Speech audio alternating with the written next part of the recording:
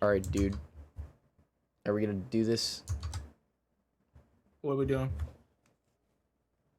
Are we gonna do some creepy pasta readings again? Oh, fuck yeah. Oh fuck yeah! Oh, fuck.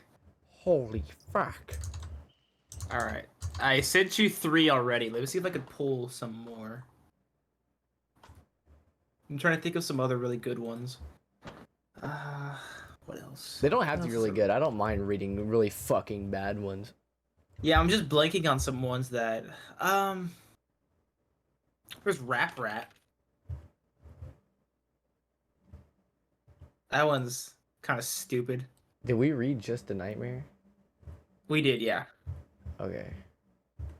There we go. We got Rap Rat right there. Rap rat, dude. What is this? Mm, what else? What else is a really good one? Or just a creepypasta? Mm, what is it called? Is it the painting creepypasta? Is it called the painting? Mm, What is funny mouth? funny mouth. That one's really creepy. All right. Oh, okay, I got a good one right here. This one's called the painting. The painting.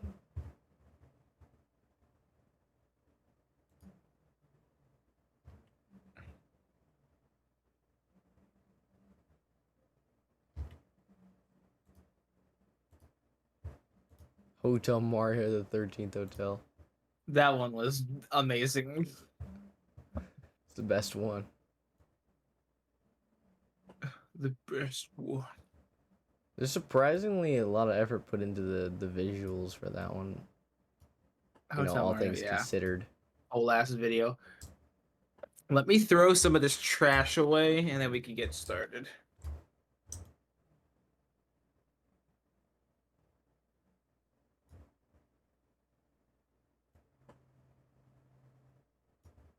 I'm gonna do funny mouth first. All right. Expandongus. Expandingus.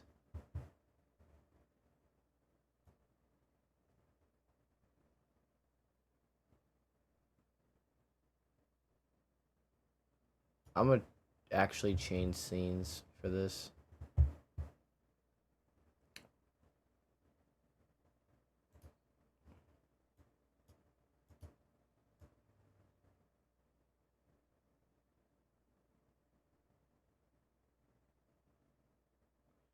When my life is over, hiding in the corner is the love we share. Is it just me dreaming? I can't possibly believe that I'll be dead. Uh, Ah, all right. next I'll have to get in character for this one. Alright, I gotta disable the webcam. Actually, I'm just gonna go no webcam. No This. webcam. There we go.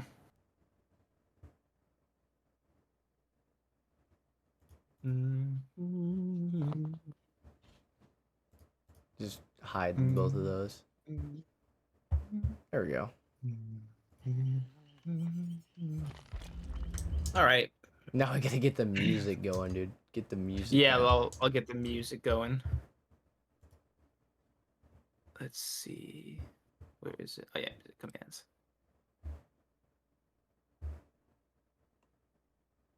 I'm scared, dude. You're quaking in your boots. Yeah. Custom baby seal leather boots.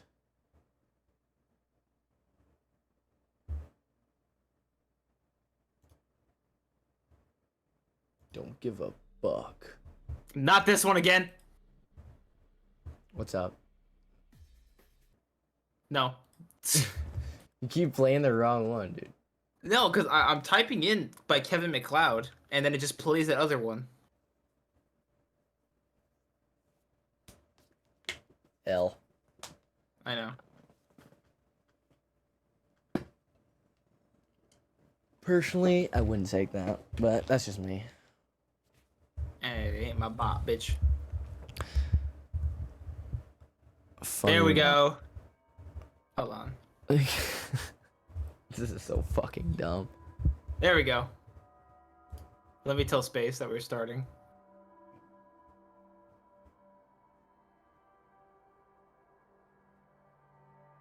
All right, here we go.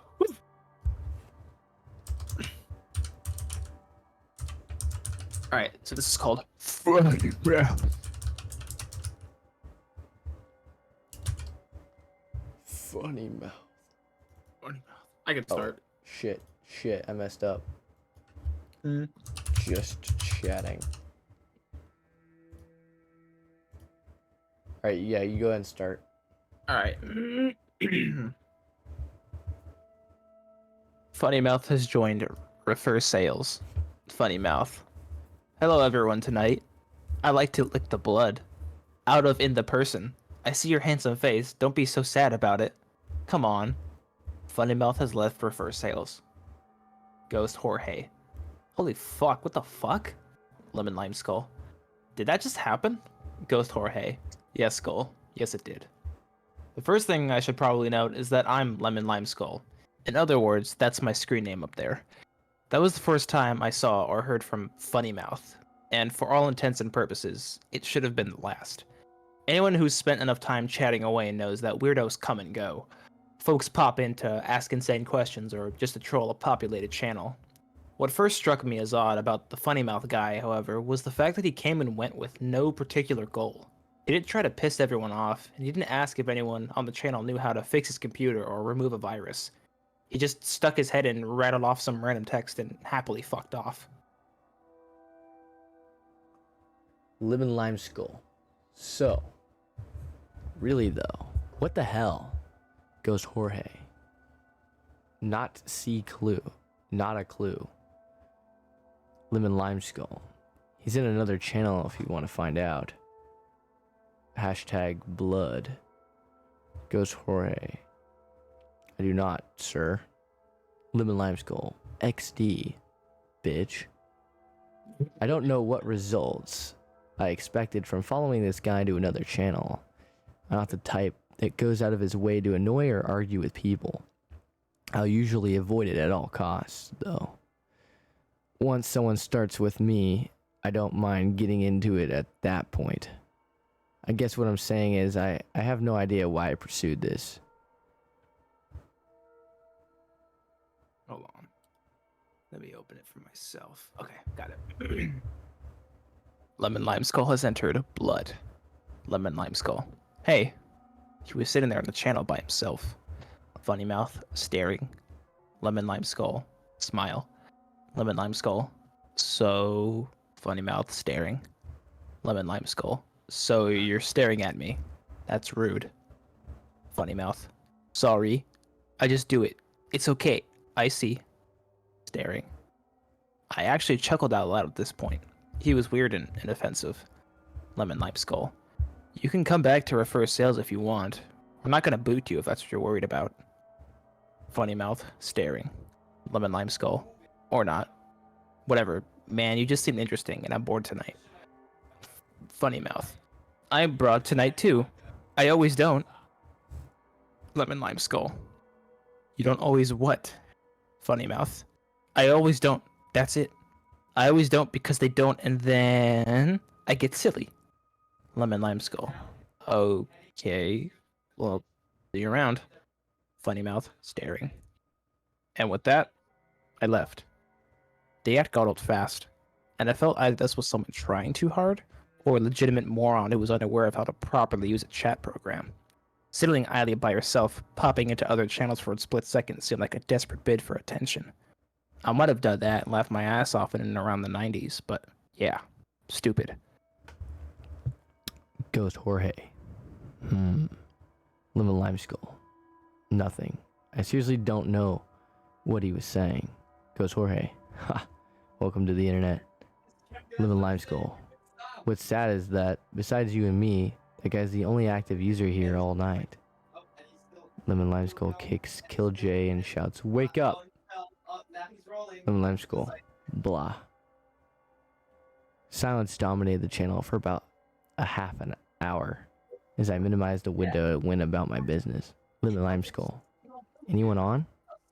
Nothing. 8 users in the channel. Not a single one active. Lemon Limeskull. Boring. Lemon Limeskull. Why are you people so boring? Funny mouth. Staring. Lemon Limeskull. Wake up! Lemon Limeskull puts everyone's hand in a bowl of warm water. That's like, that's labeled with an asterisk, so it's like an action. It took me a few seconds to see it. Funny mouth again. Staring again. I physically slumped my shoulders with a not this shit again sigh. Then I noticed he wasn't in the channel. Lemon Limeskull. Huh? Anyone else see him? Of course not, because you're all idle. Obviously, this was a glitch with either my client or the server. The message was kicked up from earlier in the night at random. These things happen. Still, it creeped the hell out of me. After a few minutes of sitting there with a really cold, creepy feeling in my stomach, that I shouldn't have done something feeling, I decided to stop trying to brave it out and just close the entire chat program. Sure, I could have just hung out like everything was fine, but why bother trying to prove I wasn't spooked? Hell, nobody was even around to see me slink away. After a few more hours of screwing around on the web, I went to bed around 2:40 in the morning. One thing I've always prided myself on is that I do not have nightmares. At least not regularly. Usually if there are monsters or ghosts or nuclear wars in my dream, I get to control it and have a great time. I'm shooting zombies in the face, outright telling ghosts they're not real while I laugh at them, and if there's some disaster, I always know how to get to the safe spot while every other motherfucker fries. I've had maybe 4 actual nightmares in the past 10 years, and yes, I'm completely serious. The first nightmare of my adult life was in 2005. I had just broken off a relationship with someone who had been with someone else for over a year behind my back. That night, when I finally did get to sleep, I dreamt she was strapped down to a medical table while some sort of unseen and inexplicable creature sucked her brain out through an organic machine. The brain screamed ceaselessly. The second nightmare had me visiting a medical facility where they were experimenting with new methods of saving lives. There was a fantastic tour of this high-tech facility. Lots of wonders of modern science. People, lab coats, etc. Then I was led to a room where 3 car crash victims had been saved by their techniques. This included a slowly rocking young girl whose face had been completely distended and hung around her chest, and a woman who was nothing but a cluster of twitching severed limbs, all held together by a drawn-out, kite-like span of flesh. The third came soon after the second. I was being accosted by 2 people, one who wanted to insult me to no end, and the other who kept trying to pinch and tweak me in absurdly ineffective ways. Thinking I could control this dream like the others, I set the 2 men against each other, thinking it would be a sort of poetic justice.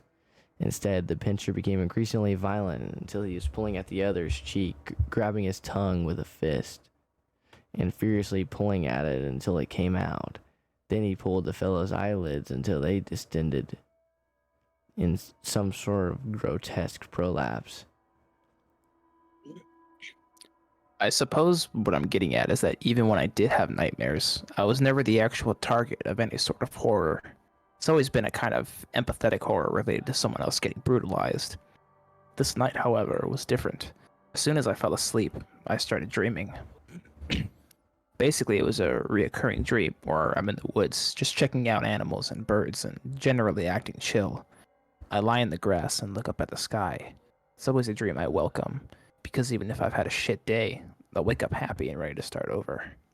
This time, the script changed. I laid in the grass, but while I was staring at the sky, I felt something odd. It was a cold, squirming feeling in my neck. In the dream, I reached to my neck and pulled away a long, writhing earthworm. Earthworms disgust me.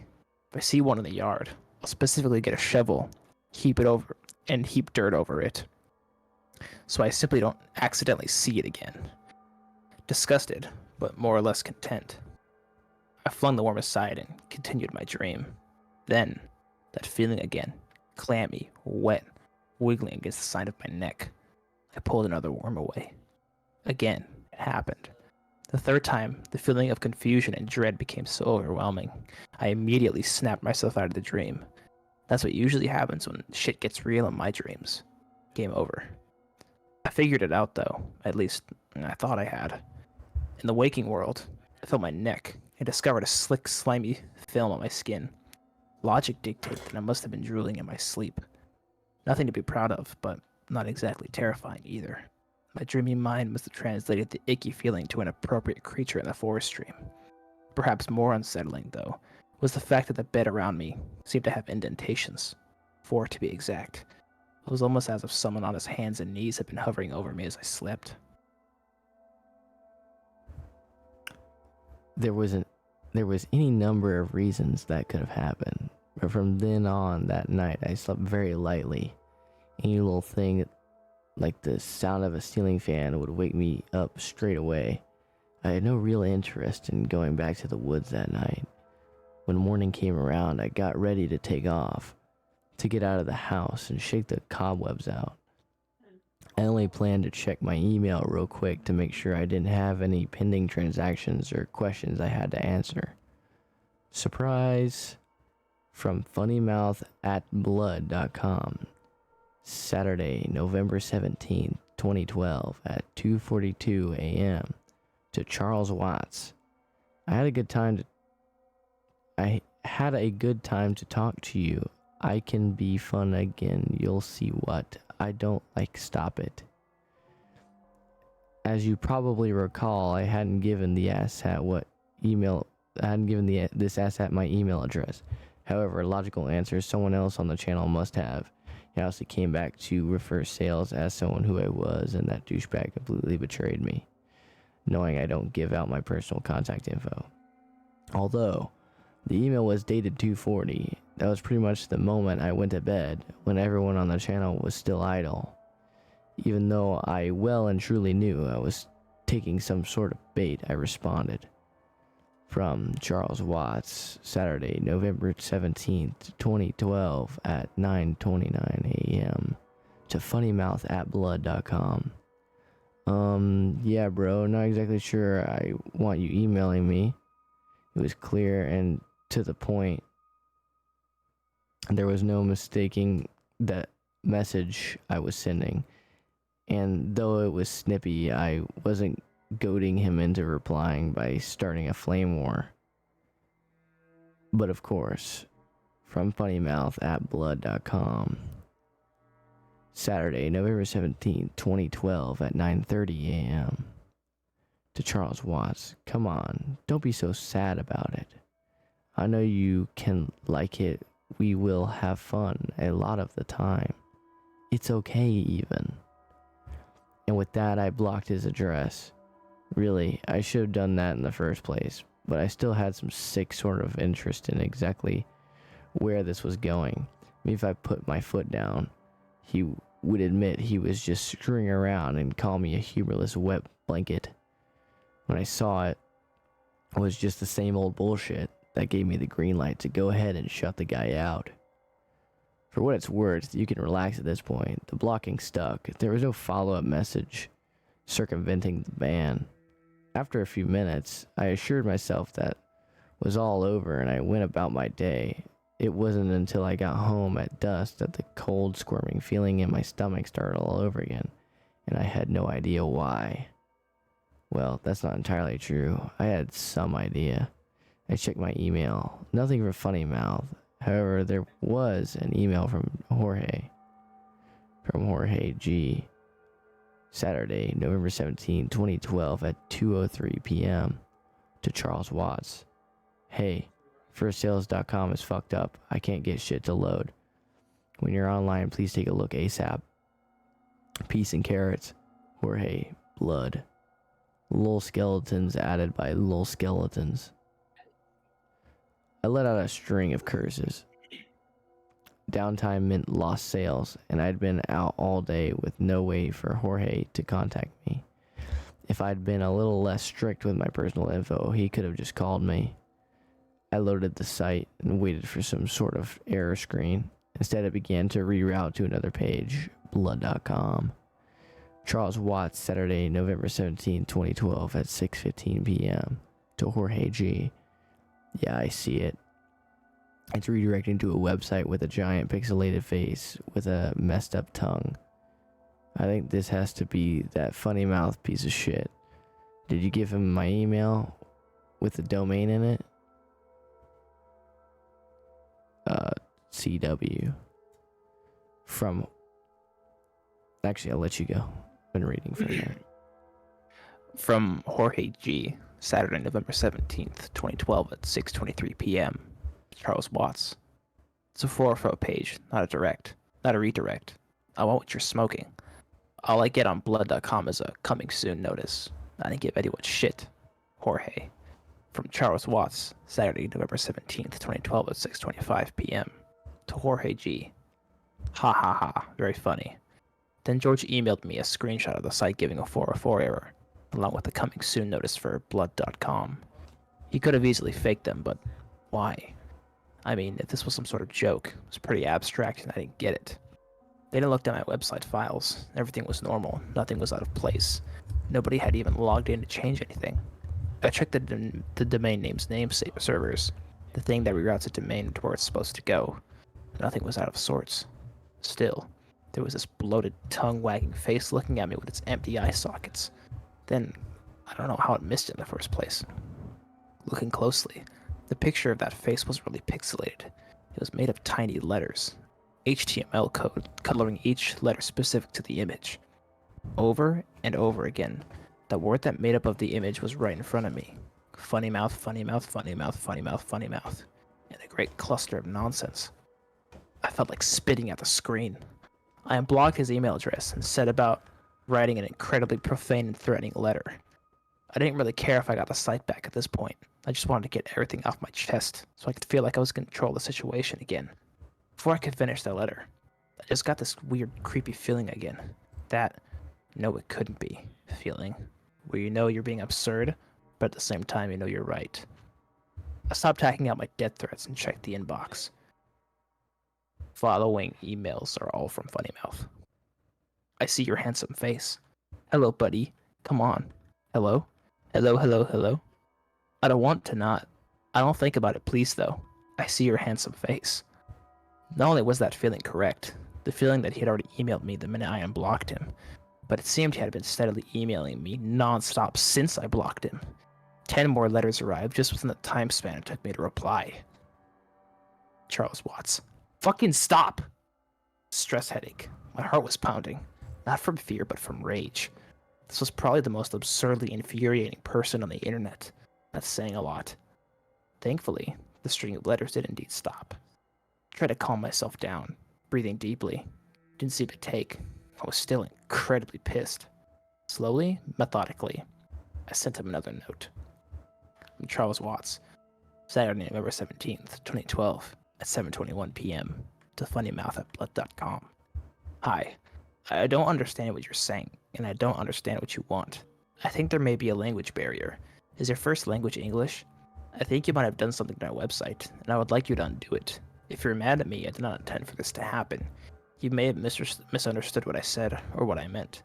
Please change my website back, and let's both go our separate ways. Thank you. CW. I waited. I thought about how I conquered my anger, that this measured response was really the best way to go about it. This fellow would understand what I meant. He realized the mistake he made. I calmed down. Everything was going to be okay. Then, funnymouthblood.com, Saturday, November 17th, 2012 at 7:23 p.m. to Charles Watts. Staring. I hit the roof. I hit the goddamn roof and went clear through it. I smacked the monitor with my palm, knocking it clear off the desk. That pissed me off even more.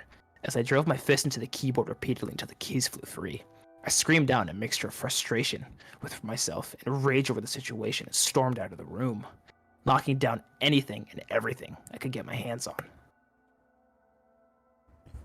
For as long as I could manage the energy, I laid waste to my own shit. I would have started a fire and burned the fucking place down if it had a lighter on hand. That night I stared at the ceiling for what I felt like an eternity before sleep came. Waiting for sleep. I knew I was going to have a nightmare. I just knew it.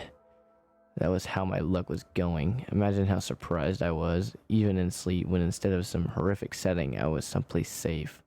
The woods. I laid in the grass again. I felt the relaxation. I knew, even my subconscious knew, that everything would be okay. No matter what setbacks life threw at me, the world would go on. Nothing was permanent. Everything was in translation. Nobody could really get me. I felt the squirming against my neck. Nope, no dice. Nothing could spoil this right now. I ignored the worm. It would go away. I felt the squirming move to my mouth. Now, I couldn't will myself awake. Every other time, I'd be able to decide to wake up, but it seemed like the opportunity had now passed. Then it wasn't a worm, it was a finger. Then another. Then more, until 4 slimy, squirming digits were locked around my teeth, clutching my lower jaw. It didn't hurt when it happened. It was just sort of like a pop. More pressure than pain. It was quick, and before I even knew what was going on, it was over. Then I managed to force myself awake. I sat up and got to my feet. In complete darkness, feeling my way around the walls, I made my way into the bathroom. There, I finally flicked the light switch. I stood before the mirror, rubbing my eyes as the harsh light blinded me. Stared in the mirror for minutes on, and with no reflection, no feelings, no thoughts. Then I smiled. I smiled as best I could, now that my jaw was completely broken, hanging loose around my neck. My tongue lolled out, listlessly, like a paralyzed gooey slug. My teeth weren't rotted in anything, but threads of flesh. I could pull them out by hand with about the same discomfort as a needle prick. I laughed, in halting sound coming out like the gurgle of a backed up sewer drain. What a handsome face. What a funny mouth. A funny mouth. A funny mouth. A funny mouth. A funny mouth. Lemon Lime Skull has entered reverse sales. I see your handsome face. Don't be so sad about it. Smile. Ghost Jorge. Hey, where the fuck are you? Hello? Charles? Lemon Lime Skull stares.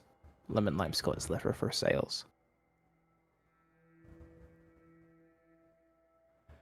Dude.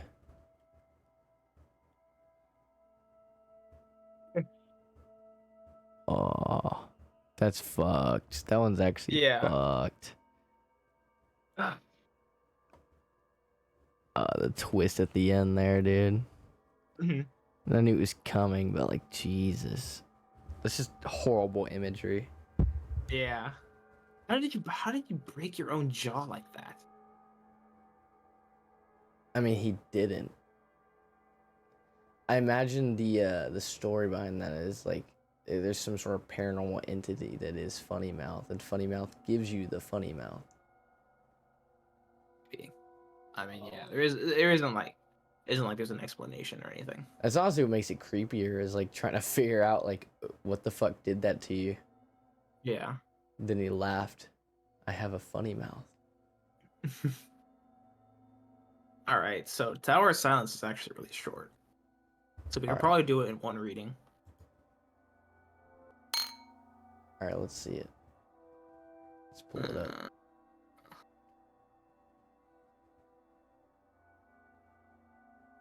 One reading, you said?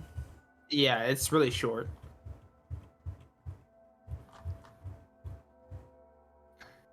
You want to do it, or do you want me to do it? I'll do it. All right.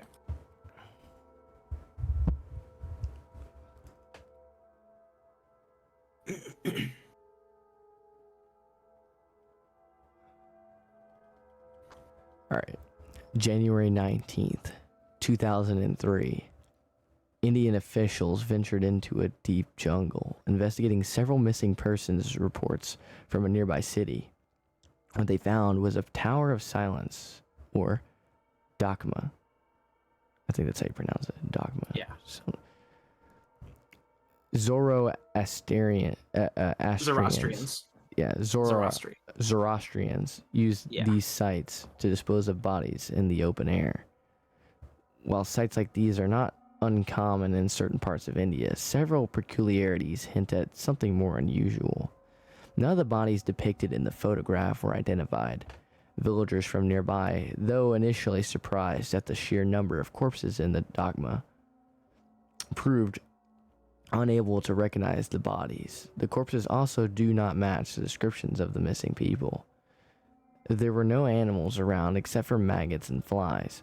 Zoroastrians rely on buzzards, to dispose of the bodies, in the belief they are contributing back to the earth. Officials found the corpses relatively untouched by any sort of animal. There is no official count of the bodies. In fact, little work was actually accomplished at the site, and perhaps this is why only one photograph has emerged. Officials avoided the spot, not only because they felt uneasy looking at it, but for the following as well. The deep pit in the center of the photograph was filled with several feet of festering blood, far more than the bodies on the outside could ever supply. The stench was so unbearable that many of the officials began to get nauseous when they first approached the dogma. The expedition was ended when a villager accidentally kicked a small bone into the pit, penetrating the coagulated surface of the pool. A massive burst of gas from the decomposing blood erupted from the pit, splashing those looking into it along with the photographer. Those caught in the explosion were immediately sent to the hospital, where they were quarantined for possible infection. They became delirious with fever, shouting about being tainted with the blood of Ahriman, the personification of evil and Zoroastrianism. Despite never having admitted having any familiarity with the religion. In fact, many of them had no idea what the dogma was when they had found it. Delirium turned to insanity as many began to attack hospital staff until they were sedated. The fever eventually killed all of them. When officials returned with hazmat gear the following day, the site was empty. All the bodies had been removed, and astonishingly, the pool of blood in the pit had been drained. All that remained of the incident was this photograph.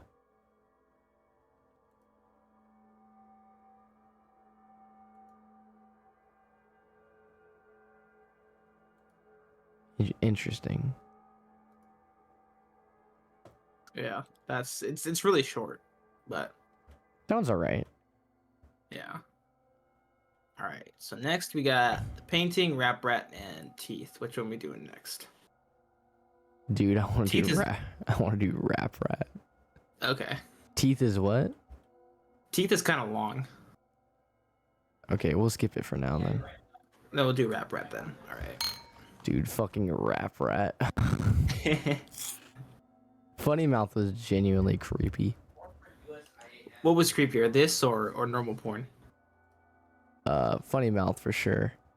You think so? I still think normal porn for normal people was scarier. I mean, but they're both really good. Yeah, fair enough. Anyways, rap rat. I do like how normal porn for normal people is like grounded in reality. Like that seems like some shit you could actually stumble upon. Yeah, it's like creepy. in a shady torrent or some shit. Yeah, dude, that's disturbing as fuck. All right, hold on, I gotta readjust. Oh, anyway, not anyway. Did someone time out space? I don't know. Because he said that I already fixed it, but he said that he got timed out for 19 hours. Weird. I don't know what it was. I checked the audit logs. I didn't see anything, so I took his timeout away. Yeah, I don't know. That's weird. He shouldn't have been timed out though. Yeah, I don't know what the. Or well, hold I on. thought maybe someone else had did it, but I fixed it. Let me check mod chat. He might have like said something that take the mod off, the auto mod off. I don't think so though.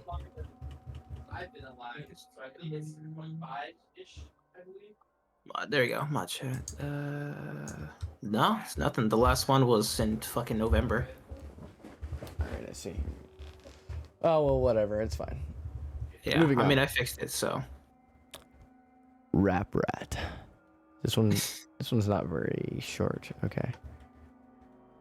The terror begins. Ever heard of Nightmare? Like a lot of other games in the 90s, it came with a VHS, which you timed with your play. The character on the video would give you instructions on what to do while you played the game in real time. Being a scaredy cat, I refused to play it when my mom bought it for us. My brother was disappointed about not being able to play Nightmare, but my mom had a solution. She brought out Rap Rat. It was a cheap, dingy little thing catered to kids my age. You went around the board collecting cheese, and the first player to reach the end would win. It seemed simple enough, and since it reminded us of Mousetrap, which we didn't have, there were no objections. We popped the movie into the VHS and set up the board. The first part of the video was just a simple explanation of the rules as well as instructions on how the game worked. Then Rap Rat came onto the TV. He was not what any of us had been expecting. My smaller brother, who was only 3 at the time, immediately left the room crying. The rat did not even resemble a rat. The ears were far too big. It had a mouth lined with 2 teeth, and the inside of the mouth looked almost swollen. The most striking part about the thing was the eyes. They were large, glassy, and fish-like. I asked, then bothered, and begged my mom to turn it off. Rap Rat suddenly shouted loudly, screaming and wailing, saying, "Wait your turn," in that demonic low-pitched voice. That was not at all like his normal obnoxious nasal voice. In the background, we could hear the narrator saying, "He's Rap Rat, and he's the boss," over and over again, in an overly serious tone. The video was indescribable. Images crossed the screen in quick succession, overcut with Rap Rat's expressionless eyes. The images were some of the things I was afraid of at the time. A person looking over a balcony, a hornet slowly stinging someone's eyes, extreme close-up of a tarantula, a pit full of writhing cobras, a bloodied syringe filled with green fluid. We immediately turned the video off, and I ran out of the room screaming, slamming my door. It took my mom 20 minutes to convince me that the video was gone, that I would never ever see it again. I had nightmares all week about Rap Rat. That wasn't the last time I saw Rap Rat. While my girlfriend and I were preparing to move in together, I was cleaning out the closet of my room and found Rap Rat again, with the same VHS and the same game board inside. It was almost perfectly intact, save for a thick layer of cobwebs and dust bunnies on top of it. This was strange. Didn't my mother get rid of it? And what was the game doing in my room? I let out a bit of a gasp when I found it. My girlfriend came into the room, asking what the matter was. Breathing harshly, I said, "Rap Rat." She laughed a bit, asking if it was a joke. I shook my head, explaining that it wasn't. She didn't believe me. Nobody did. And I decided that the only way to prove it to her was to show her the video. I borrowed my neighbor's VHS and played the video for her. However, the images had changed. I saw a clown, its nose bursting, and it spraying blood onto the screen. I saw a woman alone in a dark room. I saw a man being forced to pick up white-hot metal and hold it in his outstretched hand, turning his hand to a leathery mess. The scratching I heard as a child continued, picking up louder and louder. Then Rap Rat showed us and began twisting and convulsing, its arms thrusting this way and that. The costume wasn't a costume anymore. The felt was real fur. Its face wasn't plastic, but instead had a bristle of thorns with teeth. The eyes turned inwards and suddenly popped out again.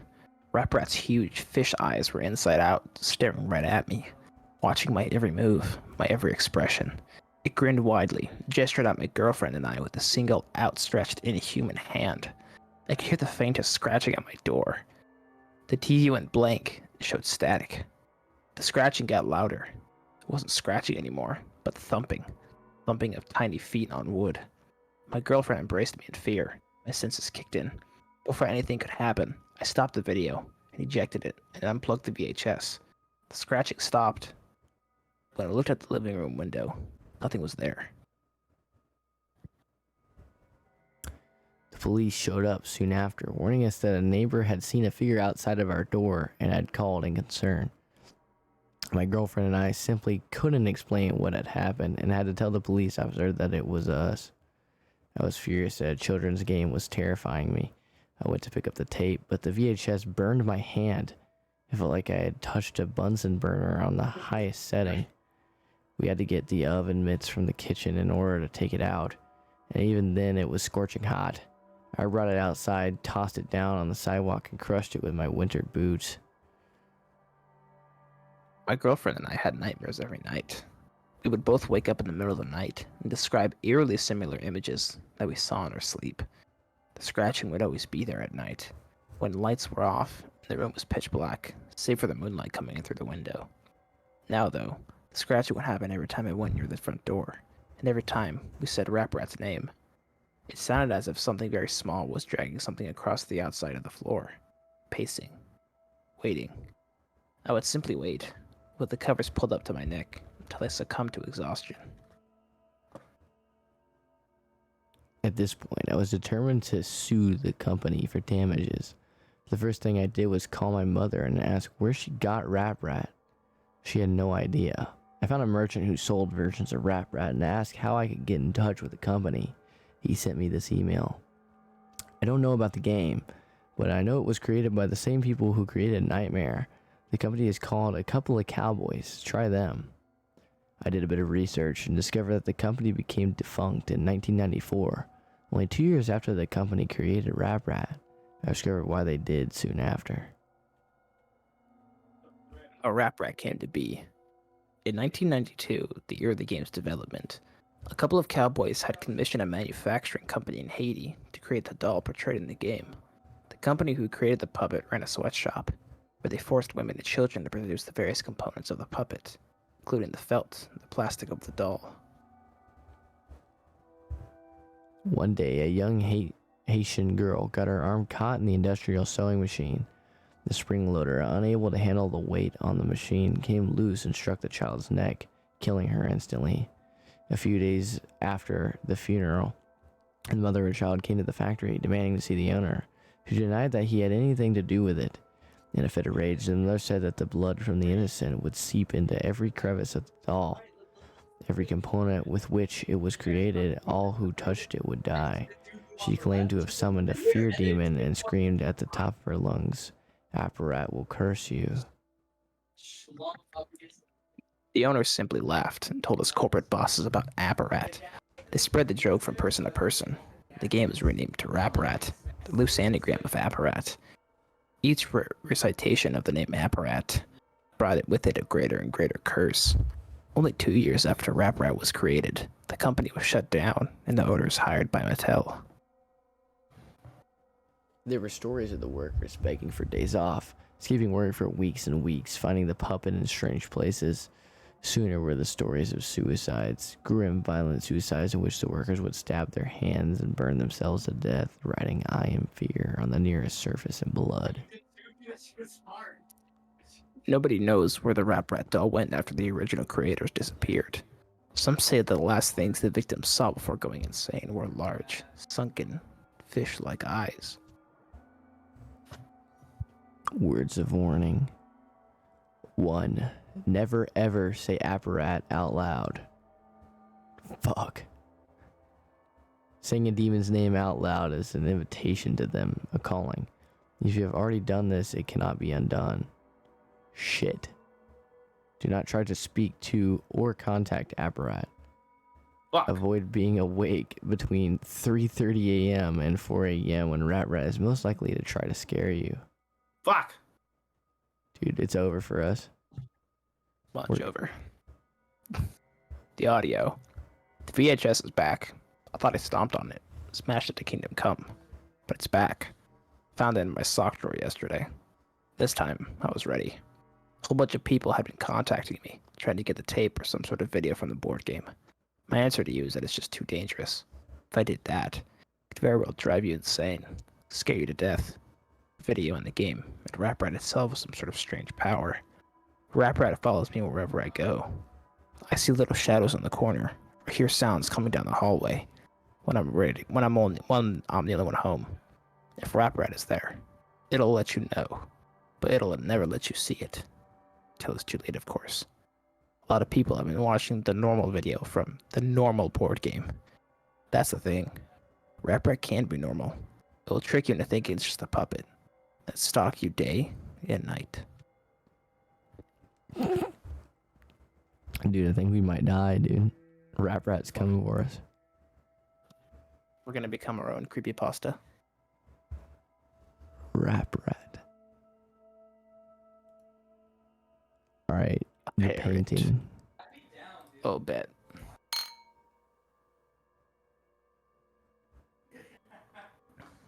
Alright. I'll start this time. Yes. You will. Oh, yes. Anyways, when I was 7 years old, my 10-year-old brother Jamie was kidnapped, or so they say.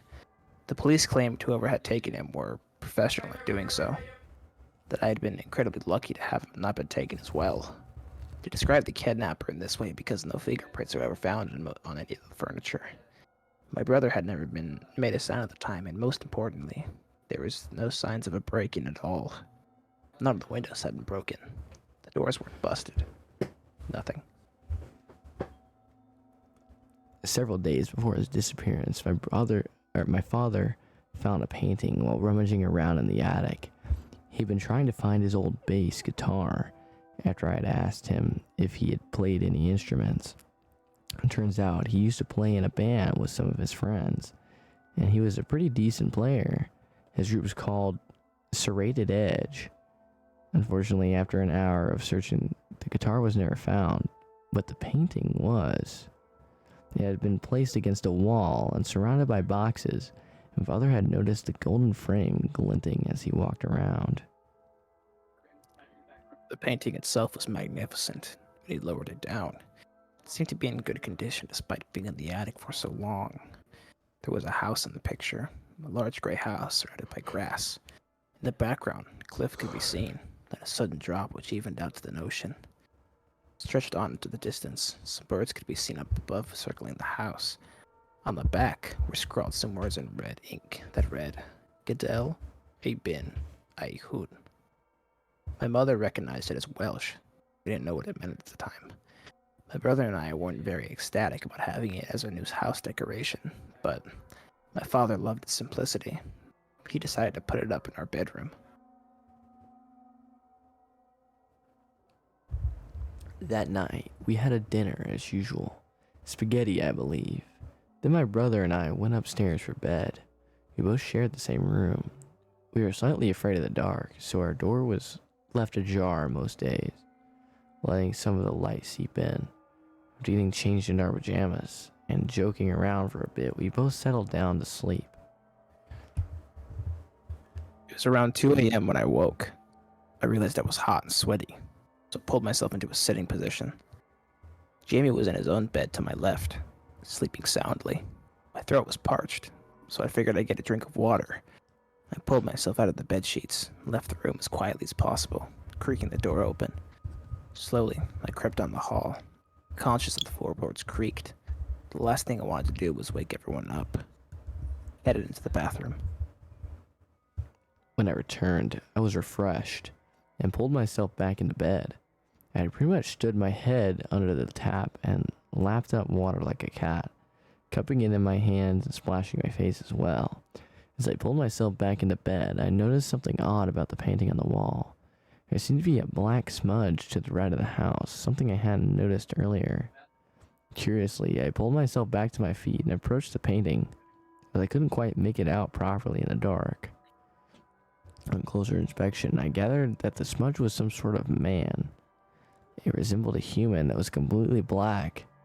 It looked like it was standing stationary, looking outwards. Its head was cocked over so slightly to one side.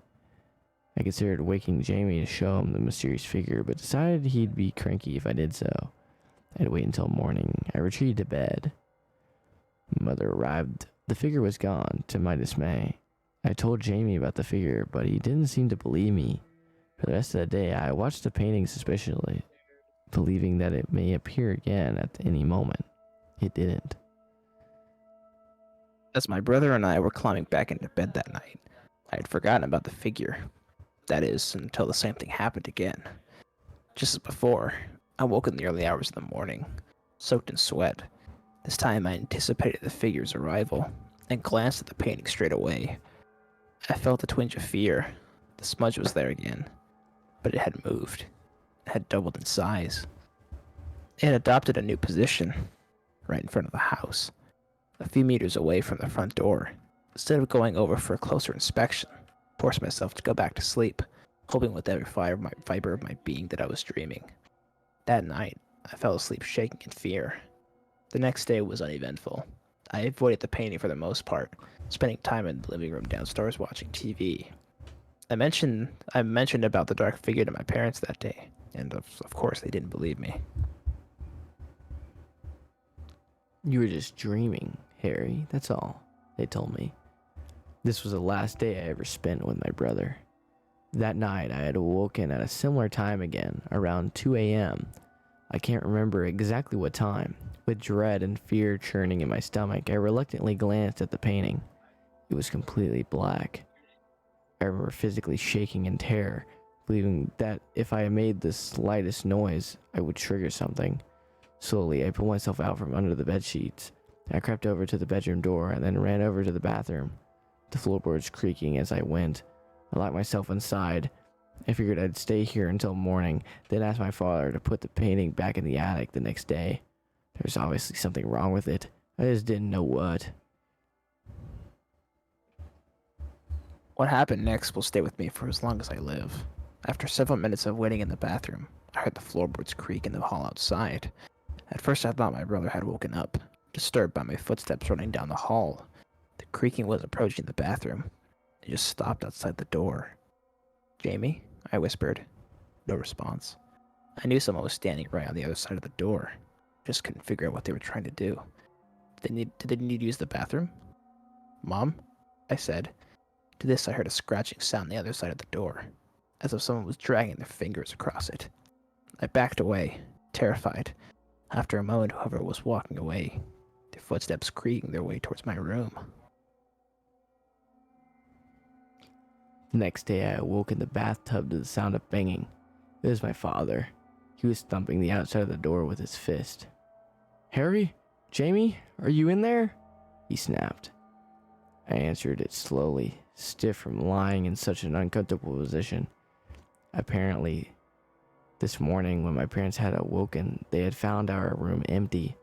My mom went downstairs to find us, and my dad looked around. My mom went downstairs to find us, and my dad looked around upstairs. "Is your brother in there? Is your brother in there, you?" He had asked when I opened the door. He shook my head. I shook my head, but he didn't believe me and pushed past, searching the room. It was only after another half hour of searching that my parents began to panic. The police were called around. Everyone was convinced someone had broken into the house and taken him in the night. The police believed I had locked myself in the bathroom to hide from the kidnapper. Out of fear, they questioned me relentlessly about whether I had seen his face. I couldn't answer. There was something else. The outside of the bathroom door, there were 3 deep gouges, diagonal from top to left to bottom right. The police believed that they were caused by a knife, repeatedly dragged across the surface. They claimed that the kidnapper had been trying to get me as well, but thankfully given in. Our house was closed off for several days. We were provided with a hotel while the police searched for our fingerprints or any signs of breaking and entering. As I said at the start, they found nothing. When we finally returned to our home, my parents were a teary mess. He moped around slowly, answering my questions with one-word answers. I knew anything I said about the painting at this point was useless. No one ever seems to listen to children in times of need. They continued like this. They continued to act like this for a year and a half. It was a horrible time. Returning to my bedroom after everything that had happened was horrible. I remember crying when I saw my brother's empty bed, his toys that were still scattered across the floor, toys he may never be able to play with again.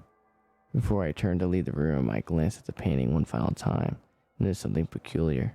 There was no dark figure, but there was something strange in one of those house windows. Curiously, I approached and looked closer. It was a face, a little boy. And for what I could tell, he looked the spitting image of my brother. His face was contorted into one of terror, and he had tears streaming down his face. His hands were both pressed up against the glass. Several months later, the police gave up on the search. His funeral was held on April the 12th, to this day the saddest day of my life. After that, all we could do was get on with our lives. I showed my parents the painting, but they shouted at me and stashed it back in the attic. They thought the boy had been in the painting all along, that I was simply imagining the resemblance. I'm 38 years old now, and I have a place of my own. When I eventually left my old home, I made sure to take the painting with me, for I'm the only one who truly knows what happened to my brother. The dark shape I saw all those years ago was some kind of entity, something evil that intended to trap us both in the painting for an eternity. It succeeded with my brother, but I had locked myself in the bathroom, so I had been saved. I keep the painting in the attic now, in case one day I might be able to free him. I can't lose hope, like my parents did. After researching, I found out what the words on the back of the painting, Gadel, I bin, Hoon, been a warning, translates into English as, leave me alone. Sometimes in the dead of night, I'll hear a thumping sound coming from up there, footsteps roaming around in the attic. I'll always shout my brother's name and hope he may have finally been let out. I never get a response. Bro, that one's pretty good too. Holy hell. Yeah, that was a good one. Fuck, now we got teeth. No, and how he got teeth, dude. Yeah, let me see if I could find another one. If you want to start, you definitely can. And while you read, I can look for another one. All right, let's do it. All right. Teeth.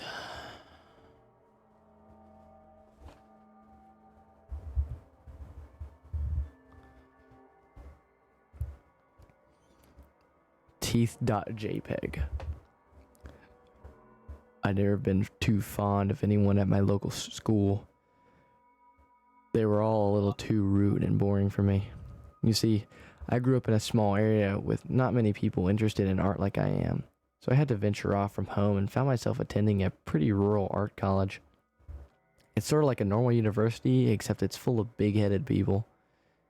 Now, the only reason why I'm here is because I've always wanted to be an illustrator, a children's book designer of sorts. I'd always taken keen interest in children's media and classic books such as the Arthur series. So when I was sent to live at this college, I was taken back when I realized a lot of the other students here were all fine artists, you know the kind. The ones who like to splatter paint onto a canvas and claim it's art. It's not really big on that sort of thing, but I didn't question it. I settled into the new. Oh, wait, go. Oh, I thought you were still looking for something. No, I found one. I just sent it to you. Oh, okay. Yeah, I probably should have said something, but I'll take this one. Gotcha. I settled into the new place pretty quickly. I was sharing a dorm with 2 other students. There was myself, a graphics designer named Josh, a film animator called Lily, and then there was one more guy called Daniel. Daniel was one of those fine artists I just described to you. His room was decorated with photographs of distorted women, and he always had weird music playing too. It was sort of like trippy 60s music. He also liked to smoke, so his room always smelled like an old ashtray. It was pretty gross, but he was a nice enough guy. We got along really well. We soon became a tightly packed group of friends. It was the start of a new term for all of us, and we all came back from home after spending the summer there. We all unpacked our things and started talking about what we had done over the summer. I went hiking with my stepdad. We went on one of those summer camps, replied Josh. I spend most of my time with my girlfriend. We watch films and went to watch some plays too, Lily said. She spends a lot of time whining about missing her sporty girlfriend, but we were glad that they got some time together. I really hadn't done much worth mentioning. I did the usual stuff. I went out to parties and went on trips with my family. Nothing really that special. I was just about to pipe up and speak when I got interrupted.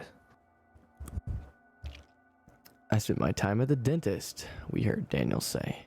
My father is a doctor of sorts, so he let me come with him sometimes and explore the hospital. My favorite place to visit was the dentistry. I got to touch and feel teeth. It was cool. We all stared at him a bit confused. Were you even allowed to have random strangers go into the hospital rooms? Let alone play with the equipment? We didn't really care. We knew Daniel was that sort of guy anyways. He was known for getting into trouble for the sake of his art. That was always his excuse.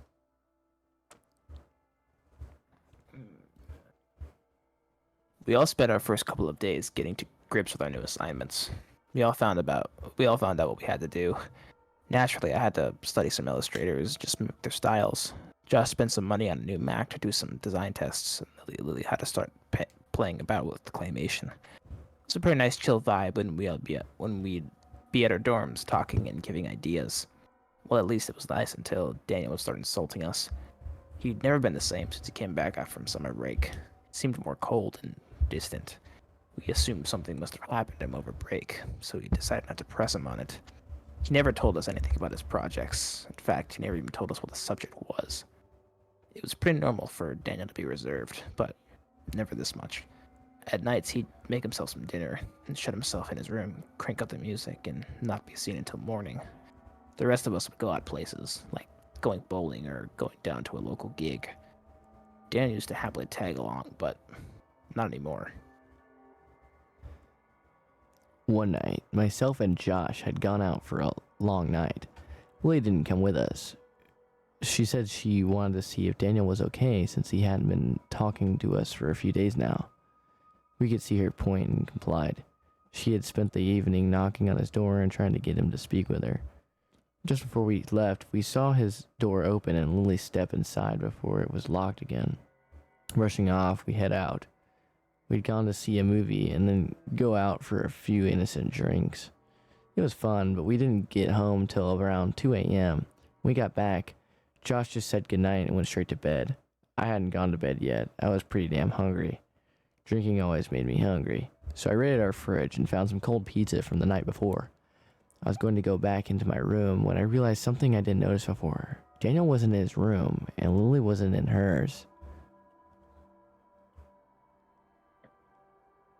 Due to Daniel's strange new behavior of locking himself in his room until early hours, and Lily never went anywhere without texting us, this was pretty weird. It wasn't locked or anything. I just assumed he and her had gone out with some of his Ponzi art friends. But it wasn't like Daniel to leave his door open like this. I've always been the nosy son of a bitch, so I stepped inside to see if there were any signs of that he had gone somewhere. His keys were gone, his jacket was gone too, but he left his wallet on his desk. The other thing that was odd, that he left his laptop on his bed, and it was still on. The screen was still lighting up. Curiosity got the best of me. Perhaps this could be my chance to find out what his art project had been hiding. I mean, Daniel was a fine artist, so it could have been anything. I noticed that he had a USB plugged in, and 2 files on the screen. One was called Dentist Photos, and the other file was a singular image called teeth.jpg. I clicked on the Dentist Photos file, and there were just pictures of people's teeth and plastic models of teeth. It was nothing interesting. I clicked back off the file and decided to check out teeth.jpg. The image would be forever burned into my brain. It startled me so bad that I slammed the laptop shut, shaking as I sat back. I wasn't sure if I wanted to lift the screen again, but I knew I had to or Daniel would know something touched his laptop. I lifted the screen again, staring at the image for a brief moment before clicking away from it nervously. I then made a decision. I needed to show this to Josh and Lily in the morning. This was seriously messed up. I mean, I knew that Daniel was an artistic kind of guy, but this was just insane. I quickly bolted it back to my own room and scoured for my USB drive. I eventually found it and darted back to Daniel's laptop where I copied the image onto my USB. I stared at the image for a little while longer. I was trying to dismiss the image as a mere photo manipulation, but there's just something so wrong about it. Perhaps it was the black soulless eyes, or the fact that whoever or whatever this creature was pulling at its mouth in such a weird and disturbing way. It almost looked forced, like whoever this creature was forced to pose in this way. I shook it off as a mere thought and fixed up the laptop so it didn't look tampered with before I went back to my room.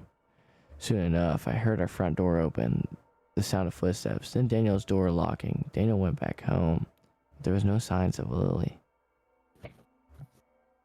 The next morning, I waited until Daniel had gone out for one of his lectures.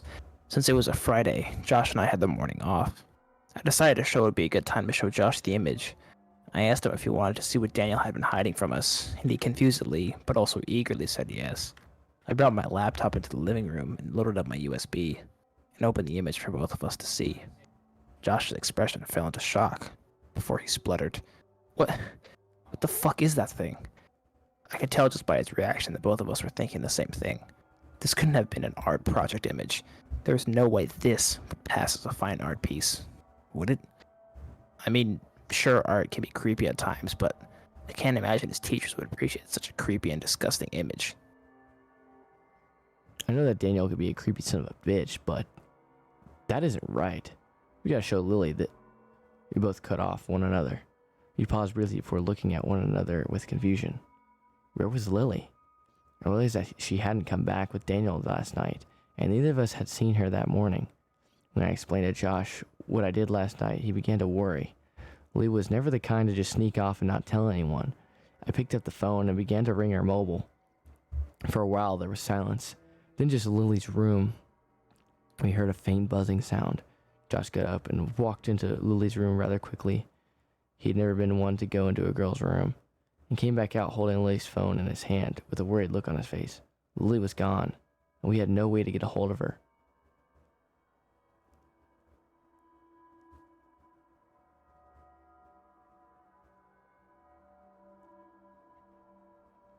Well, maybe she just maybe she just gone to a lecture and forgot her phone. I stuttered. Josh shook his head, chewing his lip out of nerves. No, Lily doesn't have lectures on a Friday, remember? She normally at least says hello to us and takes her phone. We know she lives on that thing. She never stops texting her girlfriend. He was right. Lily's life revolved around her phone, so we knew there would be no way she'd leave it. Suddenly her phone lit up. Someone was calling her. We both looked at the phone, then back at one another, before Josh passed the phone to me. I brought it up to my ear before speaking. Hello? On the other end of the line, I realized it was her girlfriend that was calling. I recognized her husky voice. Ah, Lily, there you are. Thank God you're okay. You didn't text me at all last night, or this morning. I thought something was wrong. I cringed a little bit, realizing I had to break it to her that I wasn't Lily. As I spoke, her girlfriend began to get upset. She was breathing quite heavily. I could hear the sniffling sound someone makes when they cry. I felt so bad for her, but perhaps she could be my chance to find out anything I could about Lily. Where's Lily? She hasn't spoken to me since last night. I thought she was playing a joke on me, but now I don't know. I looked at Josh with a confused stare as he began to pace around a little bit. I put the phone on loudspeaker and asked her, "Why do you think Lily was playing a joke on you? Did she say anything odd?" "Yes," her girlfriend replied. She sent me one message around 1:30 a.m. I looked at Josh, baffled, before I asked again, "What did the message say?" "Help me." I looked at Josh with wide and worried eyes. Lily would never pull a prank like that on anyone, let alone her own girlfriend. She always told us how worried she'd be about her girlfriend getting paranoid, so we knew she wouldn't send a message like that unless she had a reason. I continued to speak with her girlfriend, but I was getting nowhere, so I reassured her that we know where Lily was, and she'd be calling her back tonight. Her girlfriend seemed suspicious, but I just agreed and put the phone down. Myself and Josh paced back and forth. We had no idea what this could mean. Why would Lily send a message like that? We continued to think for a while and decided until we knew where Lily was, we were going to skip our lectures. We spent a long time thinking over things and began to write down the connections we could make. Afterwards, Josh read out the list to me so I could think them over. First, Lily goes into Daniel's room at around 10 p.m. She's locked in his room. Then we return home at 2 a.m. During that time, at around 1:30 a.m., we find out that Lily texts her girlfriend with a message saying, "Help me." You discover that neither Lily or Daniel are home yet. Daniel's door is unlocked and his laptop is still left on. You find the image and then leave. You then return to your room and heard Daniel come home, but not Lily. Lily's still not back home yet, but Daniel is. What the hell could this all mean? I thought over it for a while and then came to a conclusion. I didn't want to make this connection, but it's the only connection I could salvage. Daniel did something to Lily. We have to confront Daniel tonight if Lily doesn't come home between now and tonight, okay? Josh looked shocked, but he agreed. Daniel would be our only chance of finding what happened to Lily. Later that night, there was still no signs of Lily. We knew that her girlfriend would be calling soon, so we decided to turn the phone off. We didn't want to try and reassure her with false information. We waited until around 6 p.m. before Daniel finally came back home. He looked rather startled to see the both of us standing there in the living room. He lightly placed his art folder and satchel down on the sofa. As we both stood up, Josh spoke to him, and I could tell he was trying to keep his composure. Daniel, we'd like to have a talk. It's about Lily. Daniel's eyes seemed to widen ever so slightly, but nothing I thought was worth thinking over. He tilted his head at us, looking confused as he asked us, "Why? Is something wrong?"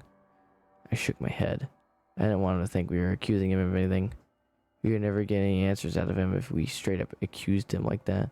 Daniel seemed to look a little on edge, looking away from us as he itched his wrist under his baggy gray jumper.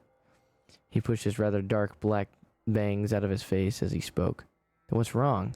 Is she okay? I know she left her phone here last night, so I suppose there wouldn't be any way to get a hold of her." We didn't say anything. We were too sure on what to say to him. We weren't too sure on what to say to him. How are we supposed to ask him if he did anything to Lily without him taking offense? I then realized something. It taken me a moment to realize it before I spoke. "You said she left her phone here last night, right? How the hell did you know that?" I could see Josh's eyes light up. He just realized the same thing I did. How on earth did Daniel know she left her phone behind? Besides, they went somewhere. Unless they went somewhere. We already acknowledged the fact that Lily never leaves her phone anywhere. So how on earth did he know she had left it behind? Daniel didn't answer us. He was silent for a while before he pushed past us and walked into his room. Slamming the door shut, we walked over to his door, banging on it harshly before he shouted, "Leave me alone. I have coursework to do. I'm sure Lily will show up tonight. Just stop being so paranoid." We just didn't know what to do. Daniel clearly knew way more than he let on, but there was no way we were going to get that out of him. We walked back into the living room and slumped back down. I ran a hand through my hair. What the hell was going on? I then realized that Daniel had left his bags on the sofa. We must have been too flustered to pick them up when he stormed into his room. I peered around at Daniel's door, hearing no sounds of him leaving his room yet. I knew soon enough he would be coming out to get his bags. In a moment of madness, I picked up the satchel and emptied its contents on the coffee table. I could see Josh's eyes widen before he whispered to me frantically, What the hell are you doing? What if he sees you?" I didn't care. I needed to know anything I could about Lily. She was a roommate, but also a best friend. I couldn't just leave this to solve itself. I pushed through documents and came across what looked like a ticket. I crumpled it up and pushed it into my pocket. Then I found a zip document bag. I pushed it into Josh's hands and told him to go hide it. He complied and went and hid in his room. Then quickly put all the other stuff back in Daniel's bag and rested it up like he did before. Then I got up and walked into Josh's room. I watched Daniel go back into the living room and pick up his bags before he walked back into his room again. Josh grabbed the zip-up file out from under his pillows. We both sat down on his bed. We didn't say anything. We just read the front cover file. Teeth. It sent chills up my spine. I knew that whatever was inside would have a connection to the image I found on the computer. But what we saw was nothing we expected. It was a series of photographs. The first photo was a picture of what looked like an abandoned room of sorts. The walls were covered in old floral wallpaper, and the floor was just damp wood. It looked like it hadn't been used in years. Then the next photos were just pictures of tools and plastic tools. We then noticed that the tools were linked to dentistry. You know, like needles and drills. It was pretty creepy, but it was the next photo that made us both drain of color. It was just photos of Lily smiling. We flipped through every single photo of Lily, and in each one, she had her big toothy smile. Such a sweet smile. One of her most distinct features was her large front tooth. Just her left one. It was we always found it cute, but now it was no laughing matter. We noticed on the back of the photographs there were labels, and each tooth on each photo was marked. There were notes on the photos that said things like remove or replace. It knocked Josh sick, and it was terrified now than ever. I was more terrified now than ever. We knew that we couldn't confront Daniel about these photos.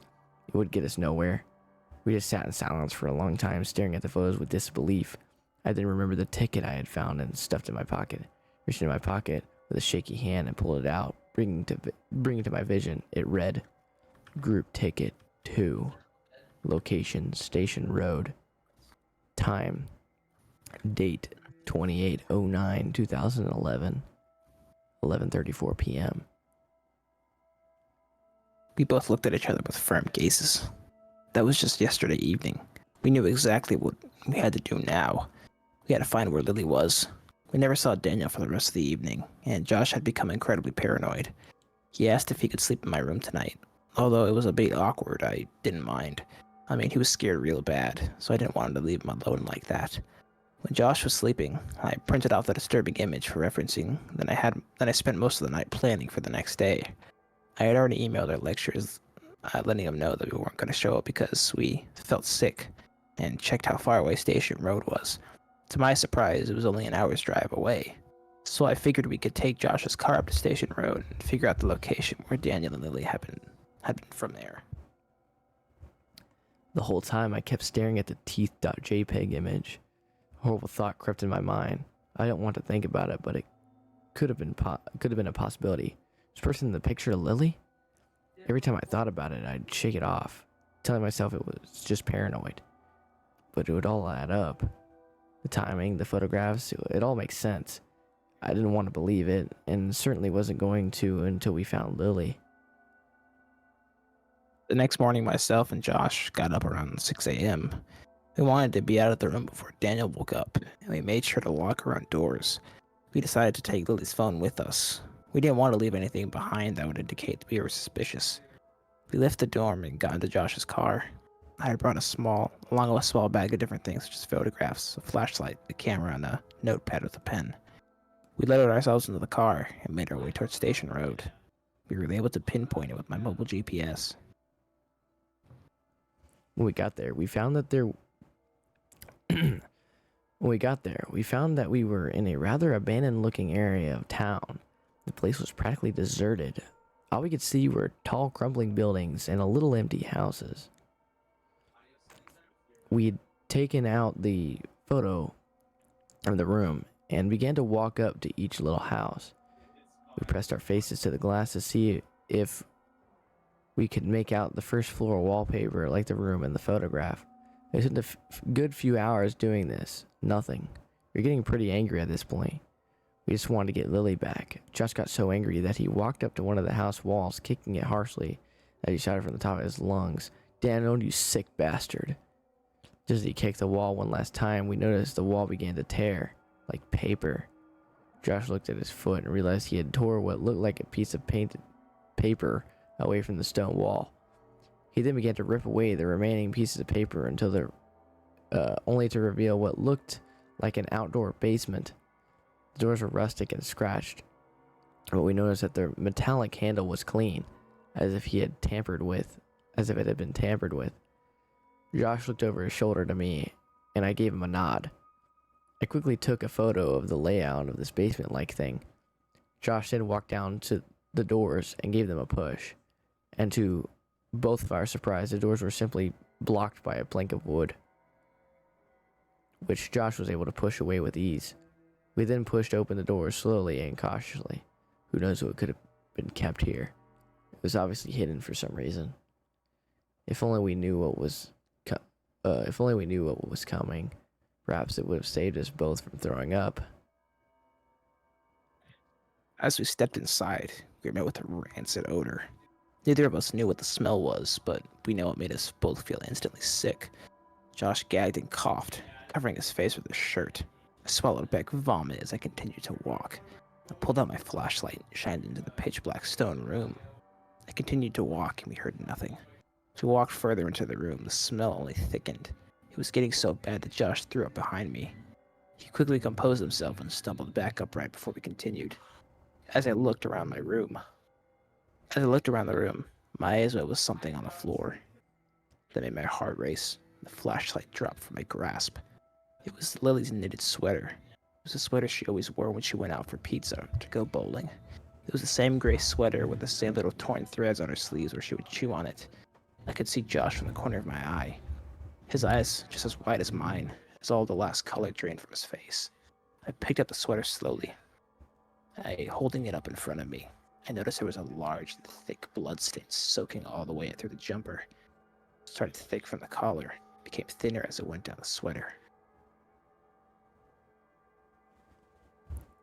I was now the one to throw up, and collapsed on my knees, puking heavily. I didn't know what to do. I didn't even know what to think. I soon maintained myself and stood up again, holding the flashlight as I put the sweater in my bag. Through blurred, teary eyes, I pressed on. I found nothing from where I was standing, and I heard a small light switch flicker on from behind me as red light filled the corner of the room, and then I heard him. Josh screamed louder than anything I had ever heard before. My stomach was in knots as I shined my light to where he was standing. He was standing over a large black table. I watched him just stand there in complete terror as if he was frozen. I could only imagine what he was looking at, and truly wished I left it to my imagination.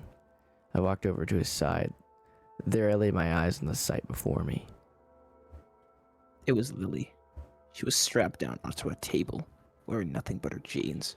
Her body was covered in thick layers of tape, keeping her strapped down. One of her arms dangled down to one of her sides, but the other arm was nowhere to be seen. In replacement was a taped-up stub of stains with blood under it. I could hardly breathe. My stomach was now knotted and my breathing was so tight all I could do was stare.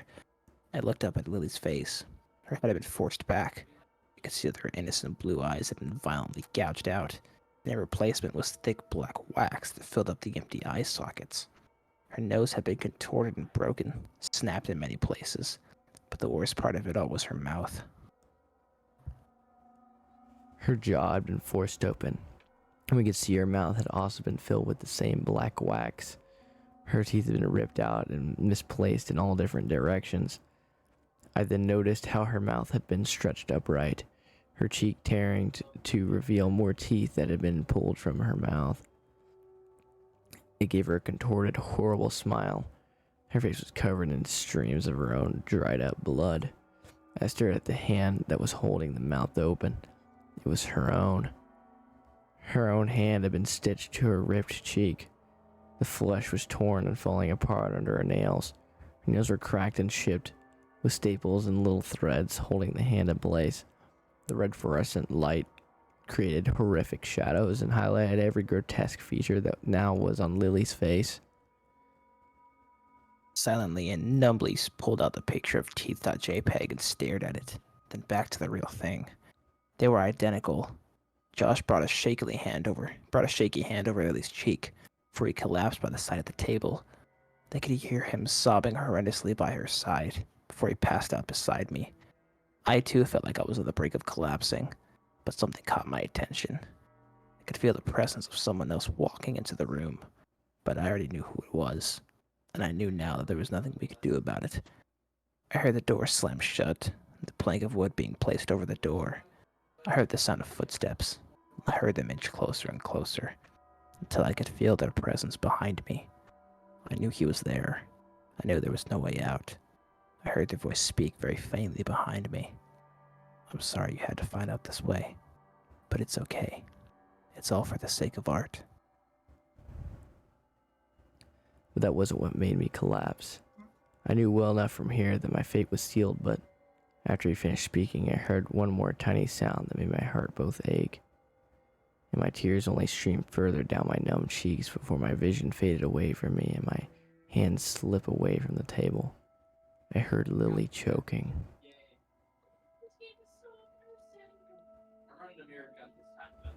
Dude. She's still alive. That's fucked, dude. That's fucked. How is she still alive? What the fuck? I have no idea. Dude, that one's fucked. Well, clearly he made it out because he wrote this story. That's true.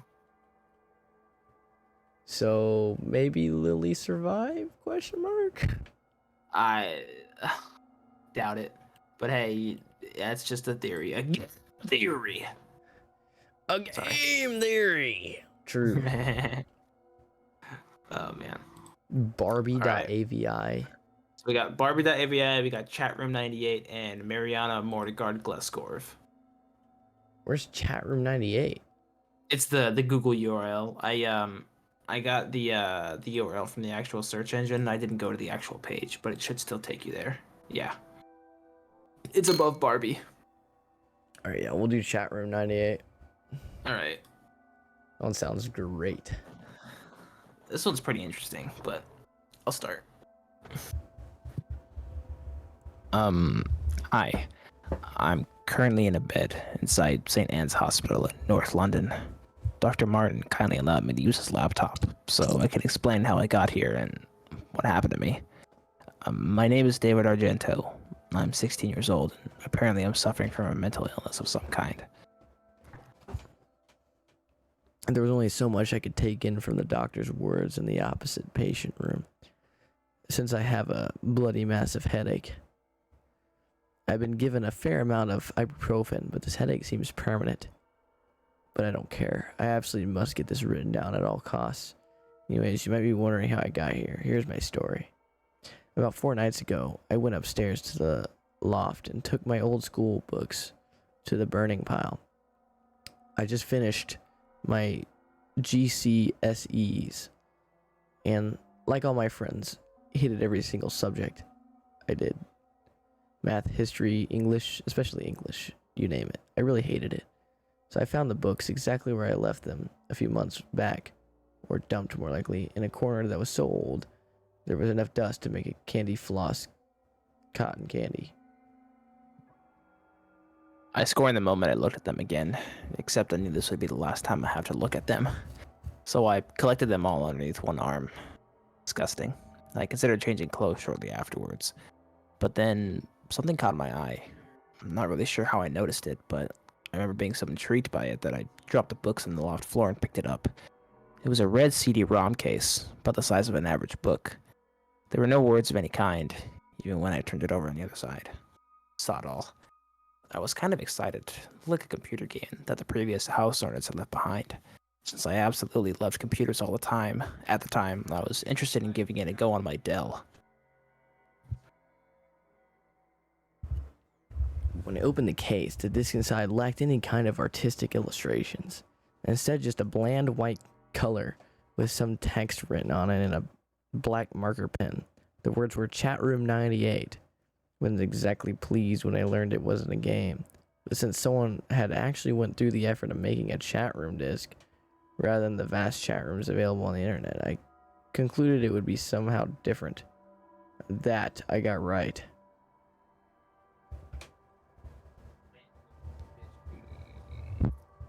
Having kicked the worthless books down the attic ladder, I inserted the disc inside my old laptop. After a brief moment, a red chat box with no text in it appeared. I wasn't sure what to make of it at first, but it seemed to linger there for half a minute. Then the screen went black for a brief moment, then flashed. The words, "Welcome to Chat Room 98," appeared at the top center of the screen. Chat Room 98? What was the significance of that number? Then what appeared to be a white text box opened up in the center. I didn't know what to type, so I randomly put hello. I didn't expect any kind of response, but then I got one. A person by the name of Darwin Clark replied, "Good afternoon."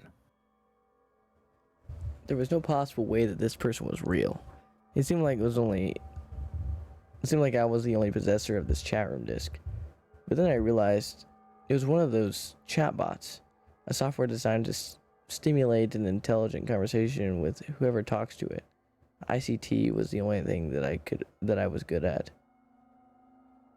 I still thought it was strange though. I only lived in my current house for 6 years, but I never encountered that red box in my entire life. I suppose the house's previous owner must have owned it, but it's not like they owned a computer, unless they count the smashed to pieces one that we threw away to the dump when we first arrived. Anyway, I tried to start a conversation to see to what extent the AI had been programmed. "Lovely weather we're having," I wrote. No sooner than 3 seconds, Mr. Clark replied, "No, it seems rather miserable today." I was taken aback. The weather was, more or less, exactly how he put it. I didn't know either, until I looked out the window and saw that it was about to rain. It seemed the books had one more day to live, but I wasn't too surprised. The chatbot was probably programmed to say that, and since this is the England I live in, it could have been more likely. I then typed in, "So, what are your favorite movies?" Again, I got a response. "I don't watch movies. I prefer the theater." The theater? Was I talking to an old man? I replied, "How old are you?" I didn't care if the bot got offended. I had to give me an answer eventually. The answer was, "I'll tell you about myself. I was born in 1867 and grew up with 2 sisters whom I hated." Okay, you're right. Whoever programmed this was clearly having a laugh and sat back laughing hysterically as I wrote. I was born in 2098 with 2 identical twin brothers who are also aliens from the planet Boogaloo. I am also Jesus. I went with the senile old man would say next. I knew it was a chatbot, but I kept thinking it was a real person for some unexplainable reason. He said, "Really? How droll. Nice to meet you, Mr. Jesus. Have your brothers abducted anyone yet?" Cracked up again. Whoever made this must have done an impressive job. I typed in, "Yes, they're actually alien pedophiles who prey on human children. You better watch out. They also have a fetish for CD-ROMs." The next reply was just plain unsettling. Clark replied, "Well, although I made it appear to be a CD-ROM, I was actually a human myself. Once. Until I faced judgment for my transgressions." I don't know what the fuck he was saying, but the poignant detail of his description startled me for a second. It felt real. Too real. And then, to my surprise, he typed another message. "You don't understand? Let me make myself plain. My sisters, whom I hated, met with a tragic accident." I was starting to feel cold. This was not just a chatbot. This must have been a psycho chatbot or something. Or it was just a big joke. I typed in to see his reaction. "Do you know what else my brothers have done lately?" And then I was met with the biggest surprise of all. Darwin Clark responded again, only this time I could see his message being typed, like a ticker tape typewriter. "You are an only child, David. You're gonna put your dog in for the night? Gotcha. You are an only child, David." What the actual fuck? I was seriously getting creeped out now. So I typed in, "What the fuck are you?" And the response simply couldn't have been made by AI. I see. It seemed too much like a human was actually talking to me. "Let me tell you a story. Do you know what happened to your house's previous owners?" I sat there like an idiot, staring at the computer awaiting a response. The same that happened to my 2 sisters, remember? I despised both of them. That was it. I moved the cursor to the top right corner to click the cross button and end this nightmare. I was relieved. I had only been talking to it for 5 minutes, but it seemed like 2 hours. But when I tried to shut down the PC, the unthinkable happened. The computer became unresponsive. It went all glitched and fucked up. Worse still, the chat room opened by itself. I got another message, and by this time I was sure to be hallucinating by now. You have not heard everything yet. I scrambled at the keyboard. I was losing my mind. Are you fucking with my computer? Stop. This is seriously not funny. Finally, I think this is where it happened. Darwin Clark typed it in again. This time in a much slower ticker tape typewriter fashion than last time. I could hear nothing more than my own heartbeat. It intensified more and more with each passing letter. My face was practically melting with sweat. As I focused more and more on the letters, as they were being typed, the horrified expression on my face would have become so visible. I think I remember seeing it in the reflection of my laptop. The final message that he gave me, which lost me my sanity and ruined my health, was "Look behind you." I remember feeling as if everything around me was slowing down. I really was worried. Part of me knew that there would be something behind, and a smaller part tried to assure me that there was nothing there. I shut my eyes and clenched my teeth violently together, then shot my head back like a bullet. Nothing. Absolutely nothing. I spat out a weak laughter and nodded my head in relief, and felt like everything was safe again, until I looked back to my computer monitor. I must have seen it the moment I saw my chair, but it caught me anyways. There was a face. A fucking face of a man. A fucking pale white man who was grinning at me on my laptop screen. His hair was blonde, and he seemed to be in his mid-20s, but his facial expression was the exact opposite of friendly. His eyes were crimson red. I only saw it for a nanosecond of a nanosecond, but that was all I could take. After that, I screamed and violently, and then fell unconscious for 4 hours. That's what Dr. Martin told me. He's the guy looking after me at the moment. Really doesn't know what I've been through. So here I am now, sitting in a bed at 4:30 a.m., typing this story to the world. Even as I type, I still worry that the face will appear once again and scare the shit out of me. I seem to be suffering from trauma. My eyes have grown dark purple circles around them because I've literally not slept at all since the incident. I tried sleeping, but that face stops me from sleeping. We're reading chat room 98. Space. Yeah. Now I have written this story, I urge everybody to watch out. If you see a CD-ROM case, throw it away. Do not open it and do not use it. I'm not going to jump out of a third-story window. I am now going to jump out of a third-story window. I can't take this anymore. I'm fucking scared. I want to die now. If anyone tries to resuscitate me, then fuck you too. And do not, I repeat, do not go looking for Darwin Clark. He may or may not be real, but he can drive you insane. You have read this message. Do not look for Darwin Clark. If you find him, you will lose your mind. That one's kind of dumb. Mid, that's so fucking mid. Oh, it was kind of creepy. Oh, there's a fucking man. There's a fucking man behind The me. name is scarier than the actual story. I know, right? Chat room 98. That one was actually just kind of. It just went with like the basic. I'm going to kill myself now at the end there. I was like, dude, oh, it was come like, on. it was like, she was like Blood Whistle but with less steps. Yeah, you just fucking gave up. Blood Whistle without the excess detail.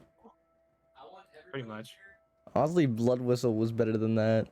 At least there was Honestly, some substance to Blood Whistle. Jesus. Dude, Abandoned by Disney.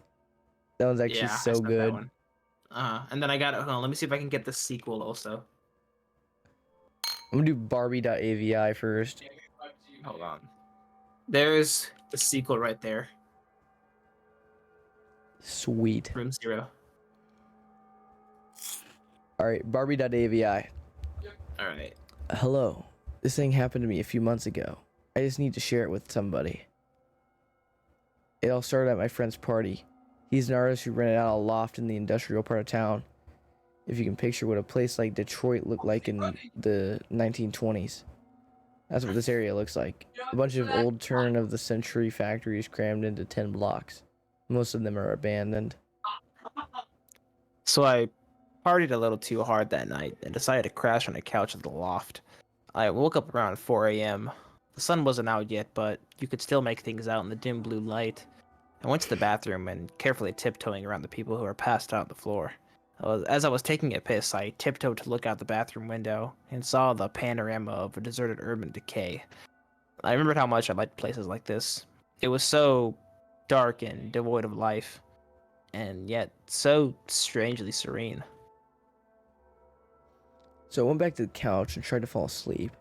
After 45 minutes of staring at the ceiling, I decided I didn't want to be there any longer, so I swallowed my pride and decided to wake my girlfriend up to beg her for a ride, since walking around the vacant streets at this time was not an option.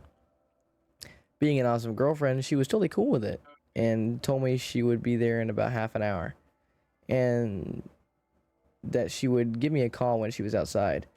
My phone died 10 minutes later, so I decided I would sit by the window and watch for her car.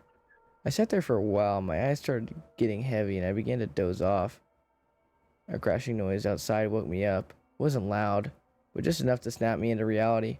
I looked out the window and scanned the area, but I didn't see anything. Across the street from the loft, near a mountain of garbage bags, and one of those enormous dumpsters, I see a computer and a monitor smashed against the floor that hadn't been there before. When my girlfriend arrived, I went downstairs and greeted her.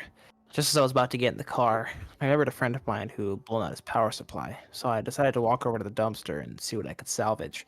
The monitor was worthless, but the tower seemed to have suffered almost no damage, so I put it in the trunk and we drove off.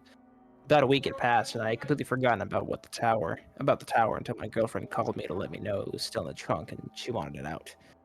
The night I the night I brought it home before I took it apart and decided to hook it up to my monitor to see if it still ran.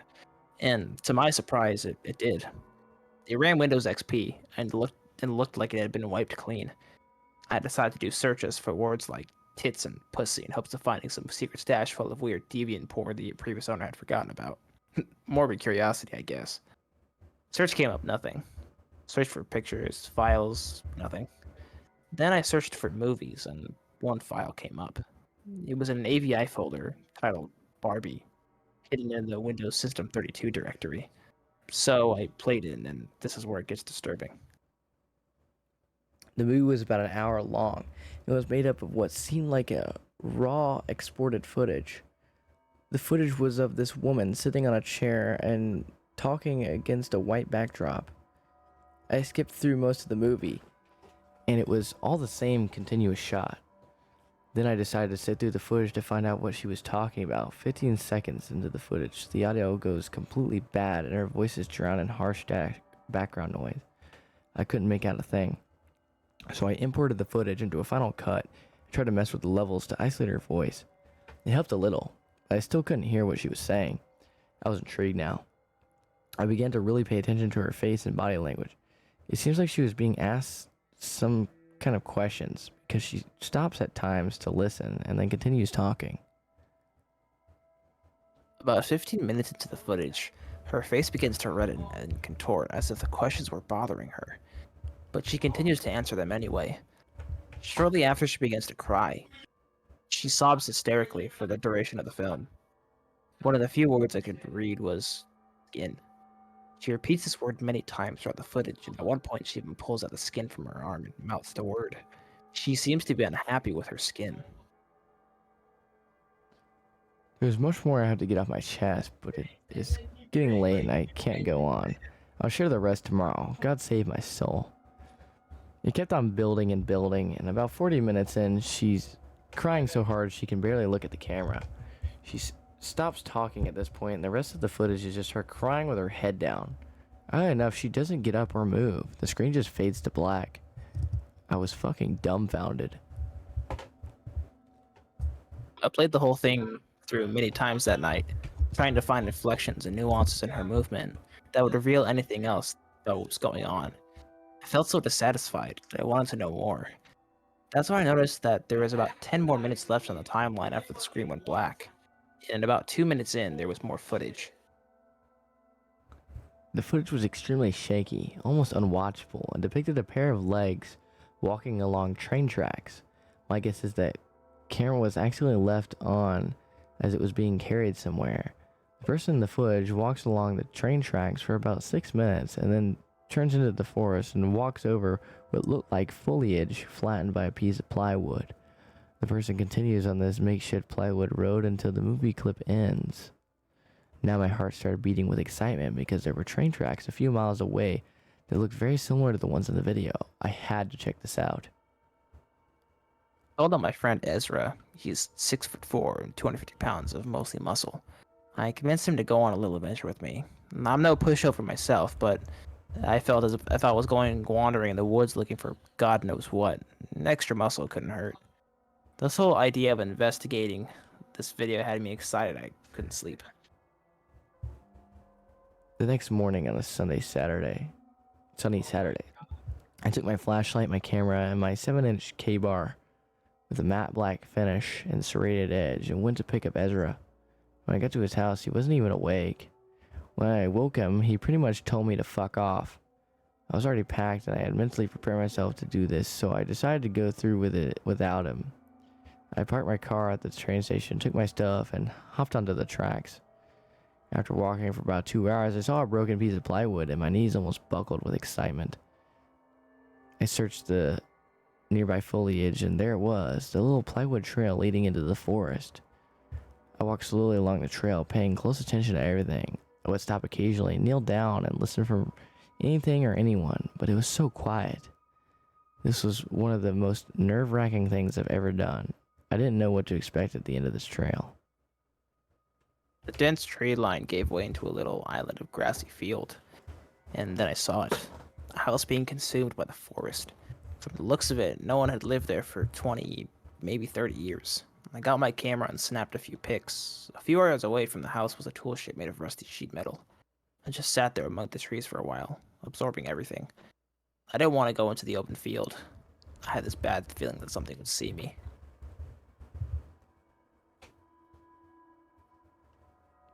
It took me a while to muster the courage to go up to the house. The door was partly opened. I pushed it in with the flashlight and relieved that the inside was actually very well lit. I put my flashlight away, got my camera and a few more pics. There was no furniture. The floor was riddled with bricks and wood and rubble, and some of the walls had huge holes in them. When I went in further to explore, I saw some of the things I didn't pay much mind to in the moment. But now that I think about them in hindsight, they greatly disturb me. The first thing that seemed a little odd was that one of the doors in the first room, that I presumed led to the basement, seemed a little too new to be in this house. It was also the only door in the house that was locked. Also, when I made my way up to the second floor, I saw some chairs and a fold-up table that also seemed a little too new to be there. What disturbed me the most for some reason was the bathroom. The dust in the mirror had been wiped away. In the bathtub, I saw a clear plastic tarp that still had water droplets on from when I presume it was washed clean. That's when I heard something moan really loud, and that's when I jumped the fuck out of the second-story window and ran back to the tracks. Halfway there, I realized the moaning was likely a water pipe expanding or contracting, and that little moment of relief gave into the horror which I felt when I wondered why the water would be running on an abandoned house in the middle of the fucking woods. It's been a little more than 2 months since that happened. I haven't gone back there, nor do I plan to. There's video. Yeah.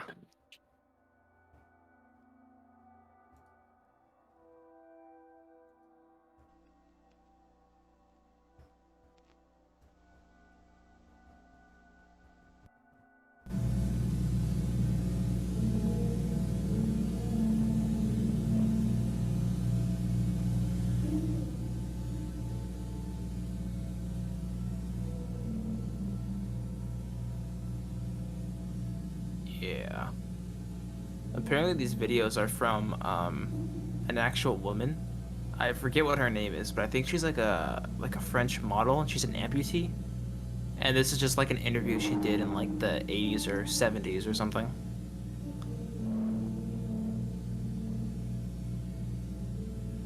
No way.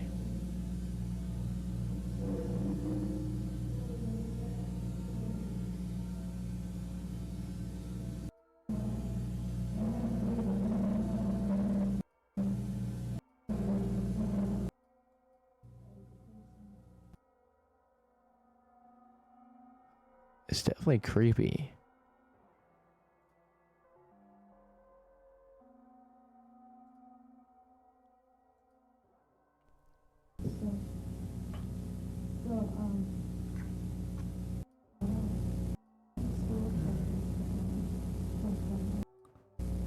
The whole thing is fucking inaudible, but Yeah. it's definitely fucking creepy, dude.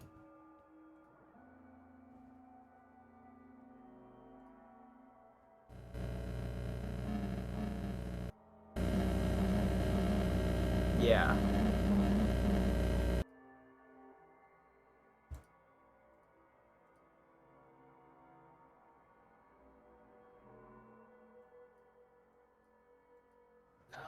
Wow. But Okay, yeah. that one's pretty well put together. I won't lie. It's just, Mhm. it's like, it's not scary or like really gets under your skin, but it's definitely creepy. Yeah. Dead Bart, dude. I'm not fucking reading that shit. Dude, it's so bad. All right. What are we doing next? Mariana Modigard Glesgorov. This one's. I forgot how fucking short this one is. Which one? Mariana Mortigard Gleskov. All right, I'll let you read it. All right.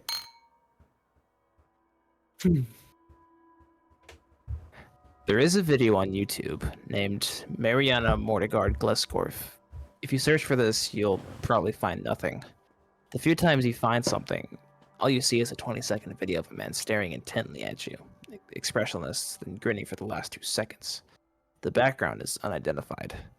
This is actually only part of the actual video. The full video lasts 2 minutes and was removed by YouTube after 153 people who viewed the video gouged out their eyes and mailed them to YouTube's main office in San Bruno, California. It is said people had also committed suicide in various ways. It is also yet known how they managed to mail their eyes after gouging them out. Cryptic inscription they carved on their forearms has not yet been deciphered. YouTube periodically put up the first 20 seconds of the video to quell suspicions, so that people wouldn't go looking for the real thing and relabel it. The video itself was only viewed by one YouTube staff member, who started screaming after 45 seconds. This man is now under constant sedation and is apparently able to recall what he saw. The other people who were in the same room as him, while he viewed it and turned on the video for him, say that they all heard it at the time was a high-pitched drilling sound. None of them dared to look at the screen. The person who uploaded the video was never found, the IP address being non-existent, and the man in the video has never been identified.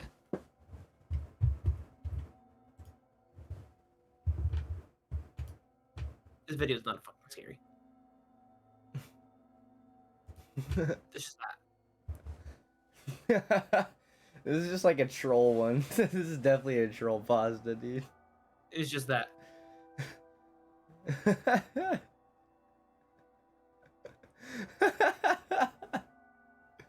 This is more funny than anything.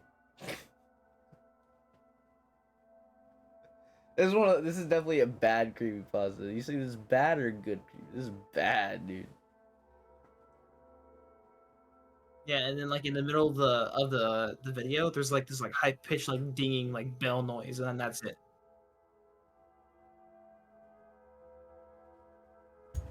Dinging noise, dude. Yeah, it almost sounds like a really shitty bell.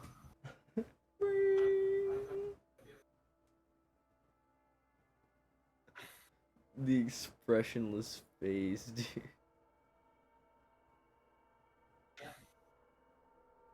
I mean, the video is kind of uncomfortable. It is uncomfortable, but that's it. Oh, there's the dinging, dude. Yeah.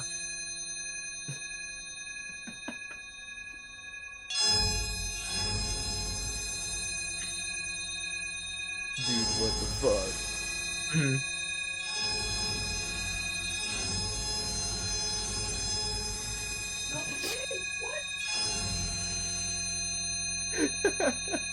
The fucking like the dinging noises, dude. They're so bad.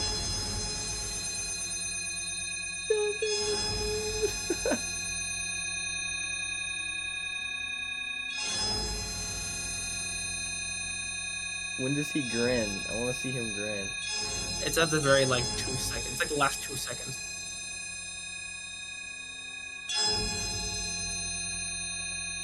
Dude, this is so long. I can't.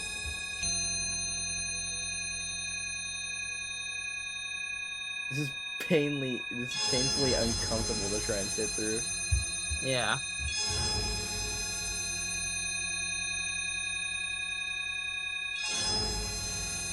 Dude, the player is breaking, dude.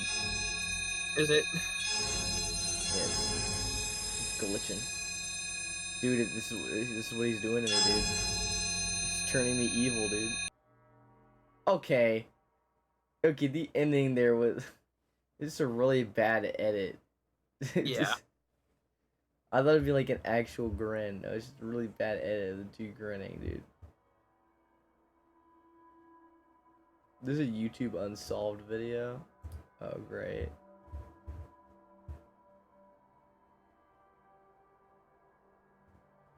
That's, that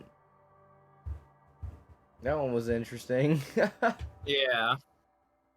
Stupid. That was just fucking dumb, dude. Room 0, dude. I kinda want to read Amanda by Disney again. You do or you don't? We're gonna do the theater first, though. Alright.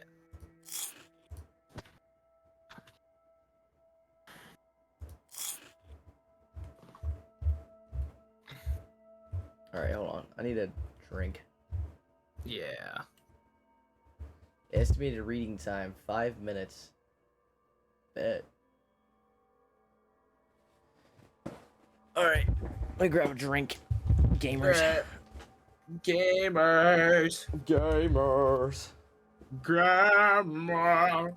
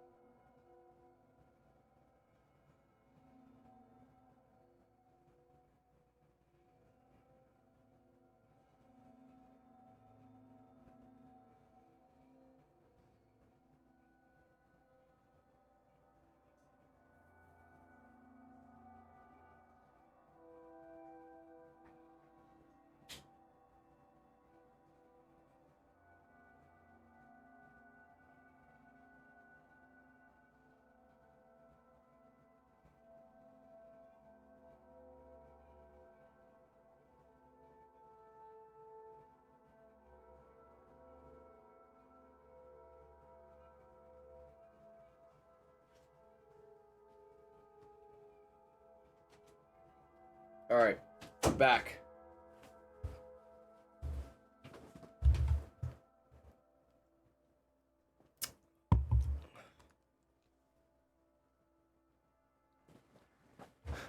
Oh, here we go. It's based on a PC game.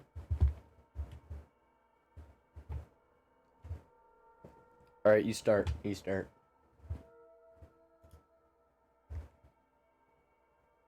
If you're still here, that is.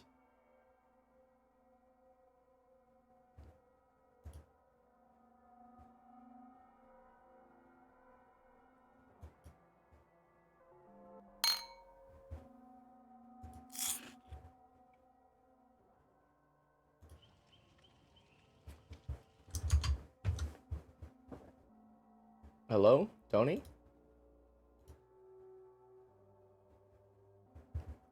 Ah, he's gone.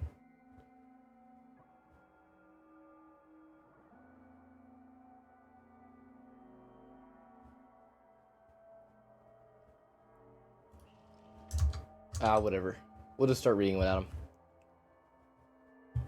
Have you ever heard of a... Whoa. Hold on, let me grab the mic.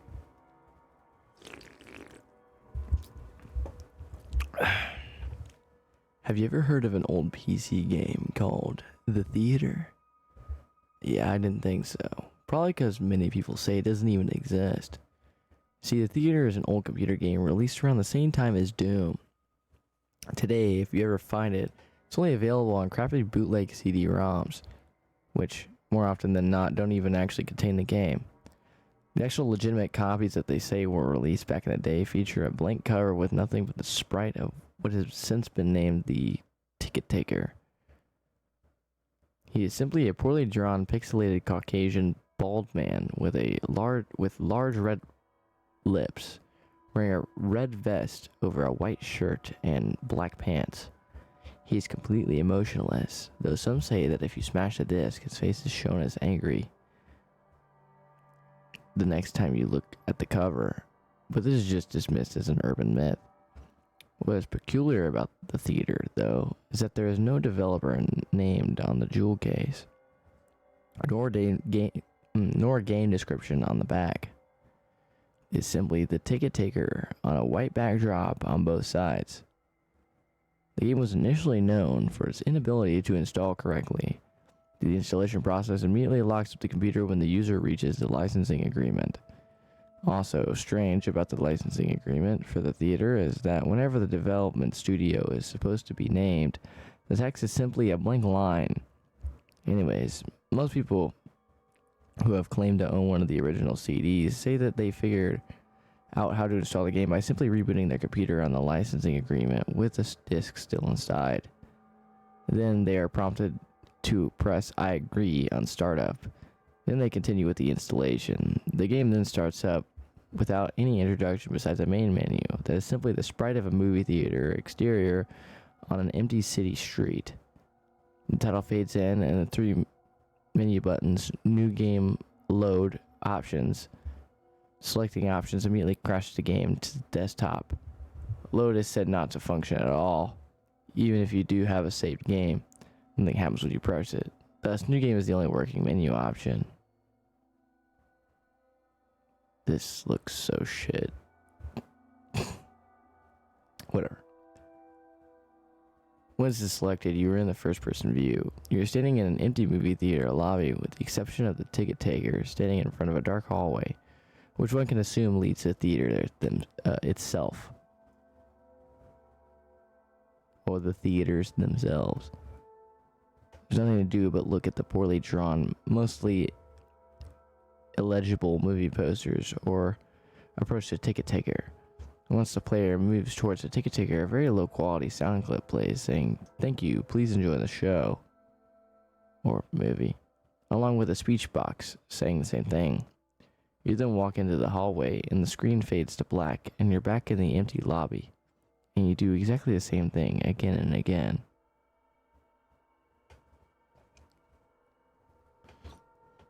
Well, this may sound like a really horrible game. A number of peculiar things occur as you continue to play. The number of times that you have to continue into the hall after giving your ticket to the ticket taker where the strange events happen is unknown. Most state that it's completely random and could take anywhere from the first playthrough to the 400th. What happens, though, has deeply disturbed some players. The first occurrence is when the player fades back in after walking into the hallway. This time, they will notice the ticket taker is completely absent. The player then, without any other options, decides to walk into the dark hallway. Sound clip and the text box mentioned previously still play in the absence of the ticket taker. When the player walks in the hallway, the screen does not fade out. It goes pitch black as they walk deeper into the hall. The player's footstep sound clip is still playing as they continue to push the up button on their keyboard. Those claiming to have played the original game report to have felt extremely uncomfortable walking down the hallway, anticipating the hallway something horrible happening. Well, eventually the player is unable to move forward. There is nothing for a few moments before a strange sprite that is described as the ticket taker but with a swirl for a face appears and stands before the player. The original players of the game say their bodies immediately froze up and their stomachs churned. They saw the sprite, which has been appropriately named the Swirly Head Man. Nothing happens as the Swirly Head Man stands before them. Then suddenly a piercing screech plays as the game glitches out.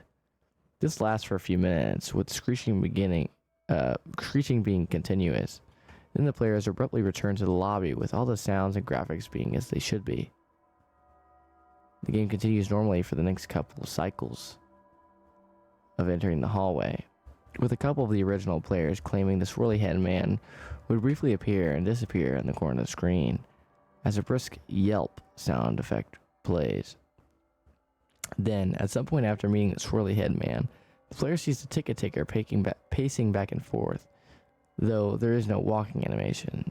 The sprite's limbs are completely static, so he just hops up and down slightly as a substitute. With his eyes being wide, his mouth open to stimulate a worried facial expression, some players noted that the movie posters had been replaced with images of the swirly head man, which caused them to immediately turn their character's head away from the posters and approach the ticket taker. Then another different low-quality sound clip plays, but the speech box contains nothing but corrupted characters that cause whatever text that would have been in the box to be completely illegible. Due to the extremely low quality of the sound, it is debated by players what exactly the ticket taker says at this point. Though it's widely agreed that he says never reach the other levels. Then the screen fades out once again and returns the player back to the starting point in the lobby, where the ticket taker is gone and the hallway is blocked by large brick wall sprites. Touching the brick wall will immediately crash the game, and that's all there is to it. No one knows what the other levels are and how to gain access to them, nor is it known why the swirly head man causes such acute fear in those who have seen him in the game. All the original copies of the theater have either been lost or destroyed, but the creepiest part is the fact that all the original players of the game claim to occasionally see a brief glimpse of the swirly head man out of the corner of their eyes. Fuck, I came back as soon as it over. You should be glad you weren't here for that one. That one was just fucking dumb. Appropriately named the swirly head man. Like, that's just not even creepy. No bit of that was creepy. Yeah, someone in the comments was like, "It's such a by the numbers game of creepypasta." Yeah, it's not even by the numbers. It's just fucking boring. Like, there's nothing there. The ticket taker, bro. Like a real creative name there. Bro, he's the cock taker. The swirly head man is just the ticket taker, but with a swirl for a face. Like, come on, man. And he reads it like it's some fucking Game Explain video, dude. Shut up.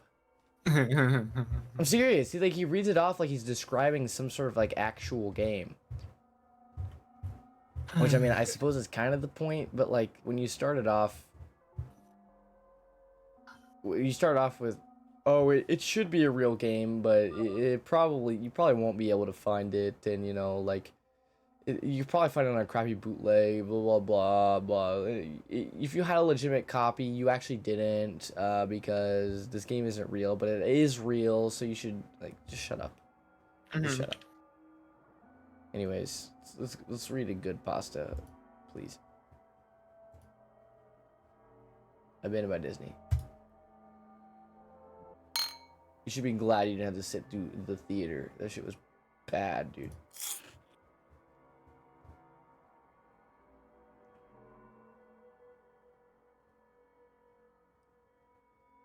All right. Hell yeah, dude.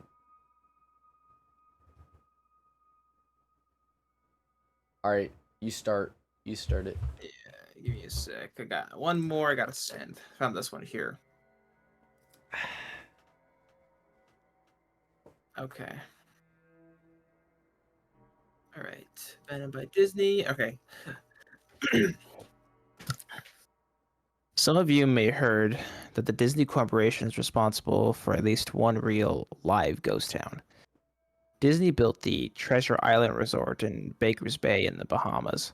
It didn't start as a ghost town. Disney's cruise ships would actually stop at the resort and leave tourists there to relax in luxury. This is fact. Look it up. Disney threw $30 million on the place. Yes, $30 million. Then they abandoned it. Disney blamed the shallow waters, too shallow for their ships to safely operate.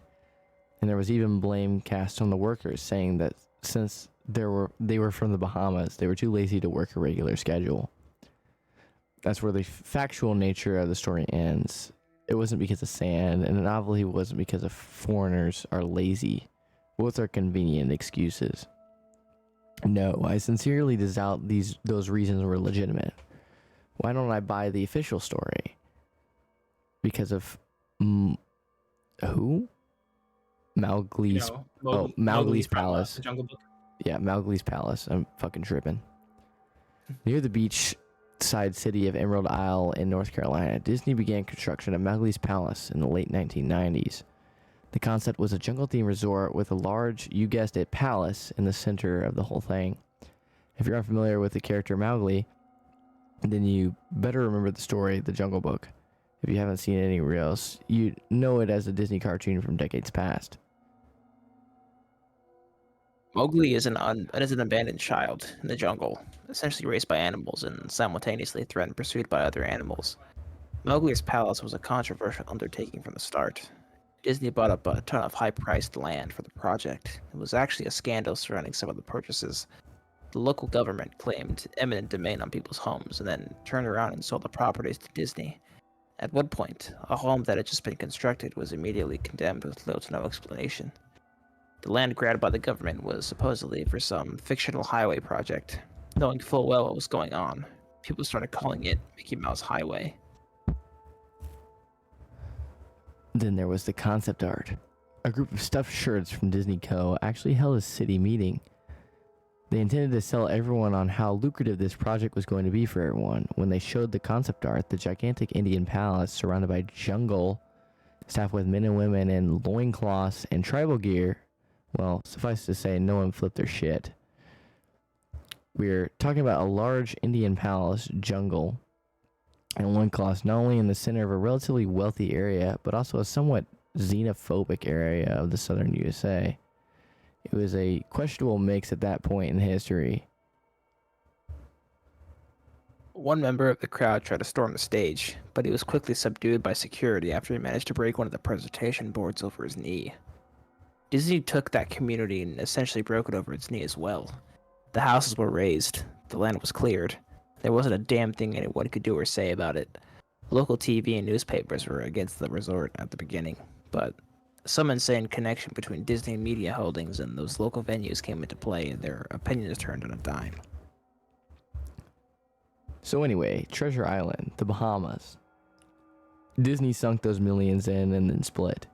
Same thing happened with Mowgli's Palace. Construction was complete. Visitors actually stayed at the resort. The surrounding communities were flooded with traffic and the usual annoyances associated with an influx of lost and irate tourists. Then it all just stopped. Disney shut it down and nobody knew what the hell to think. But they were pretty happy about it. Disney's loss was pretty hilarious and wonderful to a large group of folks who didn't want this in the first place. I honestly didn't give the place another thought since hearing it closed over a decade ago. I lived maybe 4 hours from Emerald Island, so really only heard the rumblings and didn't experience any of it firsthand. Then I read this article from someone who had explored the Treasure Island resort and posted a whole blog about all the crazy shit he found there. Stuff just left behind. Things smashed, defaced, probably ruined by the disgruntled former employees who had just lost their jobs. Hell, the locals from all around probably had a hand in wrecking the place. People there felt just as angry about Treasure Island as the folks here did about Mowgli's Palace. Plus, there were rumors that Disney had released their aquarium stock into the local waters when they closed, including sharks. Who wouldn't want to take a few swings at some merchandise after that?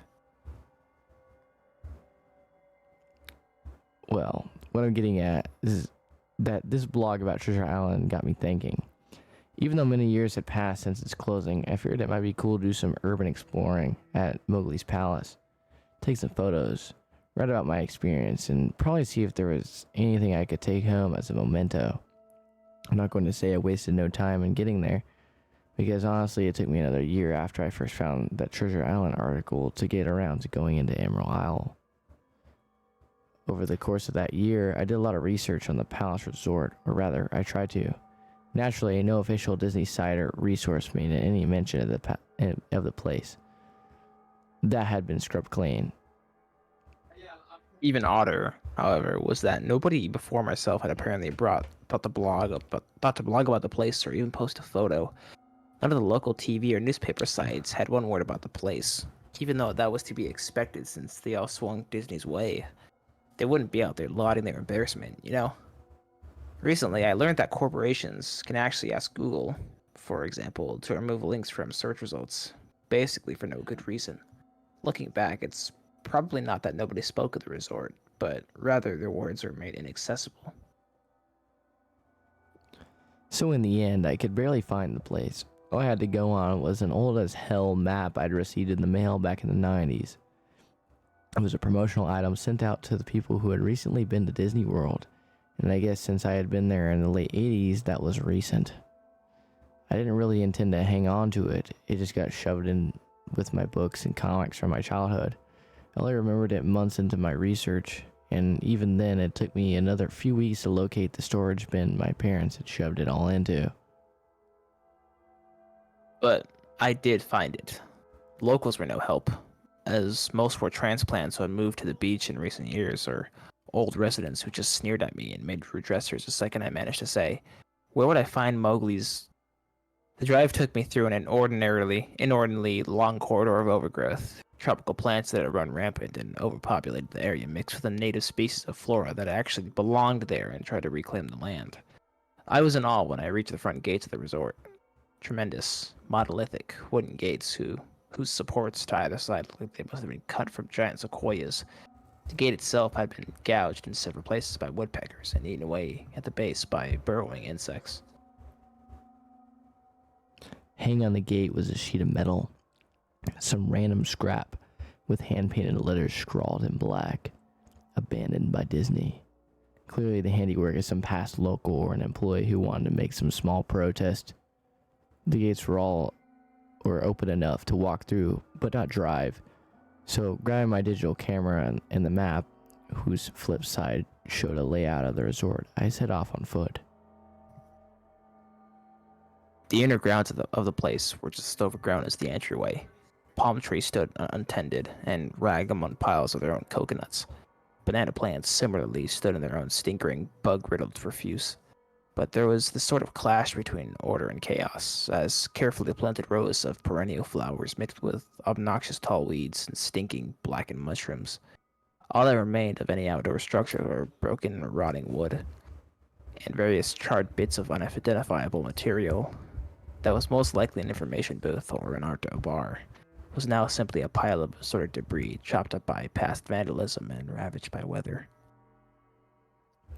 The most interesting thing on the grounds was a statue of Baloo, the friendly bear from the Jungle Book, which stood in a sort of courtyard in front of the main building. He was frozen in a jovial wave towards no one, staring into empty space with a silly toothy grin, as bird shit covered whole swaths of his fur, and vines ensnared his platform. I approached the main building, the palace, only to find the outside of the building covered in graffiti where the original paint hadn't peeled and chipped away. The front doors weren't just open, they had been taken off their hinges and were stolen. Above the front doors, or the gaping maw where they had been, someone had once again painted "Abandoned by Disney." I wish I could tell you about all the awesome stuff I found inside the palace. Forgotten statues, abandoned cash registers, a fully fledged secret society of homeless bums, but no. The inside of the building was so stark, so bare. I actually think people had stolen the molding off the walls. Anything that was too big to steal, counters, desks, giant fake trees, they were all resting amid the empty echo chamber that amplified my every step like a slow rat-a-tat of a machine gun. I checked the floor plan and headed to all the locations that might seem in any way interesting. The kitchen was as you'd imagine, an industrial food prep area with all the appliances in space. No expenses spared. Every glass surface was broken, every door knocked off its hinges, every metal surface kicked and dented. The entire place smelled like very old piss. The huge freezer, not even remotely cool now, had a row upon a row of empty shelf space. Hooks hung from the ceiling, probably for hanging cuts of meat, and as I stood inside for a moment, I noticed that they were swinging. Each hook swung in a random direction, but their movements were so slow and small that it was almost impossible to see. I figured it had been caused by my footsteps, so I stopped one from swinging by clutching it in my fist, and then careful letting it go. But within seconds, it started to swing once more. The bathrooms were in much the same state as the rest of the place. Just like the Treasure Island Resort, someone had methodically smashed each porcelain commode with coconuts and other implements. There was about a half-inch of rancid, stinking, stagnant water on the floor, so I didn't stay there very long. What's odd is that the toilets and sinks and the bidets in the ladies' room, yes, I went there, all dripped, leaked, or just ran freely. It seems to me that they should have shut off the water long ago. There were plenty of rooms in the resort, but naturally I didn't have time to look through them all. The few I did peer into were similarly wrecked. I didn't expect to find anything here. I thought there was actually a television or radio in one room, as I really think I heard a quiet conversation coming out, though it was like a whisper, probably by my own breathing echoing in silence. Just another case of the sound of flowing water playing tricks on the mind. This is what it sounded like. I didn't believe it. Short unknown reply. I didn't know that. I didn't know that. Your father told you. Unknown reply, or possibly just weeping. I know, that sounds ridiculous. I'm just telling you what I experienced. Why I thought there might have been something running in that room. Or worse, some vagrants who had holed up there and probably would have knifed me. At the front doors of the palace, I figured I hadn't found anything of note and had wasted the trip up. As I looked at the door, I noticed something interesting in the courtyard that I had apparently missed. Something that would give me at least one thing to show from all my trouble, even if it was just a photograph. There was a lifelike statue of a python, maybe 80 feet long, coiled up and sunning itself on a pedestal right in the center of the area. It was almost time for the sun to start setting. The light fell into the object in the perfect way for a photograph. I approached the python and snapped a photo. Then I stood on my toes and snapped another. Moved closer again to get detail of its face. Slowly, casually, the python lifted its head, looked directly into my eyes, turned, and slithered off the pedestal, across the grass, into the trees. All 80 feet of it, its head long disappeared into the woods before its tail even left the sunning spot. Disney had released all their exotic animals onto the grounds. Right there on my floor plan map was the reptile house. I should have known. I'd read about the sharks at Treasure Isle and should have known they'd done this. I was dumbfounded, just utterly stupefied. My mouth would have been hanging open from the longest time before I came back down to earth and snapped it shut.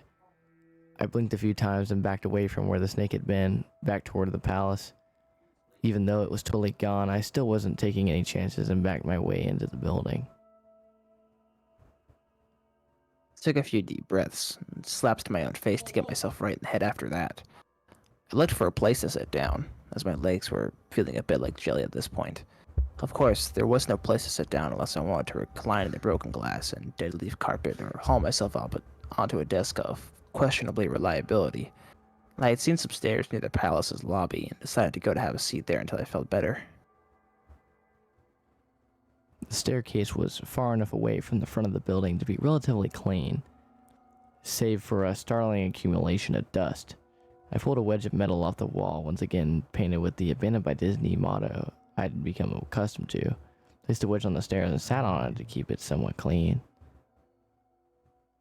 A stairway led downward, below ground level. Using my camera flash and a sort of improvised flashlight, I could see that the staircase ended in a metal mesh door with a padlock.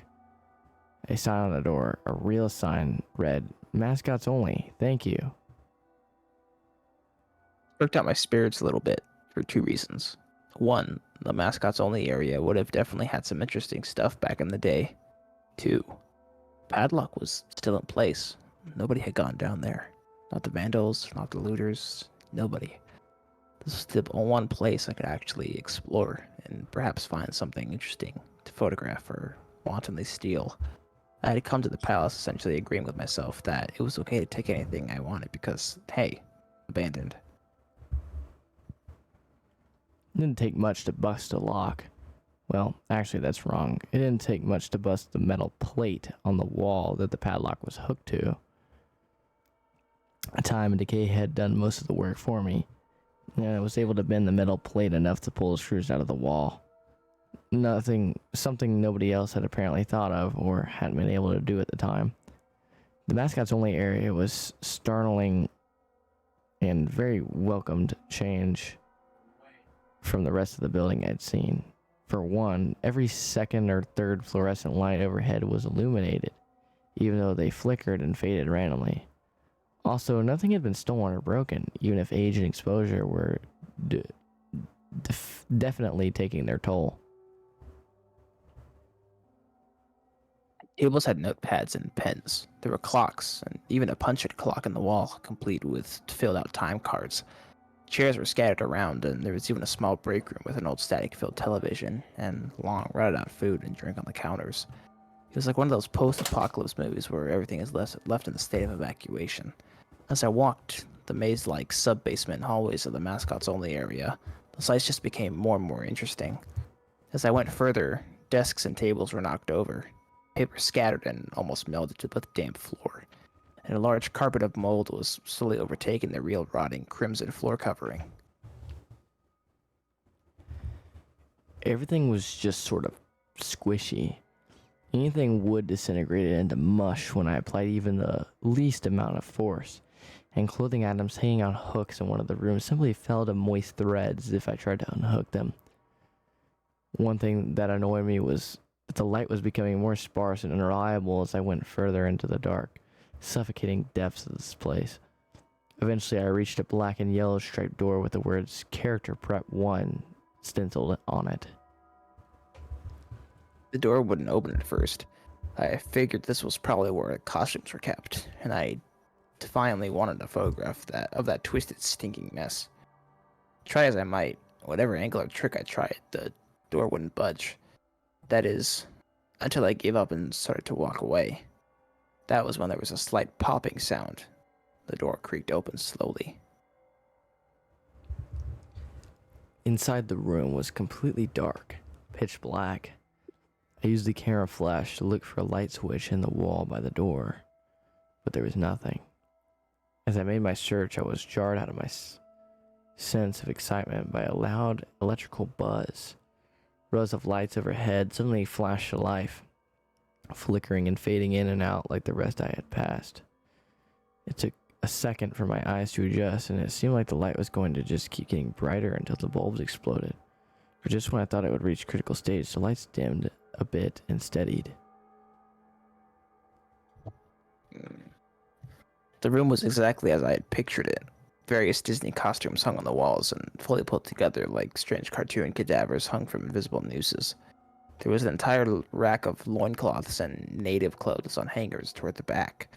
What I found odd, and what I wanted to photograph right away, was a Mickey Mouse costume at the center of the room.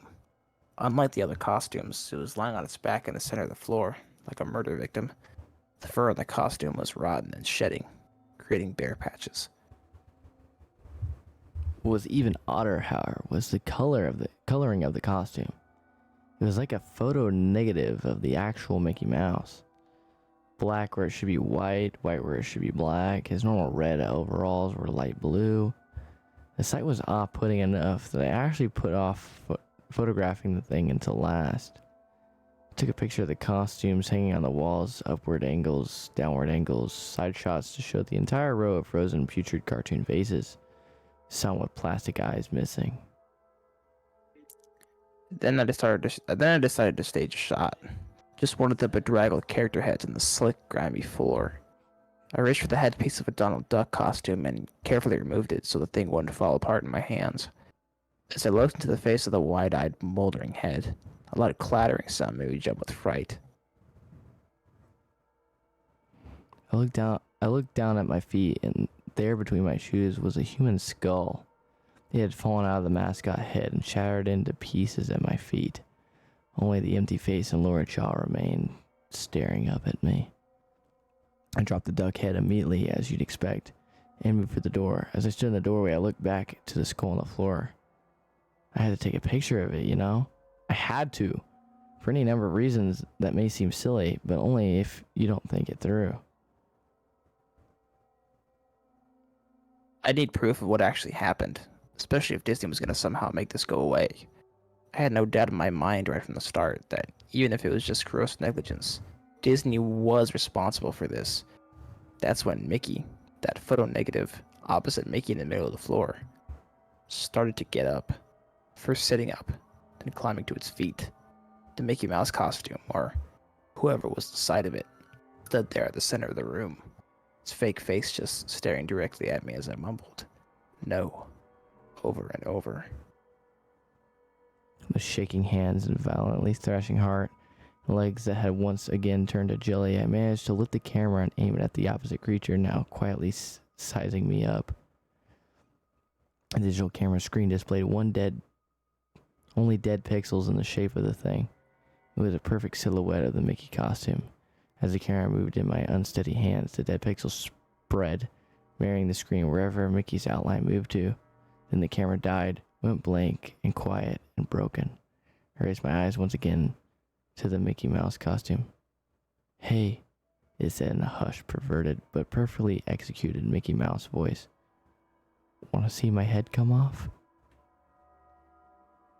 Started to pull at its own head, working its clumsy, glove-clad fingers around its neck with clawing, impatient movements similar to a wounded man trying to pull himself free of a predator's jaws. As it worked its digits into its neck, so much blood, so much thick, chunky yellow blood. I turned away as I heard a sickening tearing of cloth and flesh, only cared about getting away. Above the doorway of this room, I saw the final message clawed into the metal with bone or fingernails. Abandoned by God. I never got the pictures out of the camera. I never wrote the blog entry about it. After I ran from that place, fled for my sanity, if not my very life, I knew why Disney didn't want anyone to know about this place. Didn't want anyone like me getting in. Didn't want anything like that getting out. Dude. Dude. Oh, what's up? What's This going is on, guys? definitely one of those this is definitely one of those old age creepypastas that still holds up really well. Oh yeah. Yeah. Oh Did yeah. you guys? Oh, I want to know what James's reaction was to normal porn for normal people. How'd you feel about that one, buddy? We did it on He really stream, liked dude. it. He dug that one, bro. That's what I'm saying. Oh, That's yeah? why I told him to look at the VOD. He dug that one. That was creepy, dude. It was Yeah. creepy. Yeah, it got fucked, dude. Yo, we should read a classic about Jeff. We should totally do Jeff next. Jeff I'm not the doing Killer. fucking Jeff. That one's so Dude, cringe, bro didn't even want to dude. do Dead Bart. You really think he's gonna do Jeff the Killer? He didn't want to do Dead Part's kind of dog shit, though. Yeah, Well, So Jeff- is Jeff. Yeah, I Jeff know is Jeff's terrible. dog shit. Yeah, Jeff is like way too fucking edgy, honestly.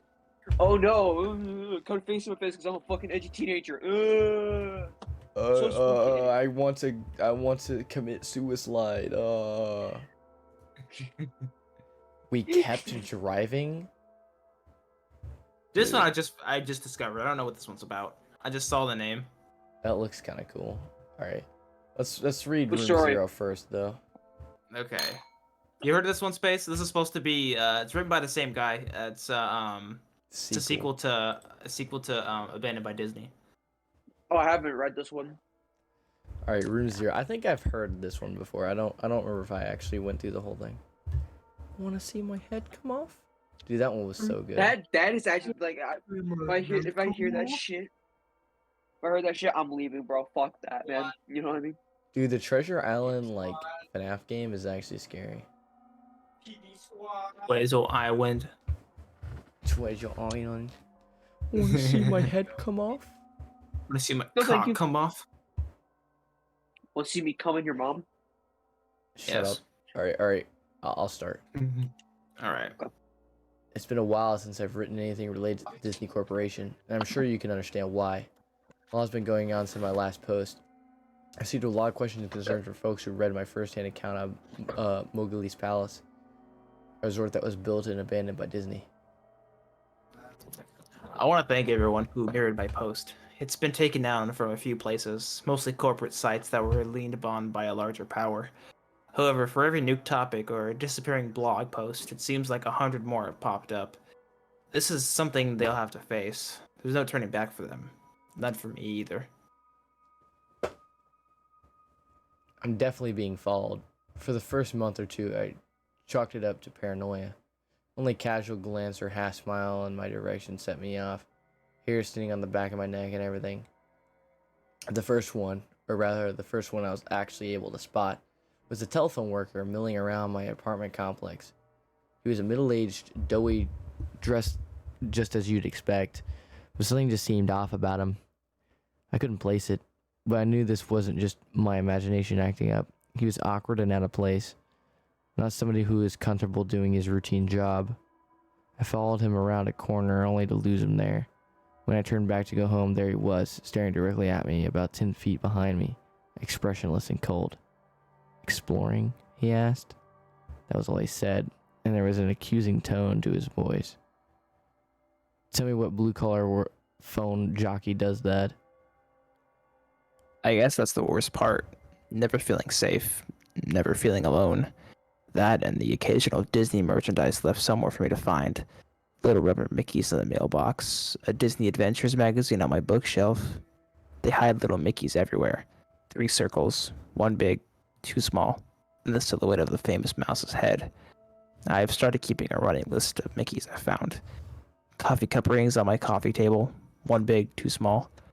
Colored glass bottles left on the doorstep, viewed from the top down, all red. Graffiti on the wall on my way to work. A huge earth, small sun and moon in the proper locations. They're everywhere. People have emailed me about this as well. If you repost anything I have to say, you're going to start finding those son of a bitch outlines. I guarantee it. The best one by far, one that actually made me laugh because of the horror of it all, was drawn in chalk next to my car. It was taken aback at first, walking through the parking garage, keeping an eye out for people following me. The outline seemed a perfect match for, well, a murder victim. You're probably familiar with, if you've read my past posts. Written in yellow paint, I'm sure, was a single word: retract. The only good thing that has come out of all this is that I know I'm not the only one who's seeing something they shouldn't have. I'm not going to give their names because, well, if I have to tell you why, you haven't been paying attention. Researcher goes to Disney parks whenever he can, all throughout the year. He's not going to have fun, enjoy the rides, etc. He's looking for the gascots. There's been a long tradition, apparently, of people reporting strange patrons throughout the park. Silent, motionless, staring patrons of every single shape, size, and age. Men, women, adults, children, and teens, all wearing Disney-themed gas masks. Way back when, Disney would get tons of complaints about oddly dressed folks following others around the park. Folks who would then merge into crowds and disappear. Later on, the gas mask caused folks to draw other conclusions, and reports of possible terrorists and bombers started flowing. All of those reports most likely went straight into the trash can. I know I can find any sign of any such occasion reported on by the media, although you should be aware of the fact Disney can pretty much control its press like no other. Researcher goes to the parks, talks to a few people, and tries not to draw any attention to itself. He'll just ask 3 or 4 families if they've seen his friend who's wearing a funny mask. He has yet to see a gascot for himself, though on one occasion a child pointed him toward a frontier town.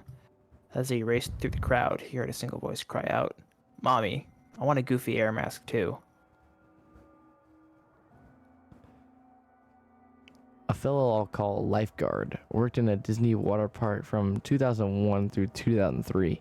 He stood at the top of a huge water slide and made sure none of the kids got too rowdy. He passed the kids through one at a time, telling them over and over again to be safe, keep their arms in, and so on. One day, as he tells it, this fat kid goes down the tube and doesn't come out the other end. He sent 2 or 3 kids after. The whole thing moves at a steady clip, so naturally you'd expect that if Fatty got stuck, the kids that followed him were stuck too. Not so. Only the big kid disappears. Everyone else comes out the other end, cheering and splashing like nothing's wrong. The lifeguard shuts down the slide, much to the aggravation of the kids waiting, before he can go through any of Disney's strict procedures. Splash, Fatty finally comes out. Staff members pulled the kid out of the water. He sank like a stone when he hit, his skin already blue and his eyes wide. All he could say was, "No face, kids," and "Stop squeezing." The kid was okay, in case you're wondering. He got carted off right to the medical center.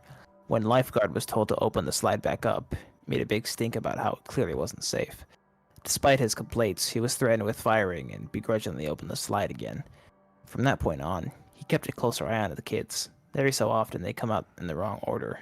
Never as stunned as the fat kid, but always with a vague look of concern. A half-dreamy stupor that seemed as if they were trying to figure out what was reality. They take on some water and choke a bit, and they never come back up to ride again. I read his emails with the same sort of unease you might be feeling right now. I wanted him to share his own story, but in the end, he didn't want to expose himself that way. Can't say I blame him. Snow White, which wasn't the actual role she played, was a character in the park. She had a nice little tidbit for me. You know what happens when a costume employee drops dead in his suit? Like 1 second he's taking a picture with little Jimmy, and then next he has a fatal stroke. The second costume mascot in the area has to sit with the corpse on a curb or bench and wait for a designated dry cleaner to arrive and cart the body away in a discreet manner. All the while, patrons have no idea they're sitting with a dead body for photo ops. Feel free to check your photo albums at this point. That was bad, but another fellow janitor went completely off the creepy charts. Disney World, and probably others, is built with a series of underground tunnels just below your feet. 3 stories worth. Anything and everything you can imagine is down there, for use of the employees. They're called utilidors, utility corridors. Basically, that's the reason you don't see your character out of place or janitors wandering through the park. They'll pop in and out of hidden doors and travel the concealed town you're walking on. Janitor told me something that might be common knowledge, but nonetheless news to me. Walt Disney had several apartments built into his parks. There's one above Cinderella's castle. There's one in the Pirates of the Caribbean ride. They're all over the place. More than that, there are nightclubs, a movie theater, a bowling alley, and much more, all behind doors built right into the whimsical facades you pass by without a second look. Club 22 is one such hidden area. If you have the cash to join the exclusive club, you don't, then you'll have access to it and much more. Club 22 is a place where anything goes. Disney Co. calls these places dark zones, spots where the squeaky clean visage of Mickey Mouse gives way to drinking, drugs, and yes, sex. Conversely, the rest of the park is the right zone, with a few gray zone utilidors between. As far as Janitor has said, it wasn't always that easy. It was more of a slow decline in the gradual relaxation of social norms within that elite group. The reason he knows all this? You may have guessed. He's cleaned it.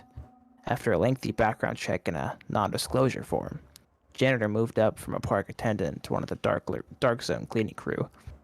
Now, before you get some satanic human sacrifice vision in your head, Janitor saw nothing of the sort. Lots of empty alcohol bottles, yes. Used condoms scattered like deflated New Year's balloons, oh yeah. He cleaned up a share of blood, piss, and vomit, but it was all down to the unrestricted behavior of patrons as opposed to any sort of cult behavior. At least, that's how he sees it in retrospect. All that trash, that profane shit, went into a furnace and mingled with the smoke of a quaint cottage's chimney. If you've been to Disney World, you've breathed ultra-condensed sin. Backing up this information was Hammer. Hammer mailed me the old-fashioned way, though I don't know how he got my home address.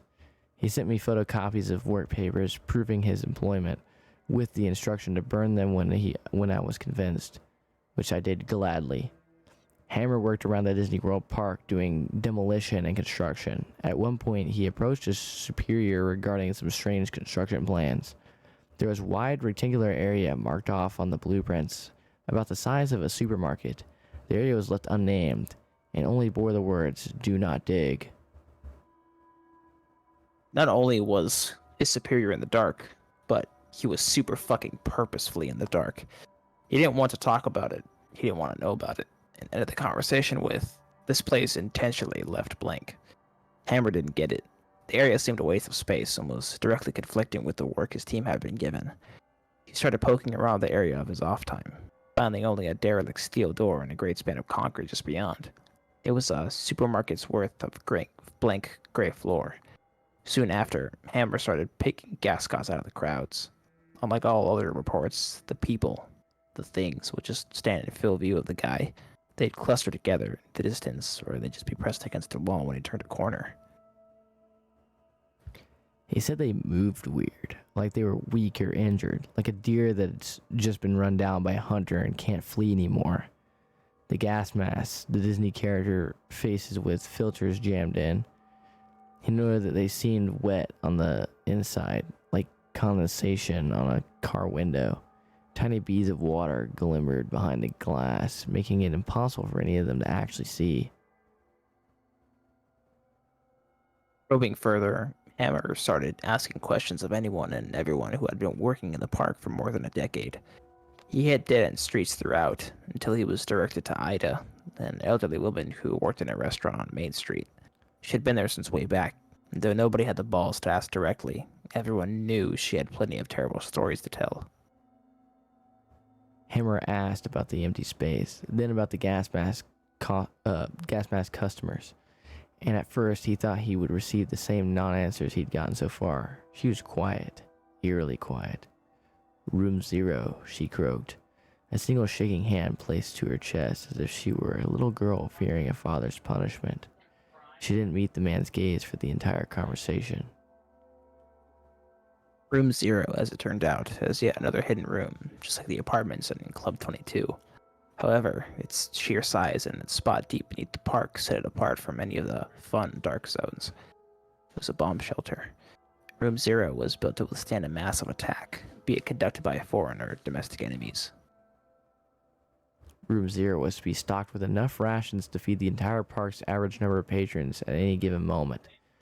It housed a smaller yet lavish panic room of sorts for Disney's higher-ups. During World War II, official Disney gas masks were actually produced for children to wear in the event of an attack. The idea was that it would be less scary for kids if Mickey's face was emblazoned on the wartime safety device. Yes, I know the obvious problems with that. During the Cold War scare of the 1960s, when Disney World was constructed, Room 0 was stocked with similar masks as well. Whether they cared about the fears of children or just callous branding, the things found their way down there. What's more, some genius decided that kids would then be frightened by the gas masks their parents wore, and so all masks, adult and child, were made to comply with this insane standard. Ida described it as treating a wound with lemon juice. None of this explained what Hammer had been seeing, though. Not only the seemingly supernatural appearances, but the emptied out room as well. "I've been there," he explained. "There's nothing but a cement floor and 4 walls. "No," Ida shook her head and covered her mouth, sifting a sob. "You've been on top of it." Someone or something sounded the alarm one day when the park was at full capacity. The warning was clear. It was supposedly an air attack. Security ushered everyone down into the tremendous shelter. There, they were ordered to put on their masks and hunker down for the duration of the assault. Everything was quiet for about 30 minutes, save for the crying children and the frightened whimpers. No one wanted to die, and so they were thankful in a way for this strange measure of safety. Then the first scream rang out. "Hey," a man shouted, "quit pinching." Waves of shrieks and yells rippled through the crowd, from one wall to the other, and back and forth. "Who's running around? Settle down," someone hollered.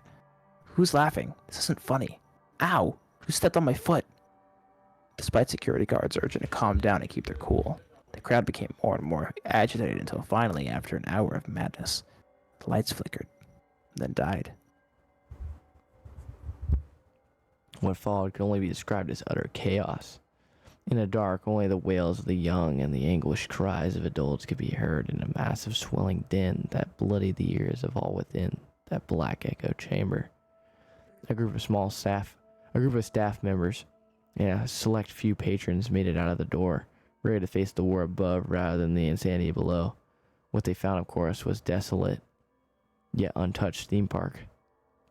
And the music continued to play, echoing through silent storybook towns. On returning to room 0, B, who had stood at the top of the steel staircase that led down into the pitch-black darkness, heard no sign of the previous fray. There was only silence. Ida herself descended that staircase despite the begging of those she left above. She reached the reinforced doors, herself now washed in darkness and hearing only the buzzing in her ears. A single voice came out of the darkness. The echo made it impossible to tell whether the mocking, raspy voice was at the back of the bomb shelter, or if it was right in front of her own face. Shut the door, dear. You're letting out the cold. Gripped by terror, she did just that. Within days, the entire thing, shelter, staircase, all of it, was covered with feet upon feet of cement. Air systems and generators above its ceilings were removed, creating the large empty space. They're all still down there, Ida told Hammer. Down there with whoever that was. You might notice I've used Ida's name. Unfortunately, she passed away soon after telling her story. Accidental fall, supposedly, after getting out of bed to turn on a light. Such a company devotee, the paper reported, that her entire bedroom was covered with Mickey silhouettes. Dude, this guy knows how to write. Dude, Slime Yeah. Beast, Mans is actually a legend. Dude, bro, what the fuck? Honestly. This guy really knows how to fucking write. He could fucking write a book, dude. Slime Beast read it. wrote Abandoned by Disney, he wrote Room 0, he wrote I Hate You Mario, and he wrote Funny Mouth. Okay, Really? yeah. Did If he you ever wrote read Funny Funny Mouth, Mouth? he gets it, bro. Funny Mouth was good. Yeah. I don't know, I could be wrong, but I also think he wrote My Buddy Sandman. It's possible. Yeah. Better than the Honestly, last Disney one? I don't know. Abandoned by Disney is really to the point. I really like Abandoned by Disney. Want to see my head? I don't know, come off? Room Zero, I like Abandoned by Disney, but Room 0 actually made me not like cringe in a good way, I guess. Yeah, it like made me an like actual genuinely had creeped out, goosebumps. very actual Yeah. creeped out factor. Uh-huh. No, that one was really like unnerving. I like that one. Mhm. It was. The imagery is just awful. Like I felt like the presence of Disney, you know what I mean? Like a big corporate overlord and like assassinating this old woman or Dude, whatever. Like, oh, the way that fucking it ended. Also, the way that Tony read "Shut the door, dear, you're letting out the cold" really fucking settled that in for me. Like, oh my god. like that legitimately like gave me goosebumps. I couldn't tell if it was across the bomb shelter or right in front of her face. Oh my god, like, ooh, that's creepy, dude. Yeah.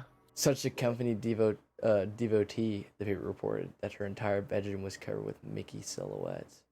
That's crazy. That's fucking creepy, dude. Yeah. And Oh, like the hell best no, part of bro. these stories is they're partially grounded in reality. Like the shit about like people dying in suits and like having somebody else come pick them up. That's real. That actually happens. Yeah, that's an actual thing. That's why. Wait, that actually that's- does happen? Yeah, Yes. that's why Disney prides themselves claiming that no one has ever died at Disneyland, and Ain't they bullshit. and the technicality is that no one has ever been declared dead at their parks. So what'll happen is if someone dies, then they'll dispose of the body before like word gets out, and then be like, no one's ever died here. Yeah, they'll What the take them. They'll take fuck? them off of company grounds and have the body Yeah. disposed of. Like there used to be an attraction at Disneyland, at the Disneyland here in California. It was called America Sings, and the cool thing about America Sings was that it was an attraction that was I think around in like the 60s or the 70s. And what was cool Oh, I know about what it you're was talking that it was like it had like a rotating stage, and a new cast member had gotten trapped in between one of the walls and was crushed to death. Oh my god. And that's the only public death that Disney has ever actually come out and made a statement about. Yeah, dude, that's fucking insane. But there's a bunch of other shit that claims to be true. Like there's one, there's a ghost on Space Mountain, and his name is Mr. One Way. Apparently he's a friendly ghost, and what'll happen was that sometimes he's supposed to he's described as a large man with red hair and a red beard. And what he does is he'll board the ride with passengers, and then when the ride ends, he'll be gone. Or he'll board the ride with people, and then he'll appear in like the pictures, and then by the time the ride ends, he's gone. Wow. That's actually creepy. And then there's Fun. another one where there's actually two other ones.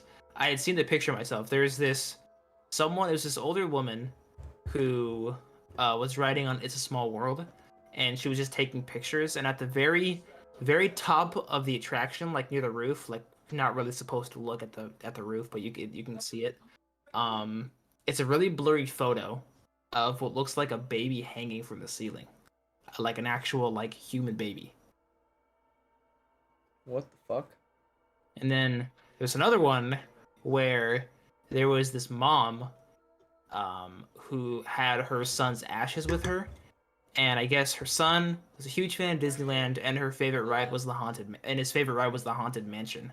And I guess he asked Disney and the cast members if she could dump his ashes near or inside the attraction. And I guess they told her no.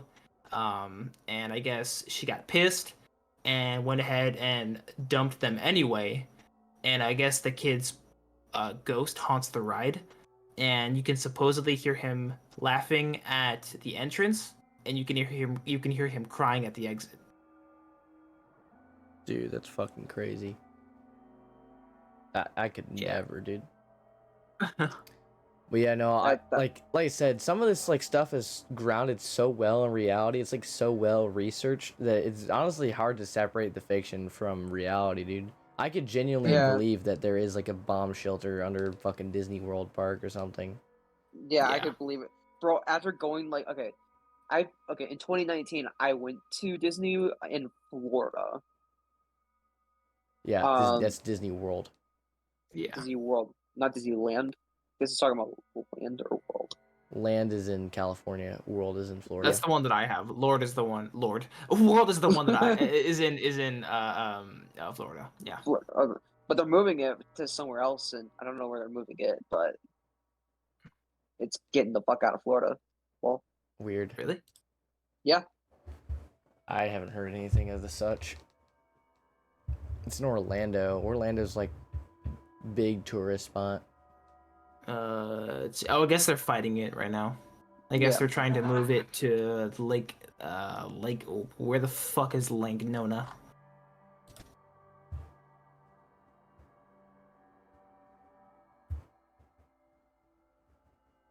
Why are they trying to fucking move? Why would they be trying to move it out of Orlando, dude? Because of it's Ron still DeSantis. it's still in Florida. It's still in Orlando, but the park itself, I guess, is just moving to another place. Why would they be trying to move it again? What'd you say? Okay, all right. It's because of Ron DeSantis' hate campaign against Disney and the whole woke thing, and it's really dumb. Yeah. To be honest. Yeah. It's probably not gonna get fucking moved then. No, they're fighting it right now, but I think the general consensus is that this guy is full of shit. Yeah. No. Yeah. He needs to shut the fuck up. Why would they build a whole nother fucking park? Spend millions more on another park when they can just have the one they already have. I think the lawsuit itself right now is like $1 billion or something. It's stupid. Yeah. Wait, what is the lawsuit about? I forget. That Disney won't listen to him.